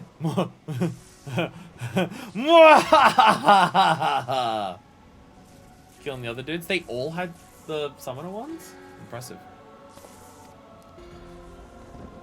I guess they're like researching little summoner things. They're the Allagons too. They're in Allagan territory. The bumbling summoner and incompetent lackey make an appearance at last. You think to capture me? Bulls. I've orchestrated your every move. You have grown much in the art, it is true. But through the wisdom of the Paragons, I now command the power of an elder primal. You mean to deal with the Paragons? And you call us fools? The Ascians will never relinquish their hold on you. There's a small price to pay. If you could feel the strength that fills my entire being, it is indescribable. I'll use this power to annihilate the beast tribes and put an end to their insufferable rituals once and for all. The Primals will rise no more. Hear me, demon king of devouring flame. Feed on my ever-burning anguish and be reborn! Oh, shit. Oh, shit. Oh, shit. The culmination of my sacred duty is at hand. But first, there is almost soul crystal that must be mine. I'll tolerate its wasted potential no longer. He summons an evil titan. Oh shit. Bahama, Shadow Ifrit. Belias AG. The Might of Belias. That ain't Ifrit. One more reason to defeat this madman. Belias. Belias, I must have it all! The tendrils of darkness. Feel them. Oh, what are you doing? Tristan devours Belias AG's life force. Oh god. No, I'm afflicted with heavy! I can't get out of the Armageddon! No! Oh shit! He's absorbed the powers. Oh, I haven't actually summoned the other ones, have I? Summon the other ones! Get him! Get him! The power of mine is way stronger than his! There we go. Wahaha. Night Flicker, by the way, is his last name. What they call it when I summon masturbating. While the memories of summoners past, I should have been unstoppable. I will steer the disease of beastmen from the face of the land. Deprived of worshippers, the primal that tempered my weak-willed sibling will wither into oblivion. So, I see my orders records were accurate. Though it was buried deep in the archives, I've recently uncovered a report that you described how you slew your own brother. He was corrupted during your ill-fated encounter with Ifrit, was he not? I imagine your superiors in Immortal Flames thought it a mercy to conceal that inglorious detail. And once the soft-headed fool had been tempered, there was no saving him. And thus I took it upon myself to expunge the stain of embarrassment. But my work is left undone. The Primal, No, all Primals must suffer for that insult. After I killed my brother, I found myself liberated, my vision clear. No deed was too vile if it promised to add the power I required. How can you not see? I am the sword of vengeance, and I shall wrest the soul crystal from your blasted corpse.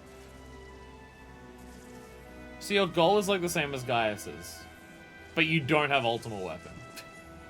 He's still planning on using the Primals against the Primals, but not with an ultimate weapon, just by being a summoner.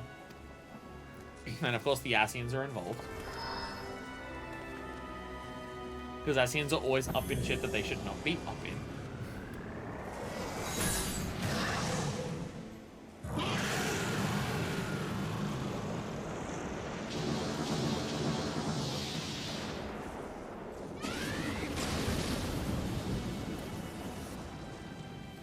Blow up his own Ifrit? Yup. Back at summoning these nuts! Lamau, get wrecked, Christian. Welcome to Walking Grass, by the way.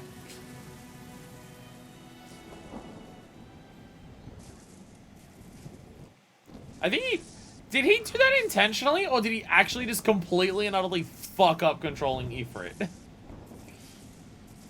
I wonder what struck the first blow to his sanity. The despair at his brother's tempering, or the guilt from slaying his own kin.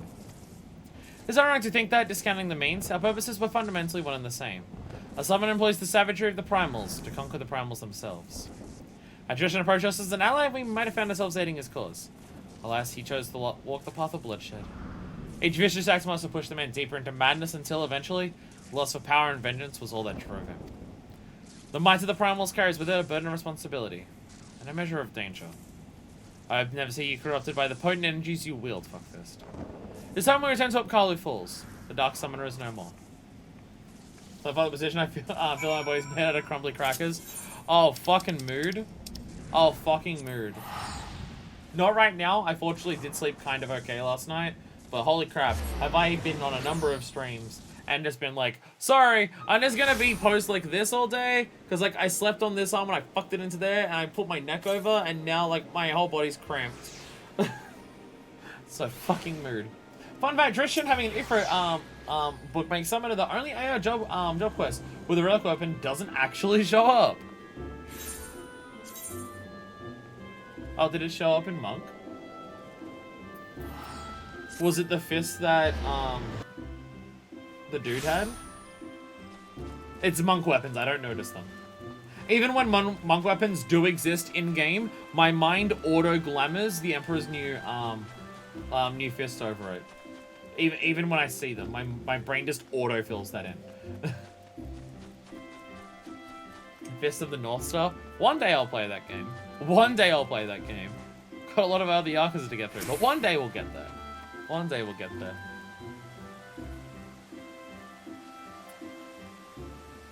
Ooh.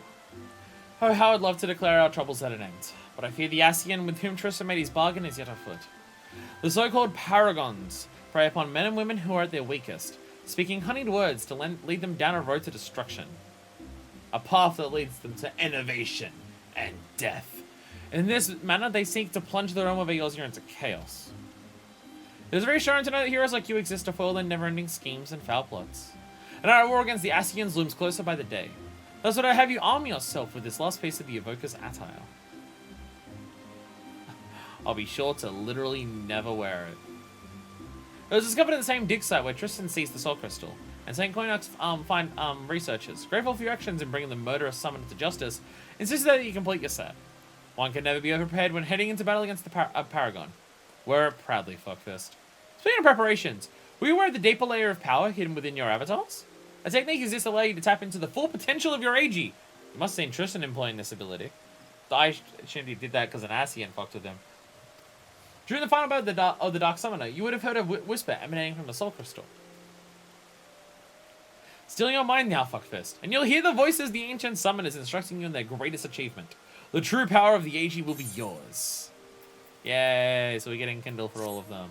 Woo! Pretty much all the job teacher has their own copy of the relic. Guess it wouldn't work for summoners, and they chose a conjurer. And the enemy can't have it either. Literally just a stick. Look, relics. Relics can be whatever they feel like. So on a Sexta for Heavensward set, I mean, the one that we get from this is very silly looking. And Walker Summer set's the only one that's not mediocre.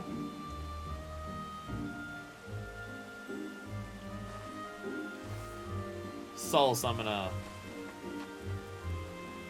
I like it because it's a classic. I mean, I'm wearing this.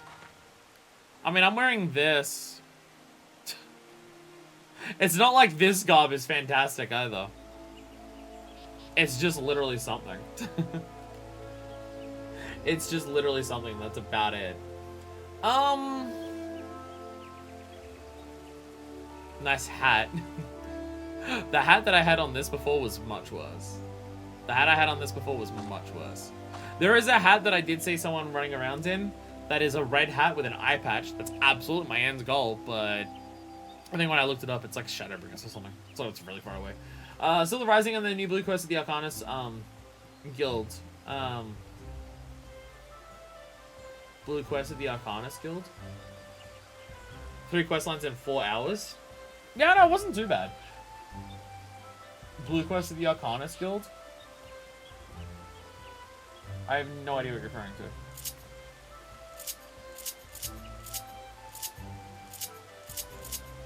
Teleport. No! Change outfit. Summon related quest, real quick. Oh, okay. Oh! I bet I know what you're gonna talk. Okay, if it's a summoner related quest, I bet I know what it is. Which I'm gonna go into immediately. We'll do that first. I imagine I know what it is. So hot and sexy made me Fantasia from Yura to Ellison. So that requires playing Astrologia. Which is the only issue. It requires playing Astrologia. I have my aesthetic in the game. And I feel like for the most part, except for Red Mage, job armor usually doesn't fit my aesthetic.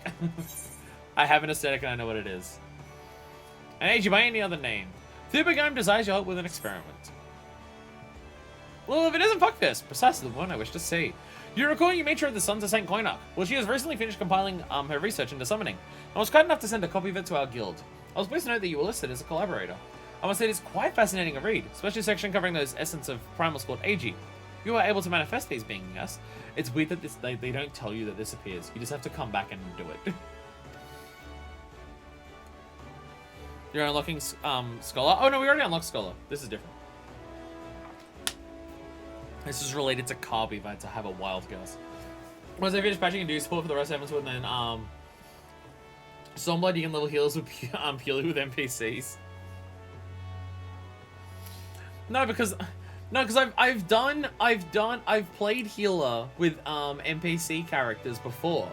Because I played healer doing the squadron missions. I did the squadron missions for the Maelstrom thing as a healer.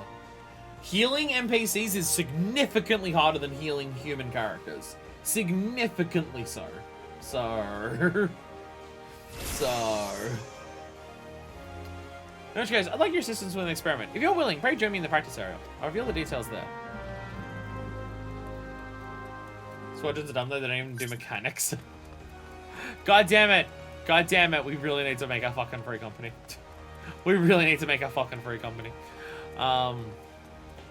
Okay, if the duty sport ones are actually smarter than the squadrons, then that might be more reasonable. It might be more reasonable. Categorically ignore the squadron. I did the squadron enough to be able to max out the level of my character in there. I did squadrons enough, because you have to do like a certain number of squadrons to be able to reach the final level of it, and I wanted the hat and the cloak. Do you sport NPCs are intelligent? Oh my god. Oh my god. See, you say that I can level up healers purely with NPCs. I'm going to stick to my strategy of leveling up summoners with frontline. My apologies for the wait. To begin with, might I ask you to call forth an AG? I should very much like to see one with my own eyes. Mayhap if her AG would be suitable. I understand that it was the first such being to be summoned. Hell yeah. Yeah! I'm badass. Yes, a most impressive being indeed. Created according to Yamitra, in the image of the entity which one most so closely associates with fire, Ifrit. It is my hypothesis that the same fundamental principle could be employed to alter the form of an AG by calling to mind another image. Pray summon the Ifrit AG again, but this time focus your consciousness upon Carbuncle. It shouldn't be difficult, given the bond you share. So, okay, so that's the lore implication behind summoning. You're not actually summoning front piss. Hey, I like Frontline. I'm not good at it, but I like it. I like it more than Crystalline Conflict, because Crystalline Conflict is too chaotic for me. Oh, Rival Wings is a thing now! Rival Wings is back. We've also got to do that at some point. Doesn't have to be today, but at some point we're going to do Rival Wings. Because it's now back. You know, have an order list with them, like you do with Squadrons. They just do the dungeon with you slightly less smart players. Only problem with D-Sport is they don't do AoE much. The dungeons are slower than humans. So, you're not actually summoning forth the power of a Primal when you're doing summoning. Yeah! Yeah! You're not actually summoning forth specifically a Primal. You're summoning forth, like, basically an AG that's just aspected to a particular element of Aether.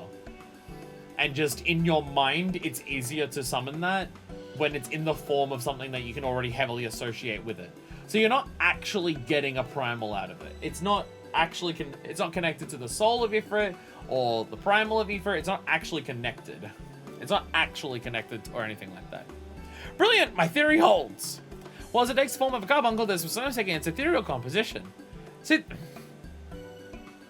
like we already, maybe this makes more sense later, or like earlier. Not yet. Well, if it's a spoiler, I don't want to know. If it's a spoiler, I don't want to know. Maybe this made more sense back when it came out. We've already summoned fire carbuncles. It was like one of the first things we got. So they're making a big deal that it's a red carbuncle because it's now a fire carbuncle. But that's already been happening with Arcanist. Maybe in the past that wasn't the case. I should not imagine that the abilities it wields have changed, for all intents and purposes. It's still an Ifrit AG, but now we know there is no limit to an AG's appearance. Well, I must be returning to my post. Let us continue this upstairs. Yay. Yay. Yeah! Do a flip, Kabi. Fuck yeah. Before the revamp, you only got one in Kabi color until you unlocked this. Yeah. It made more sense back then. But at least now we can change it. At least now we can change it freely. To a joke goes off Sombo, so you literally get, just get new and insanely powerful spells just because. I mean, for me as a streamer, that helps more. For me as a streamer, it helps more because it means I can level up my jobs as high as I want to off stream, and I'm not handicapped by not having all the skills for it. So for me specifically, it makes life easier. Because for most of these, I level them up until like the end of what the next quest line is, and I just get to that point without any of the skills up to it. Like I got Dark Knight to level 50 without having any of the Dark Knight skills from 30 to 50. I did that with Summoner. That's why I just by being Summoner 50 today, I didn't have any of those. So for me specifically, it helps way more in the future that it's like that. Fuckfist, you have my thanks for indulging me. Experiment has unearthed a new world of possibility for arcane entities. I hope you will find use for the discovery. Yay! Yay! Okay, so here is my vote. And Iggy's outward appearance can now be altered using /pet glamour. Oh, that's how you change it. For example, if you want your Garuda AG to appear as if it were Ruby Carbuncle, use the text command pet glamour Garuda AG Ruby Carbuncle. So you don't even have to match the elements. You don't even have to match the elements. You can just make it whatever the fuck you want. For details, enter question mark pet glamour. Pet glamour. There we go. Text command must be executed before summoning your familiars, as glamours will not be applied if it's already been summoned. Entering a text command without specifying the glamour will return your familiar to its original form. You want red copy all the time? Fuck yeah, go for it. I figured it'd at least have to match the elements. Nope. Nope, doesn't even have to match the elements. Fuck yeah. Fuck yeah. So here is my vote. Here is my vote. Oh, did I finish the job quest because everyone said it was good? I know! I can't believe everyone lied.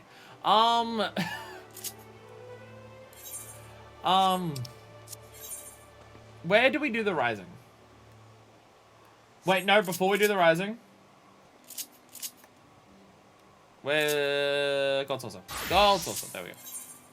Gonna go here first. Where do you get Wind Up Tartaru? That is on the shop. That's a mog shop item. When I Rising as Ulda, I went to the wrong fucking place. I want to go to Gold Saucer. Gold Saucer before I forget.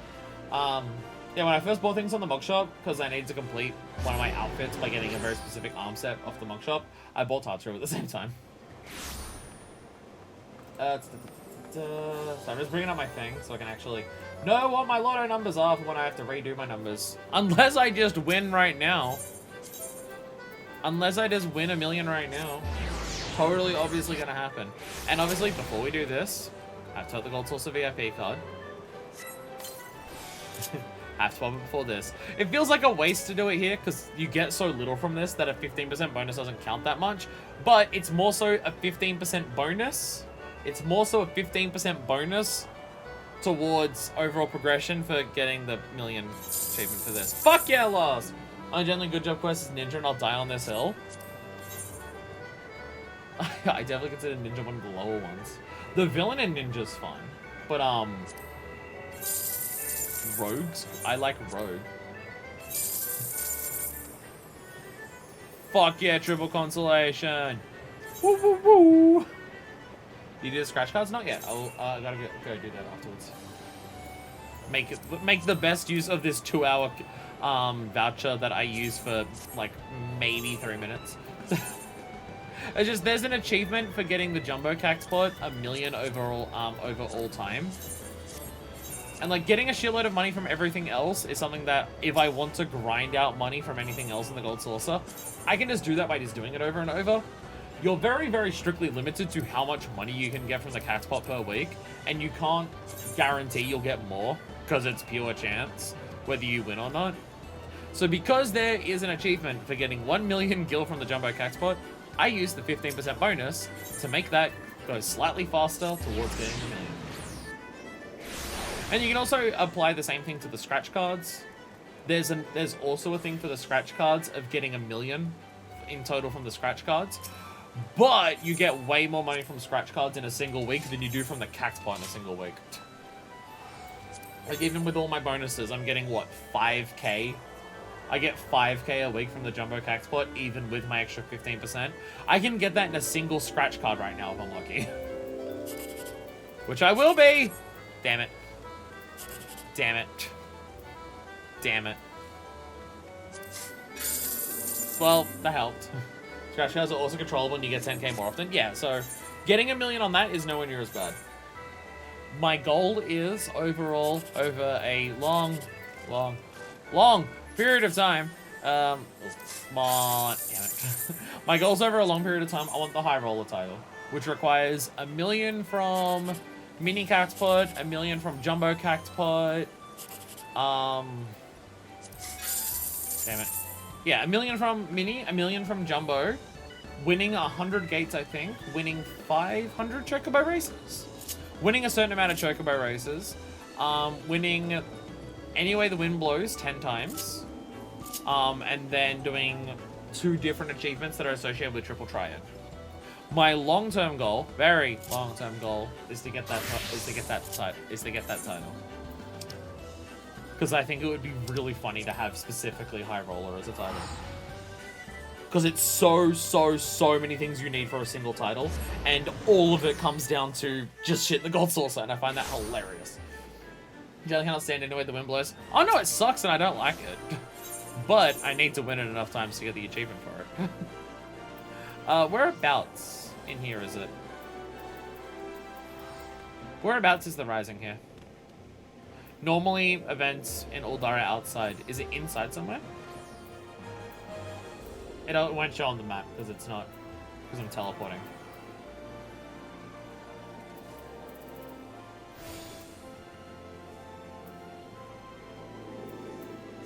Oh, they're not usually blue quests, are they? They're not blue quests. Never mind. Never mind. I was thinking the seasonals are blue quests. They are not. They are not.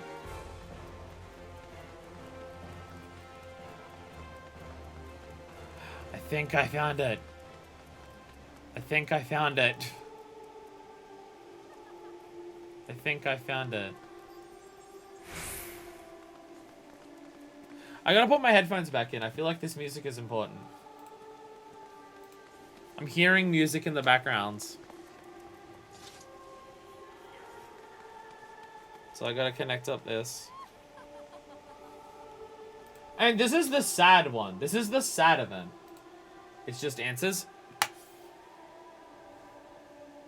I mean, that's still good. That's still unique. Because this is the sad event. The whole point of the Rising, right, is that it's let's fit it's something only we can hear. The whole point of the Rising is to honor the people who died in the Calamity, right? I mean, like gameplay-wise, it's celebrating the anniversary of the game. But in-game, it's that. And look! Our quest giver is Yoshi P! Our quest giver is Yoshi P for this. Newfound Journey. The Wandering Minstrel has a request for an experienced adventurer. Greetings, friends. By your dauntless bearing, I assume you're an adventurer? As myself, I'm a humble wandering minstrel, one who draws inspiration from the daring deeds of those in your calling. If you have a moment, there is a favor I'd ask of you. Will you not hear me out? This music is ominous as fuck, Jesus. In part due to promotional efforts during the recent Moonfire Fair, more people are seeking to take up adventuring. Was that my bad? Was that my bad? Because wow, this is actually... I'm honestly kind of shocked. I didn't think events would, like, reference other ones that happened. Like, Moonfire Fair ended right as it started, I believed. I didn't think they'd actually reference it. I didn't think they'd actually reference that Moonfire Fair just happened. Moonfire Fair was such a big hit on Twitter that more people bought FF14. Not all yet wise to the ways of the world, however. I fear they might fall prey to less principal types than Ulda. They'll give a choice of climbing or going adventuring, so they make the smarter choice. If one such as you would help them on their way, I'd feel more at ease. What say you? Will you not take a fledgling adventurer under your wing? It's also HP, he can do whatever he wants. I'm truly grateful.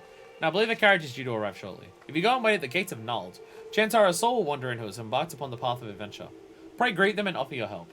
Worry not, you'll have no trouble identifying them. You need but look for someone absorbed in their surroundings.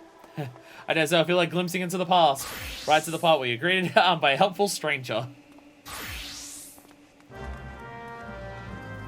I realize I have the game up very loud for having my headphones in.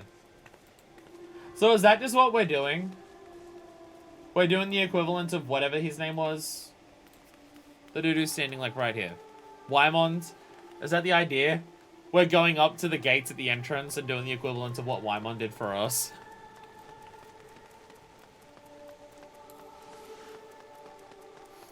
It's such an ominous remix of answers. Da da da da da da da. Something, those starter guides they put up on YouTube. Every Rising is very different, but that's the one for this year. Oh. Just recreating the beginning of the game. I mean, at this point, my time with FF14's past a year at this point.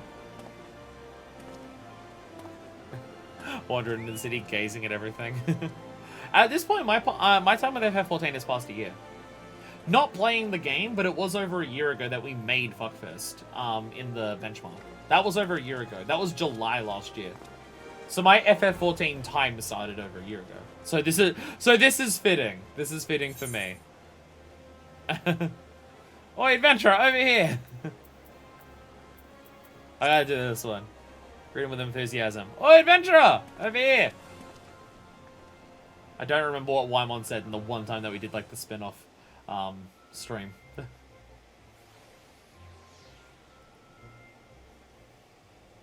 Who are you?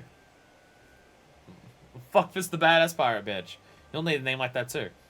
An experienced adventurer, you say? and you want to help me on my way? Well, I can certainly use some guidance. I've never been anywhere near as big and busy as Uldar. My name is, Nagia Jakia, but just Nagi will do. And as you'll rightly guess, I'm an aspiring adventurer. That's why I left my village and came here. Oh, vibes, right? There was one year where you could, like, play through the Calamity or something, and now, they're all compared to that year. Well, it was like Moonfire Fair, right? People were just like, the Moonfire Fair year with the tower was the best year. And every year since then has sucked. So they're just like, fucking fine. Shitheads, we'll bring it back. Don't worry. They'll do the thing where you can play through the Calamity for the 10-year anniversary. That's when they'll do it. So I understand that you first need to register at an Adventurers Guild. Do you know where that is?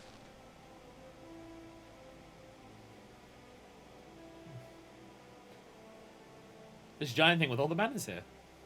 I've never looked at it like that far out. Just realized. Banners fucking everywhere. Just without the door, is it? Thank you. I'll head there at once. Wait, where are you going?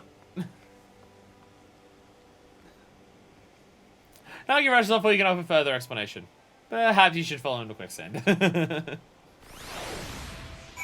Perhaps. You gotta learn how to do this shit with your axe. You gotta learn how to spin it in your hand that much. It requires a lot of finger dexterity to do. Hey, Nagia, Jakia. In and out, in and out. Come, Nagia, you can do this. Oh, it's you again. To be honest, I'm quite nervous. It's heartening to have you here, too.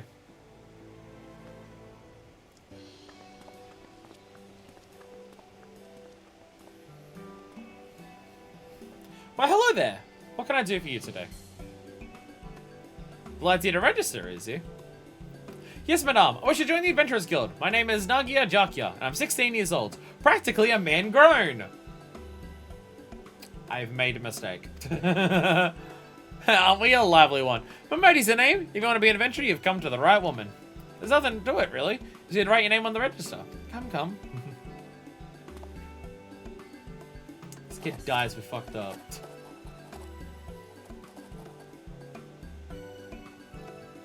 With that, you're officially a member of the Adventurers Guild. If you ever need a bit of advice about one thing or another, pay me a visit. It's gonna bother me every time you stub your bloody toe, alright? Of course, I do enjoy hearing the tale of a gentleman's woes with the womanfolk from time to time. I'm a Modi. Now then, normally I'd offer you the Grand Tour. But in light of present company, I reckon you ought to have it from her. She's a renowned adventurer, after all. The bleeding champion of Eorzea. And you can do far worse than to get her advice.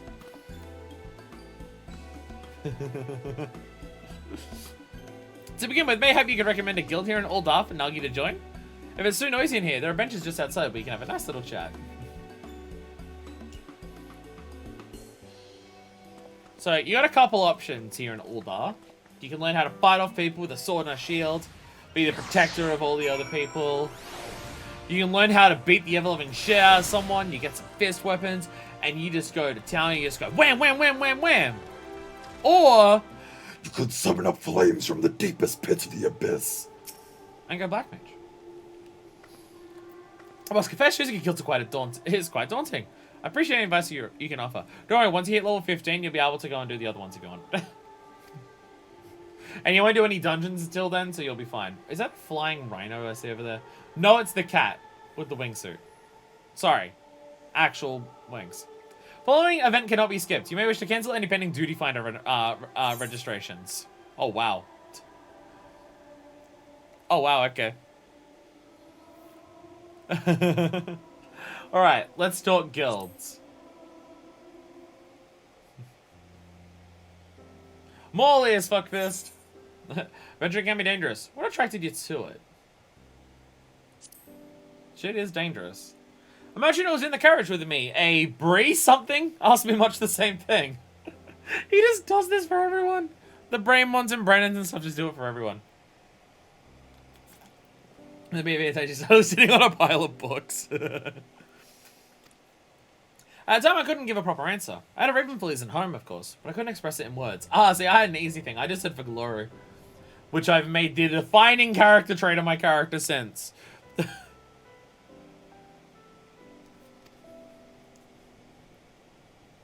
But having now set foot on Uldar, it's become clear in my mind. I wanted to know what lay beyond the horizon. I wanted to see it with my own eyes and be amidst it. You've been to many places, right? You like it then? Traveling, that is. Oh, absolutely. That's it. That is definitely part of it for Fuckfist. The idea to see the greater world and explore and everything. The love of the novelty. I love traveling. Nothing like the thrill of seeing new sights. No, absolutely love traveling. Fuckfist is absolutely love traveling person.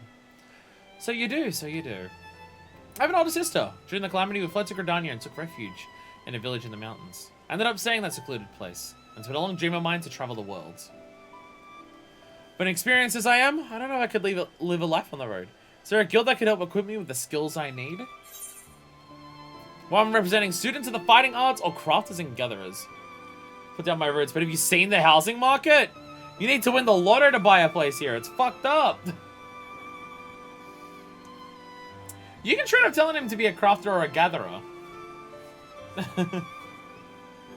You can actually tell him to be a crafter or a gatherer. That's cool. That's cool. I mean, the way he talks about it, blood and fighting and stuff didn't seem to be his thing. It's about traveling and stuff. Which, crafters and gatherers, I'd say, is part of that.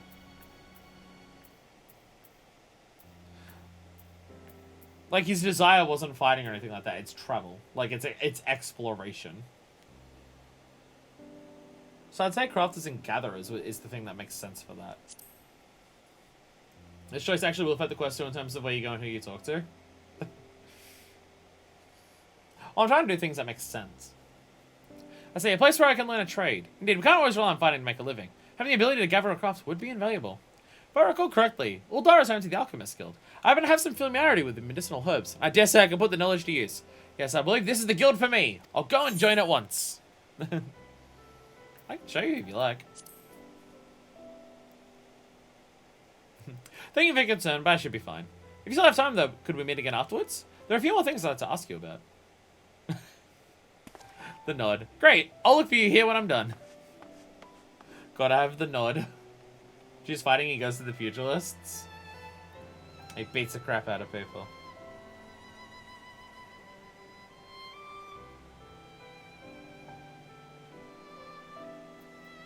You wait a good while, but Nagi's nowhere to be seen. Perhaps you should look in on him at the Alchemist Guild. Hi, everyone! Are they just sitting on books? Fuckfist must be sitting on the ground, I guess. I'm fucking lying on the bench. Where's the nearest thing? This way. The music is so haunting.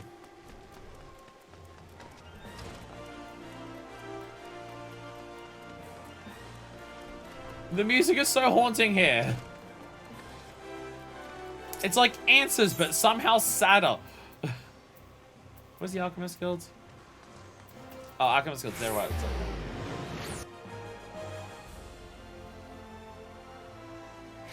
There we go. Oh, wrong way. To alchemy.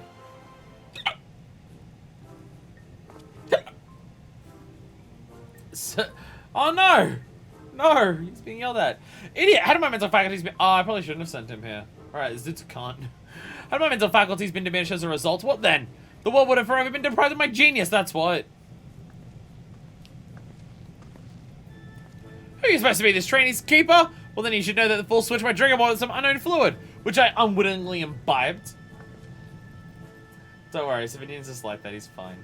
I'm sorry, Master's, Severian. But it was just a herbal tea. You looked weary, and I thought that it might help. What the hell didn't you say so fast? That way I might record my vital signs and ascertain the tea's effects.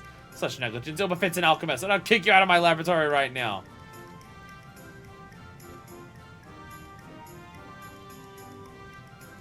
Still, you completed the assigned task perfectly. In light of this, you have earned another chance. Very well, you may serve as my assistant. On a probationary basis. I'm pretty sure you'll say the same shit to me. Yell at me about something, but I'll continue letting you do things.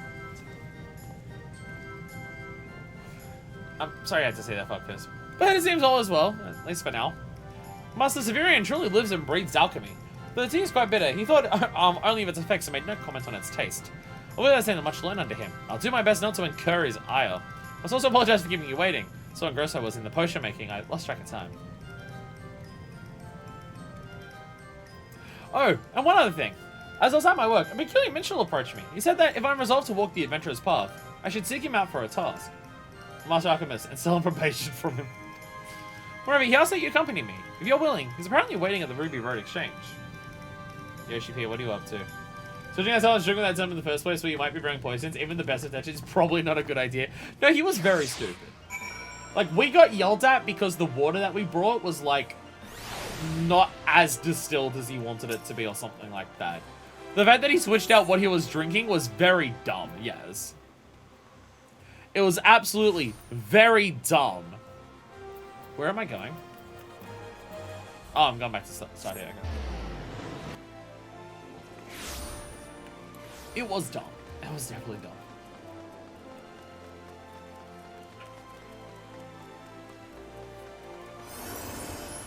Oh my god. Such fancy garb. Red Maid's always gotta be stylish. I'm assuming Red Mage based on the red and the mage gear. My friend, you have done a splendid job as a guide. I was right to entrust the task to you. What? Do you mean to say Fuckfist approached me at your behest? She did, I must confess. You see, for my next composition, I seek to capture the essence of the times. While any number of subjects would be worthwhile, of greatest interest to me is the recent rise in the ranks of adventurers. The game's gotten so popular since the last Rising, and it's made me a lot of money. And thus bringing different generations of adventurers together, I'd hope for inspiration to strike. And I'm pleased to say that it has. Drawing upon your experience walking your path, you have helped Nagi to begin walking his. A reminder that the present owes its existence to the past. That is to say, the present and the past are deeply entwined. If we can capture the former, we cannot well disregard the latter. And this brings me to my next request. I see each find an object with a connection to the calamity, the event which gave rise to the realm's rebirth, and present it to me with its tale. Well, now that sounds not unlike a treasure hunt, and be my very first task as an adventurer. What do you say, Fuckfist? Shall we do it? Hell yeah. Excellent. When you have your items, pray seek me out the Ruby Road Exchange. I look forward to seeing what you bring. There are many vendors at Sapphire Avenue Exchange, right? Turns out they'll have something, so let's begin our search there. See ya.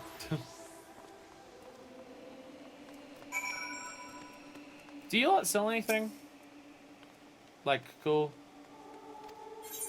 Oh no, no, I'm looking at the vendor. Okay, like, Realm Reborn Red.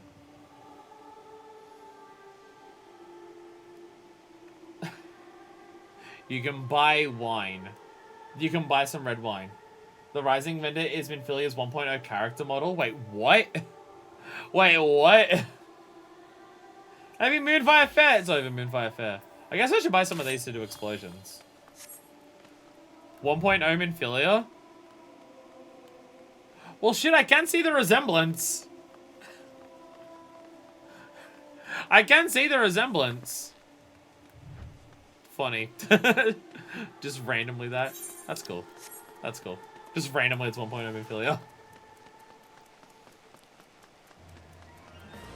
I mean, yeah, between 1.0 and 2.0, there is a 5-year gap. So if she's only in her early 20s, then yeah, she still looks like a teen back then.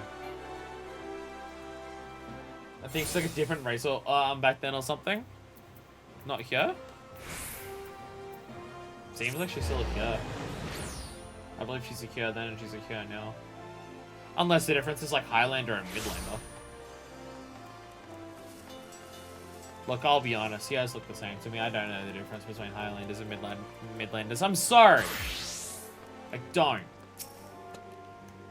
To be fair, I don't know the difference between most other races that aren't rugged because I didn't go through those options enough to memorize them. Oh, auras. Some have fawns pointing forward and some have fawns pointing backward. Though I don't know if that's type of aura or gender. Come on, let's begin looking around.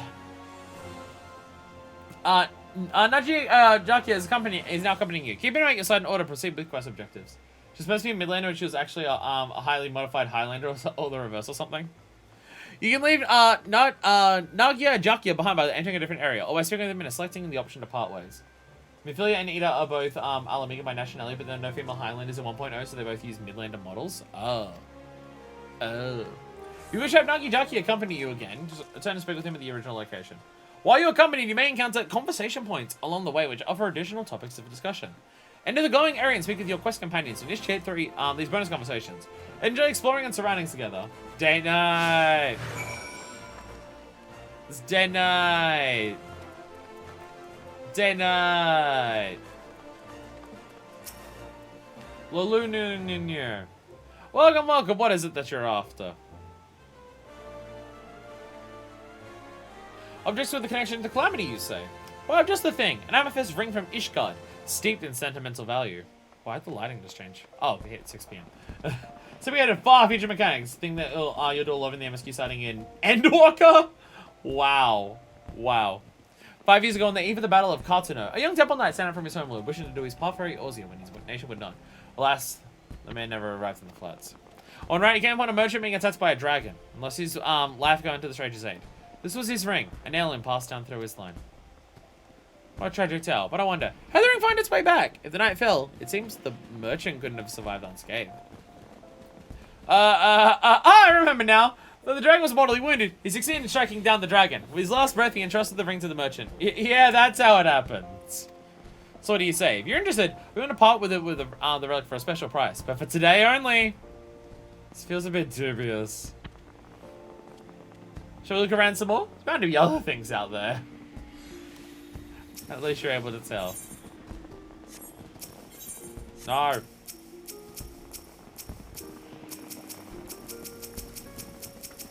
Lock onto him. There we go. Fact, the boy picked up on that being weird railway means he's already got a head start over most other adventurers. This is true. This is definitely true. Alright. Discuss the local cuisine. Ooh, is this the local cuisine? Goodness, but everything looks amazing. In the course of your journeys, you must have sampled all kinds of food, from simple fare to exotic feasts. I look forward to sampling everything too. Same dialogue? Okay, same dialogue. Okay, here's a question for the people in chat with their characters. Canonically, what's your character's favorite food?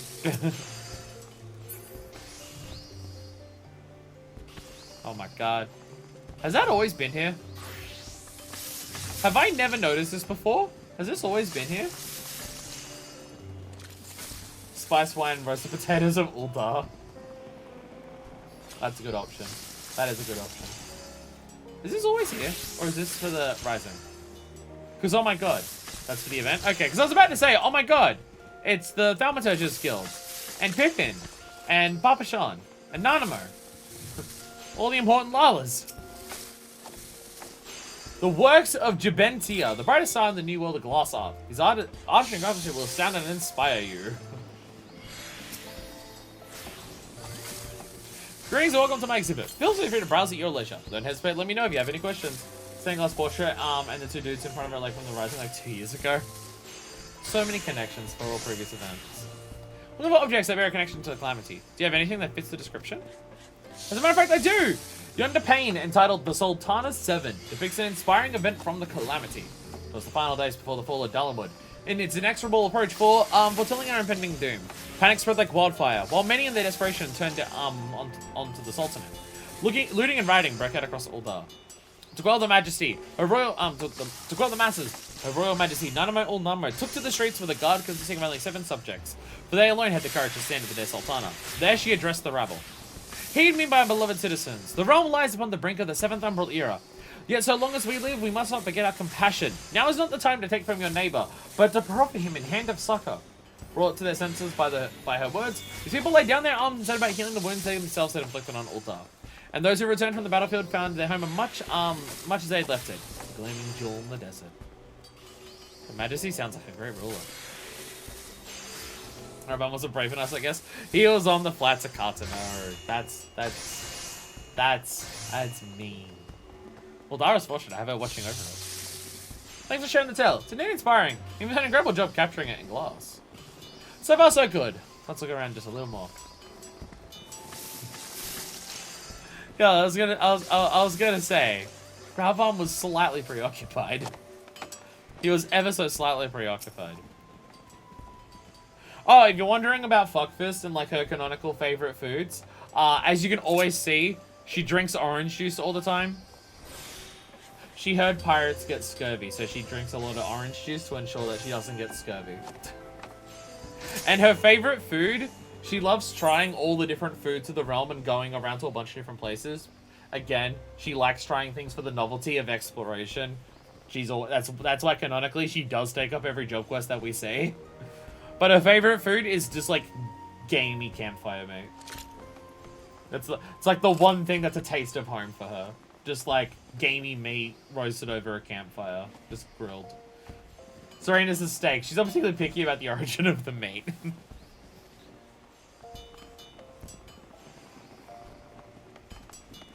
Yeah, Fuckfist is like, she enjoys all the foods of the realm and stuff like that, but food's like the one thing where she has nostalgia for home. So, if she's going to eat something that like specifically like that's her favorite, it is just like find something content roasted over a campfire. Smoked raptor, some type of various types of eggs, I guess. You already said roasted potatoes. You already said roasted potatoes. House of Splendors. What kind of place is this, I wonder? I see you're not familiar with the house. We offer wares in exchange for scripts, but our service is available only to those whom we know and trust. I said it's whatever's currently the lowest level of food that I have a fuck ton of. And this is why I actually bought a shitload of orange juice. But I find it really funny to just be like, well, Fuckfist says that she's a pirate, and pirates get scurvy, so the only liquid that she consumes on any consistent basis is orange juice. I find that concept really funny. So if I want to be customer, I need to make a name for myself. One day, Nagi. One day. I mean, I can't even do this. I can't even do this yet, Nagi, so don't worry about it. Lots of potato meals too, but they're tough to make. You just gotta cook yourself. Hold on. What I'm scared about what I'm looking at. Island Popoto. A Popoto a day keeps the Lalafels away. Or was it the opposite? I appreciate that at least in-game. That's the, by the way, I'm reading the picture that Deku sent. That's the item description for the Island Popoto. I do appreciate that in-game, they lean into the joke of Lalafels of potatoes. Like, in-game, they lean into it. I love it. Greetings from daily necessities to unusual curios. I deal in all manner of wares. If there's something in particular you seek, you need but ask. I know sanctuary descriptions are fantastic in general. One day, in several years, I'll just do the Calamity. The two of your adventurers are you not, in which case I have something that may be of interest.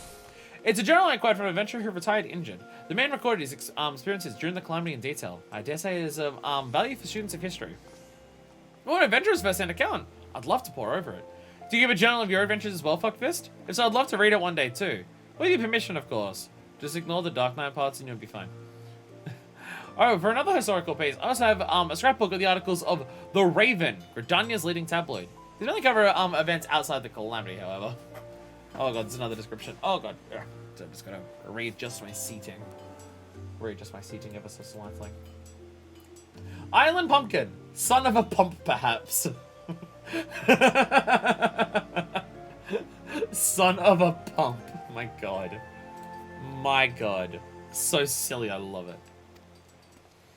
Articles from The Raven, you say? I just say we've seen enough. Let's find a quiet spot to discuss what we bring back. Make your way down to Sapphire Exchange and speak with him. Find the glowy circle. Find the glowy circle and have a chat. I keep going to like lean over to crack my neck. And when I do that, this one part at the back here just like rolls over from one part to the other. And it's just like, no, stay in the part that I told you to. Right, this looks like a good spot as any. No chairs to sit down at. No chairs this time, sadly. Unfair. I don't know about you, but that's all very new and exciting for me. Talking to myriad people, learn the tale behind each object. It's been a great experience. I won't soon forget it. So when I saw it has spoilers for crafting stuff, one day we'll get to crafting stuff. How many things is that I've said that to now? One day we'll get to it. Now then, we need to tell what I want to take to the minstrel. Have you made up your mind?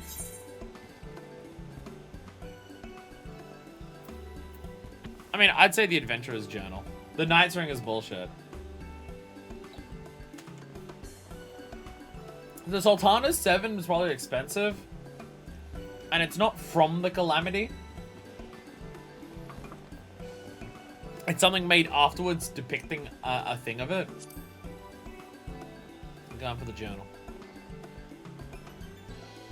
I see. I did consider that too, but in the end settled on something else. What is it? If you don't mind, I'd like to keep it a surprise. Come, let's purchase our respective items and meet back where the Mitchell awaits. Let's just carry this whole stained glass artwork across the city. Definitely nothing bad will happen to it in Uldar. It'll be totally fine. It'll be totally fine and good. You obtain the Retired Adventurer's Journal. You have lost half of your money that you currently have buying it.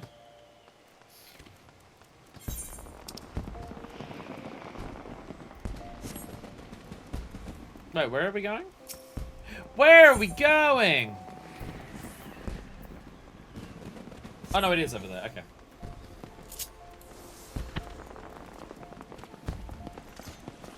So we're not actually going to like the thing where the rising's happening. We're going up here. Rising event that was about that portrait involved it shattering. Had to put it back together in a jigsaw puzzle minigame. Damn. Damn, did I call it? Damn, did I call it? Are all these like lanterns and stuff for the rising? There's still fireworks for the rising. So past the guy goes dancing in the middle of the vigil. Look, look. How are we meant to celebrate the rising if we don't get something rising? Oh my fucking god. I promised you, this was by accident. I didn't know this. I promise this was by accident. The legwear I settled on for my dancer outfit is literally the same bottoms that they're wearing. Legs and shoes.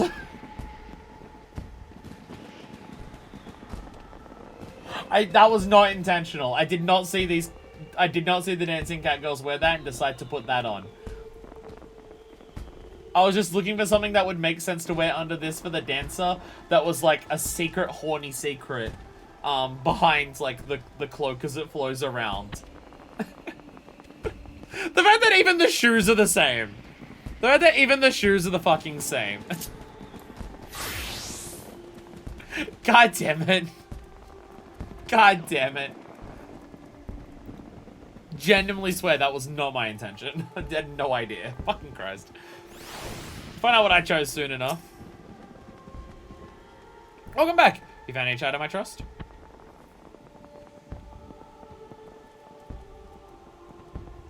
Well now, what have we here? Well, what is all this then? The Journal of Adventure, you say. Despite the vendor's claims, such records simply do not have much historical value, on account of their limited perspective and inherent partiality.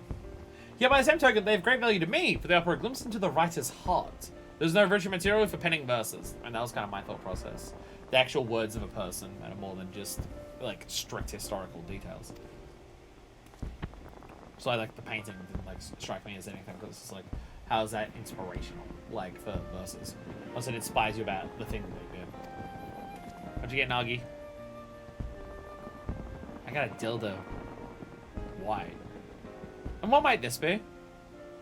It's a scrapbook of articles from The Raven.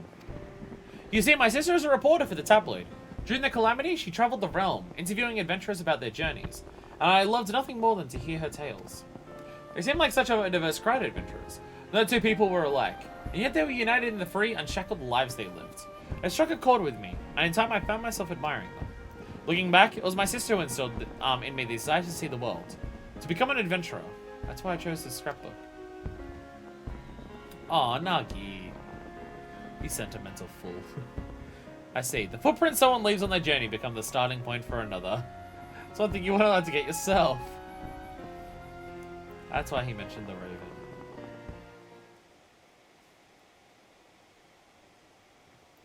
Yes, a verse comes to me. A blessing for those souls who are taking their first charry steps into the unknown. Pray, lend me your ears. Deshipi's gonna sing you a song.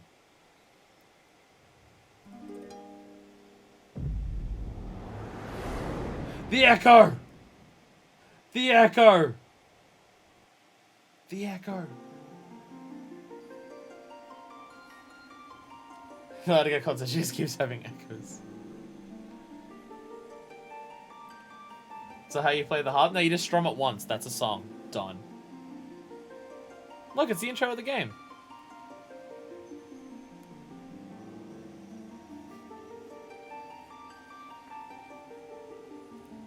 Adventurers of all the different races. Yeah.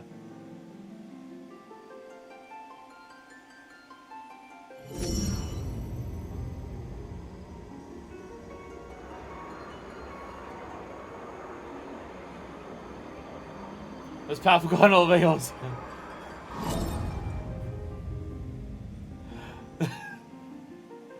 Greetings, warrior of light. Is this Yoshi P, but it's actually modeled after Yoshi P?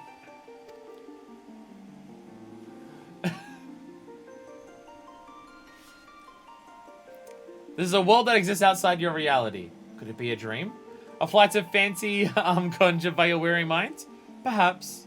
Or perhaps not. Naoki Yoshida! It's a pleasure to make your acquaintance. My name's Naoki Yoshida, and I have beckoned you here that I might express my gratitude.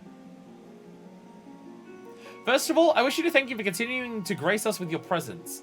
You and your fellow adventurers are our inspiration, and this shall never change. The world, however, is an ever-changing place, mysterious in its elusiveness. Unexpected hardships may turn our lives upside down. And though we all desire peace deep in our hearts, the sparks of conflict never cease to be struck. Like an adventurer's journey, the world is constantly moving towards the unknown, and it takes considerable courage to alter the course. Yet I ardently believe that it is a small but significant step in our quest to create new adventures.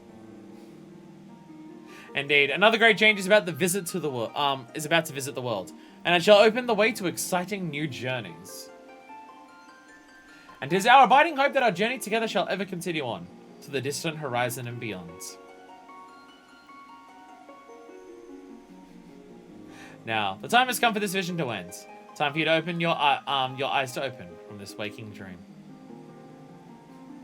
Return to walking your path, and know that you are in our hearts always. Till we next meet, I bid you safe travels. Bye, Yoshi P. Bye, Yoshi P. The Rising. Yearly event where Yoshi P actually projects and tells us that video game is symbolic before giving us a wind-up toy version of a cat girl or a twink.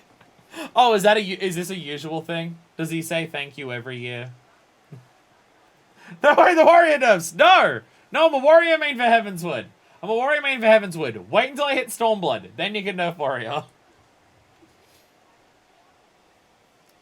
Thank you for the generous ward and the uplifting verse. It gives me courage for the road ahead.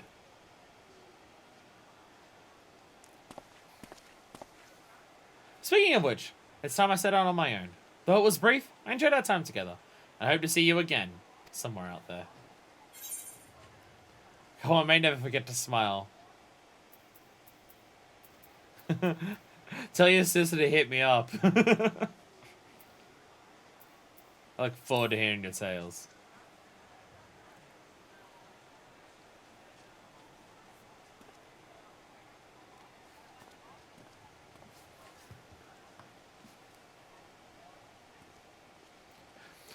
Though much more was lost in the calamity, intrepid souls continue to set forth, paving the way unto the future. In such a moment in history do we stand. And for you, I perform another song. No, my brain! Supposed to be what's her name's brother. Doesn't narrow it down much for me. Your life is a riddle to bear gladness and grief. Neath stars thin through storms, the answers to seek. Your footprints are threads to be gathered and woven. A song of dawn resplendent, dancing high to the heavens. Woven in heavens, that's a stretch. From the embrace of gods through mankind has been torn. Upon winds eternal lives and memories are born. A realm reborn. The future is unwritten, bring it rapture or sorrow. A journey shall continue until tomorrow and tomorrow. You mentioned his sister reporter for the Raven, the girl from Hildebrand wrote for the Mithril Eye. Yeah, and she also already, and the girl from the Mithril Eye also already had a sister.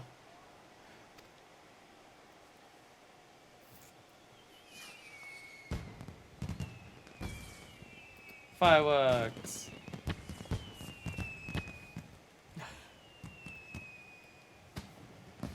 Does Yoshi P starts building out? So anyway, here's Wonderwall. I wonder, how do you feel as you watch Nagi set off? Did the site fill you with worry for a fledgling adventurer? Or did it awaken fun memories of your own humble beginnings? Oh, can I say both? Whichever it may be, I know that yours is a journey more trying than most. There'll be times where you're overcome by loneliness, and each step feels heavier than the last. In such a moment, I bid you remember this. So long as you harbor love for this world, ever shall there be a place for you in it. Your adventures will never end. Until this ever shut down in like 10 years.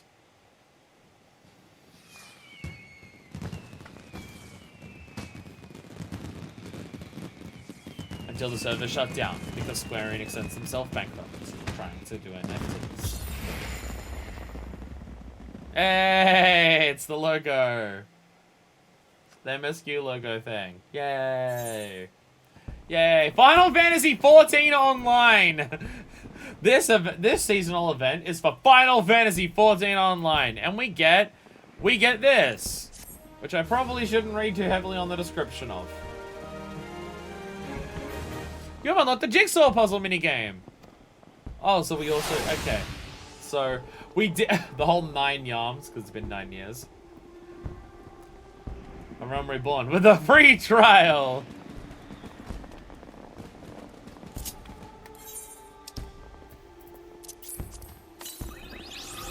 There we go. There we go.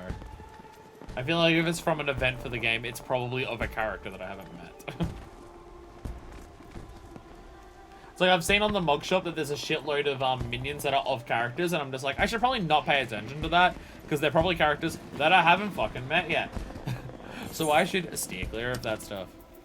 Anyhows, and anyways, and any whats and whys and whos.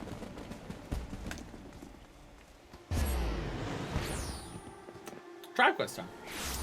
I think you get all the other Rising minigames, get a dungeon game that's fucking sick. Absolute favorite thing in the world. Coffee. Fish?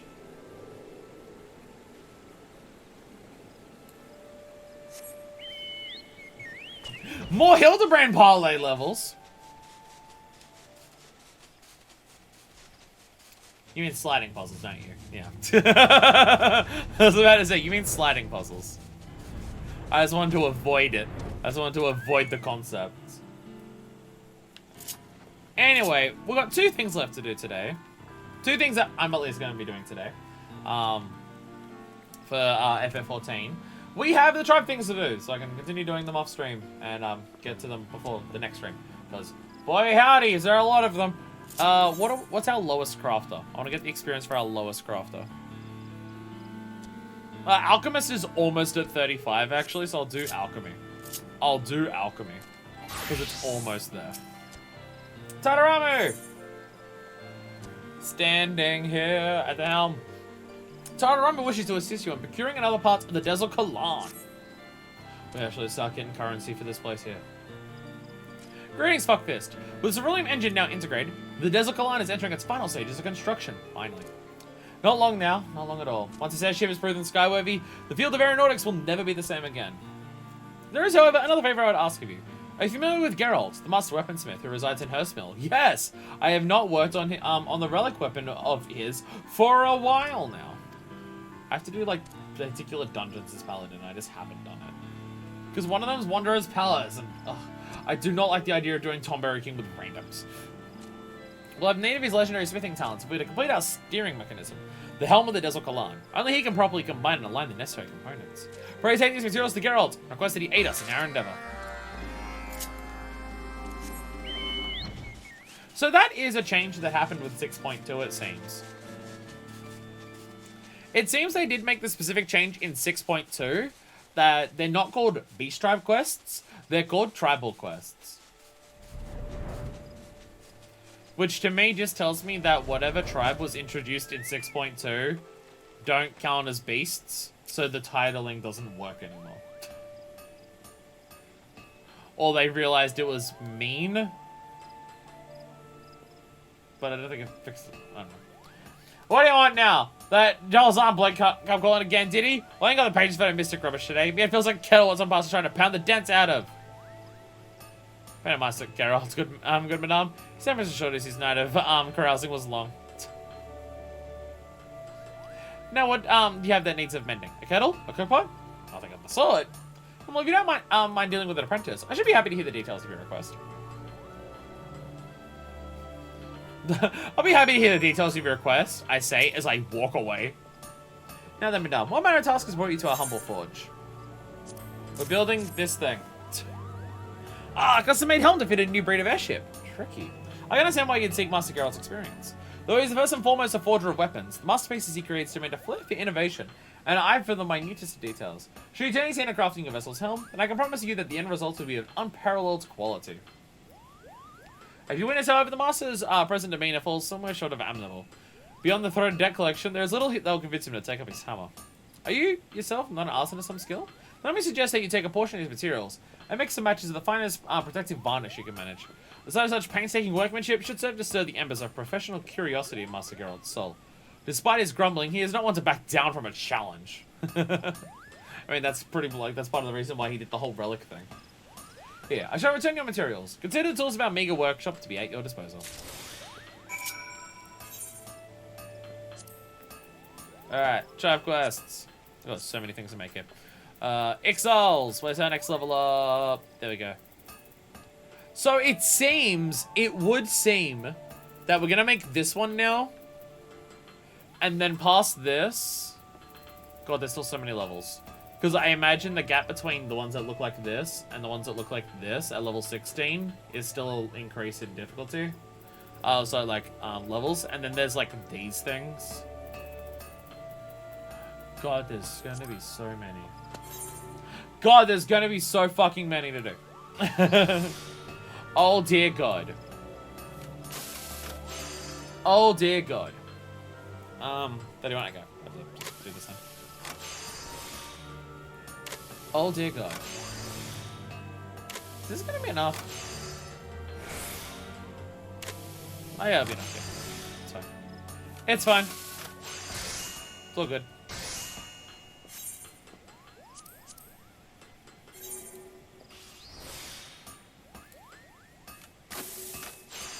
Crafting. The only crafting I'll do on screen required for these things. See, this is why I've been leveling up my crafting jobs by doing the exile quests.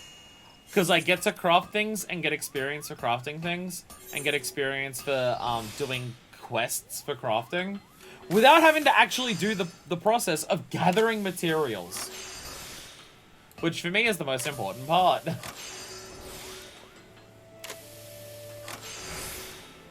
The hardest part for me of doing any type of crafting is gathering the materials for it. So doing tribe quest is like getting the experience for it, but not having to do the other parts. I mean, I'm trying to get all my crafters up to at least 35 doing it. Past that, past 35, it'd probably be easier to do like lead quests or anything like that. But at least until 35 is absolutely within the realm of reason, especially considering I have to level up the exile quests anyway. Like, I could just do them all with Leatherworker because it's easier, but the experience equals the list. Thank the gods, that drink demon smitten stopped using me head as an anvil. Hey? Still bloody here, are ya? I swear the 7 L's. I got these though. But I made these things. But I made them. They're cool. What's this then? May as well try not to puke on me apron, did ya? Fine bit of work. What apron? What apron? You're not wearing one. I never pegged you for an artisan. But even with this level of skill, you still felt the need to come to old Geralt, eh? We're making some real fucked up shit here. So what's the job? You want me to take this handiwork of yours and make a steering mechanism for your flying boat? Is that it? Yeah, that's pretty much it. Alright, I'll do it. Fire in your eyes. Bugger me if I don't respect it. My bears will need some time to get the work done, though. Don't fancy making finicky adjustments so the fog of booze is good and gone. Are them satisfied it's ready, though? I'll have the finished parts delivered to your shipyard. Just ignore all the exiles when we get to the shipyard, and we'll be fine. Ah, bird! There we go. There's the bird. There's the bird. Oh, neck crack. Ah, the hair! Blah, blah, blah. There we go. fixed it. I fixed it. Once a predator, he's not willing to do, I'll drunk off his ass.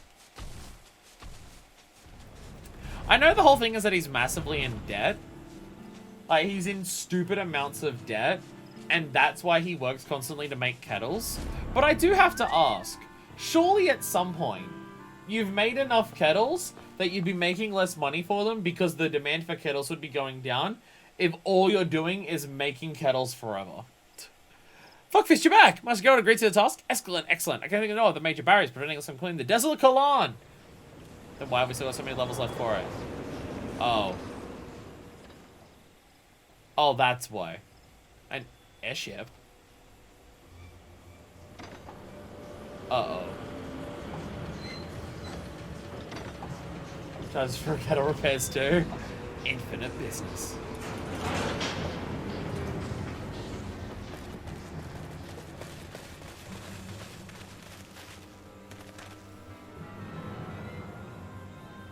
All blades stand ready to begin the extraction.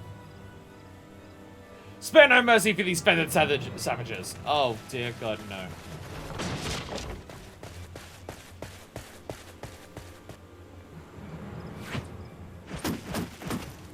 Well, fuck. What? Who goes barging into Cecil's camp? Remember inviting armed thugs to breakfast, Cecil does not. Spare your indignation, beastman. You'll roast for kidnapping Master Tataramu. Kidnapping? See any shackles around his ankles? Freeze a bird Tataramu is. How'd you even find me here? How many times must I tell you to leave me be?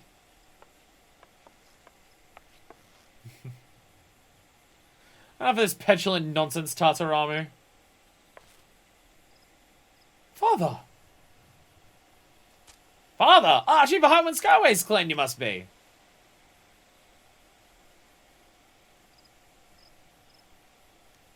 This is the workshop for which you've caused so much fuss? There are no proper tools, no materials. Why barely qualifies as a dumping ground for our factory's refuse? What is it to you, boy? If you want to dig with airships, the company has them in abundance. I'll have Coulson arrange for one of these new Garland Ironworks models to be docked in a spare hangar. No, Father, you don't understand. This is not some game or idle pursuit. Squat! Call my campground dumping for a refuse, do you? Shove cerulean hose up your chairman's backside, Cecil would. If already there, Broomstick wasn't. Let's go, Cecil! Let's go, Cecil!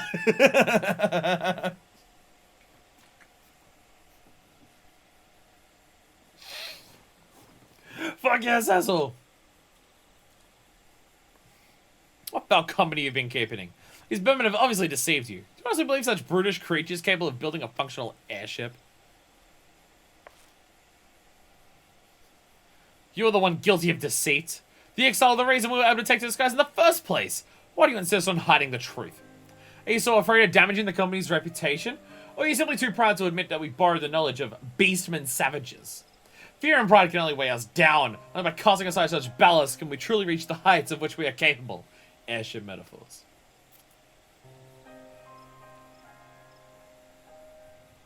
I'll not stand here and be lectured by my own child. Cease this impudence at once. So, it must really be a way. There are those two items of business limbs of Lumenta that require your attention. Followed by a dinner engagement with the Council of Turson at the Coral Tower. Yes, we are almost done here. Bring my son. If he decides to struggle, there is no need to be overly gentle. A small dose of discipline will do him good. Fuckfist, you might want to switch to a Disciple of War right about now.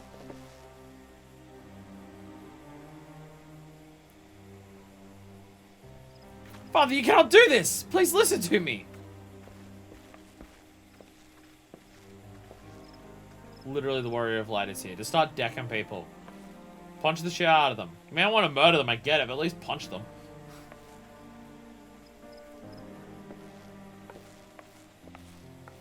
I guess if we started fighting back, they might try and destroy the airship. Harm Tataramu, you will not! Stab you first with feathers, then pluck you, then roast you, Cecil will!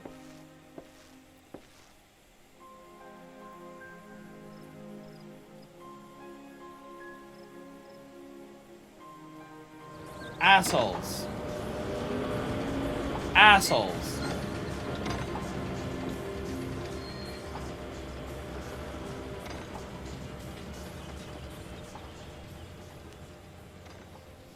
Wasn't there a whole thing about, like, the lathe that we got? Wasn't the whole thing with the lathe that we got that it was, like, a cooperative thing? I thought that was a thing. Ah, God, that Taramo is taken! Strangled and stomped on his dreams were. The first time in Cecil's life, wish to harm featherless one, Cecil does. Share with them secrets of balloons, and now think they own skies they do. Desel Kalan stays grounded. Integrate final components we cannot. Patience now. Wait on for Tartarama's return we must. Occupy ourselves with crafting needed parts. But if Chairman sets foot into a Carlton Lands camp again, summon a sack and beat bloody with tree branch Cecil will. So what he's saying, that his grandfather worked with the XR to make the first airships? Yeah, this guy's just a prick. And his dad's a prick about it. Yeah, the dad's a prick. Fuck you, Dad! We're now respected with the Akato 9. New Exile tribal quest that available from Duzul Mian. You now have access to a wide selection of wares. This vendor also offers wares exchange for Exile Oaknots, which we get by doing this. We have their currency now. I was gonna say, is the ship gonna actually be built at all any further now? Because we didn't get anywhere. There's a functional steering mechanism. Oh, we still got that from him. Okay, all good.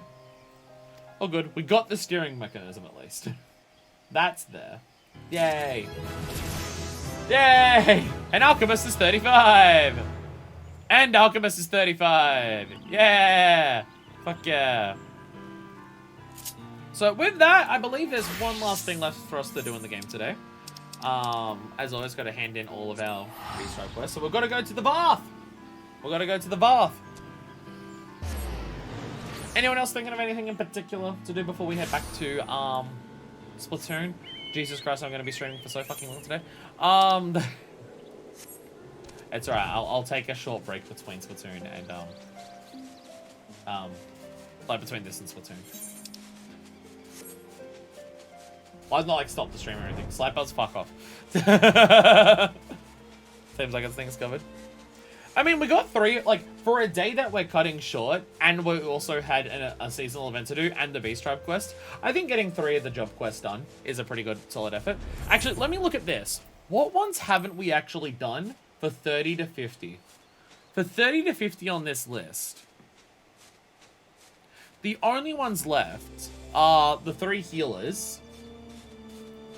I think it's gonna be a big or massive thing, they're small to do, yeah. I'm trying to think if there's anything like that I mentioned that we haven't gotten around to yet. But the only things left would be the 3 healers of White Mage, Scholar, and Astrologian, and Black Mage, right? Obviously, there's Blue Mage, but Blue Mage is a whole thing. Blue Mage is an entire thing. It'll be a Blue Mage stream, because we gotta go as like a party into dungeons to get skills on the way as well, because we're going from 1 to 50 for that. So Blue Mage is its own thing, that's a whole that. Hoops all mages. Can you tell can you tell that I've left the classes I like least until last with Black Mage and healers?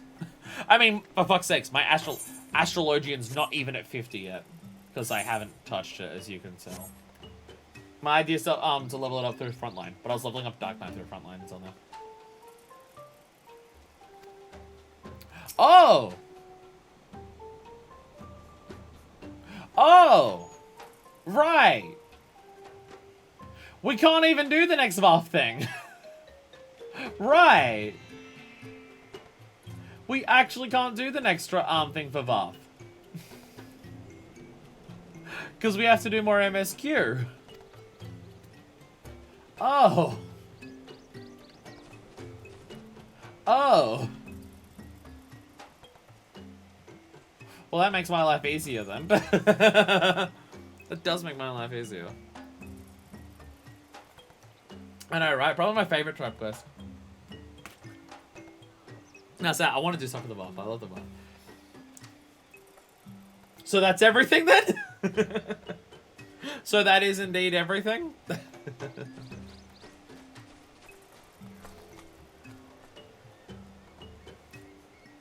I mean, we're almost at 6. The idea is I want to jump into Splatoon around 6 or so and continue from there. That's the plan. That's the plan. So I think we're good. I think we're good. I'm going to have a tiny break. I'm going to go bathroom again. I'm going to grab some food and eat some food first. Because, like, I only had a sandwich earlier. So I'm gonna grab some stuff, and do that. Because Splatoon might still take a while. I don't want to end Splatoon until either the Splatfest ends, or, I reach the maximum ranking for the Splatfest. Whichever one happens first. Whichever one happens first. So we could be on for Splatoon for a while. People don't have to stay around for that long. It's going to be an incredibly late night for me and everyone, but, you know, it's fine. I mean, I say I feel bad about today's FF14 stream being short because of, like, all the other Splatoon stuff that we're doing. It's still, like, 5 hours. It's still 5 hours, which is still longer than most streams we do of basically anything that isn't FF14. And we still got a lot done. We still got a lot done today. I mean, because once we get all the 30s to 50s done, then it's basically just, if per stream, we end each stream with doing a 50 to 60 quest line, we'll be good. We'll be good.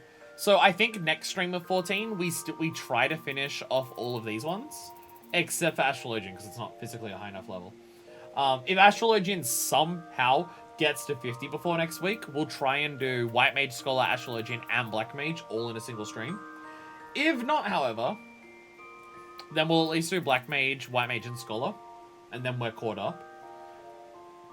Possibly do some 50s to 60s if we have time for that. Maybe chuck in some of the Blue Mage with that, but we'll see how it goes. So one more should be fine. One more should be fine of doing that, and then after that, it'll just be like, we'll do one per stream, like after doing MSQ or doing something else that we're like chilling while we're doing. Might need to have like a couple streams like post Heavensward, like before we start doing patches, just to get everything caught up from 50 to 60, but we'll see how it goes. But that is all for Final Fantasy XIV today. Short day, but a productive one. Short for FF14. So until then, this is version 2, signing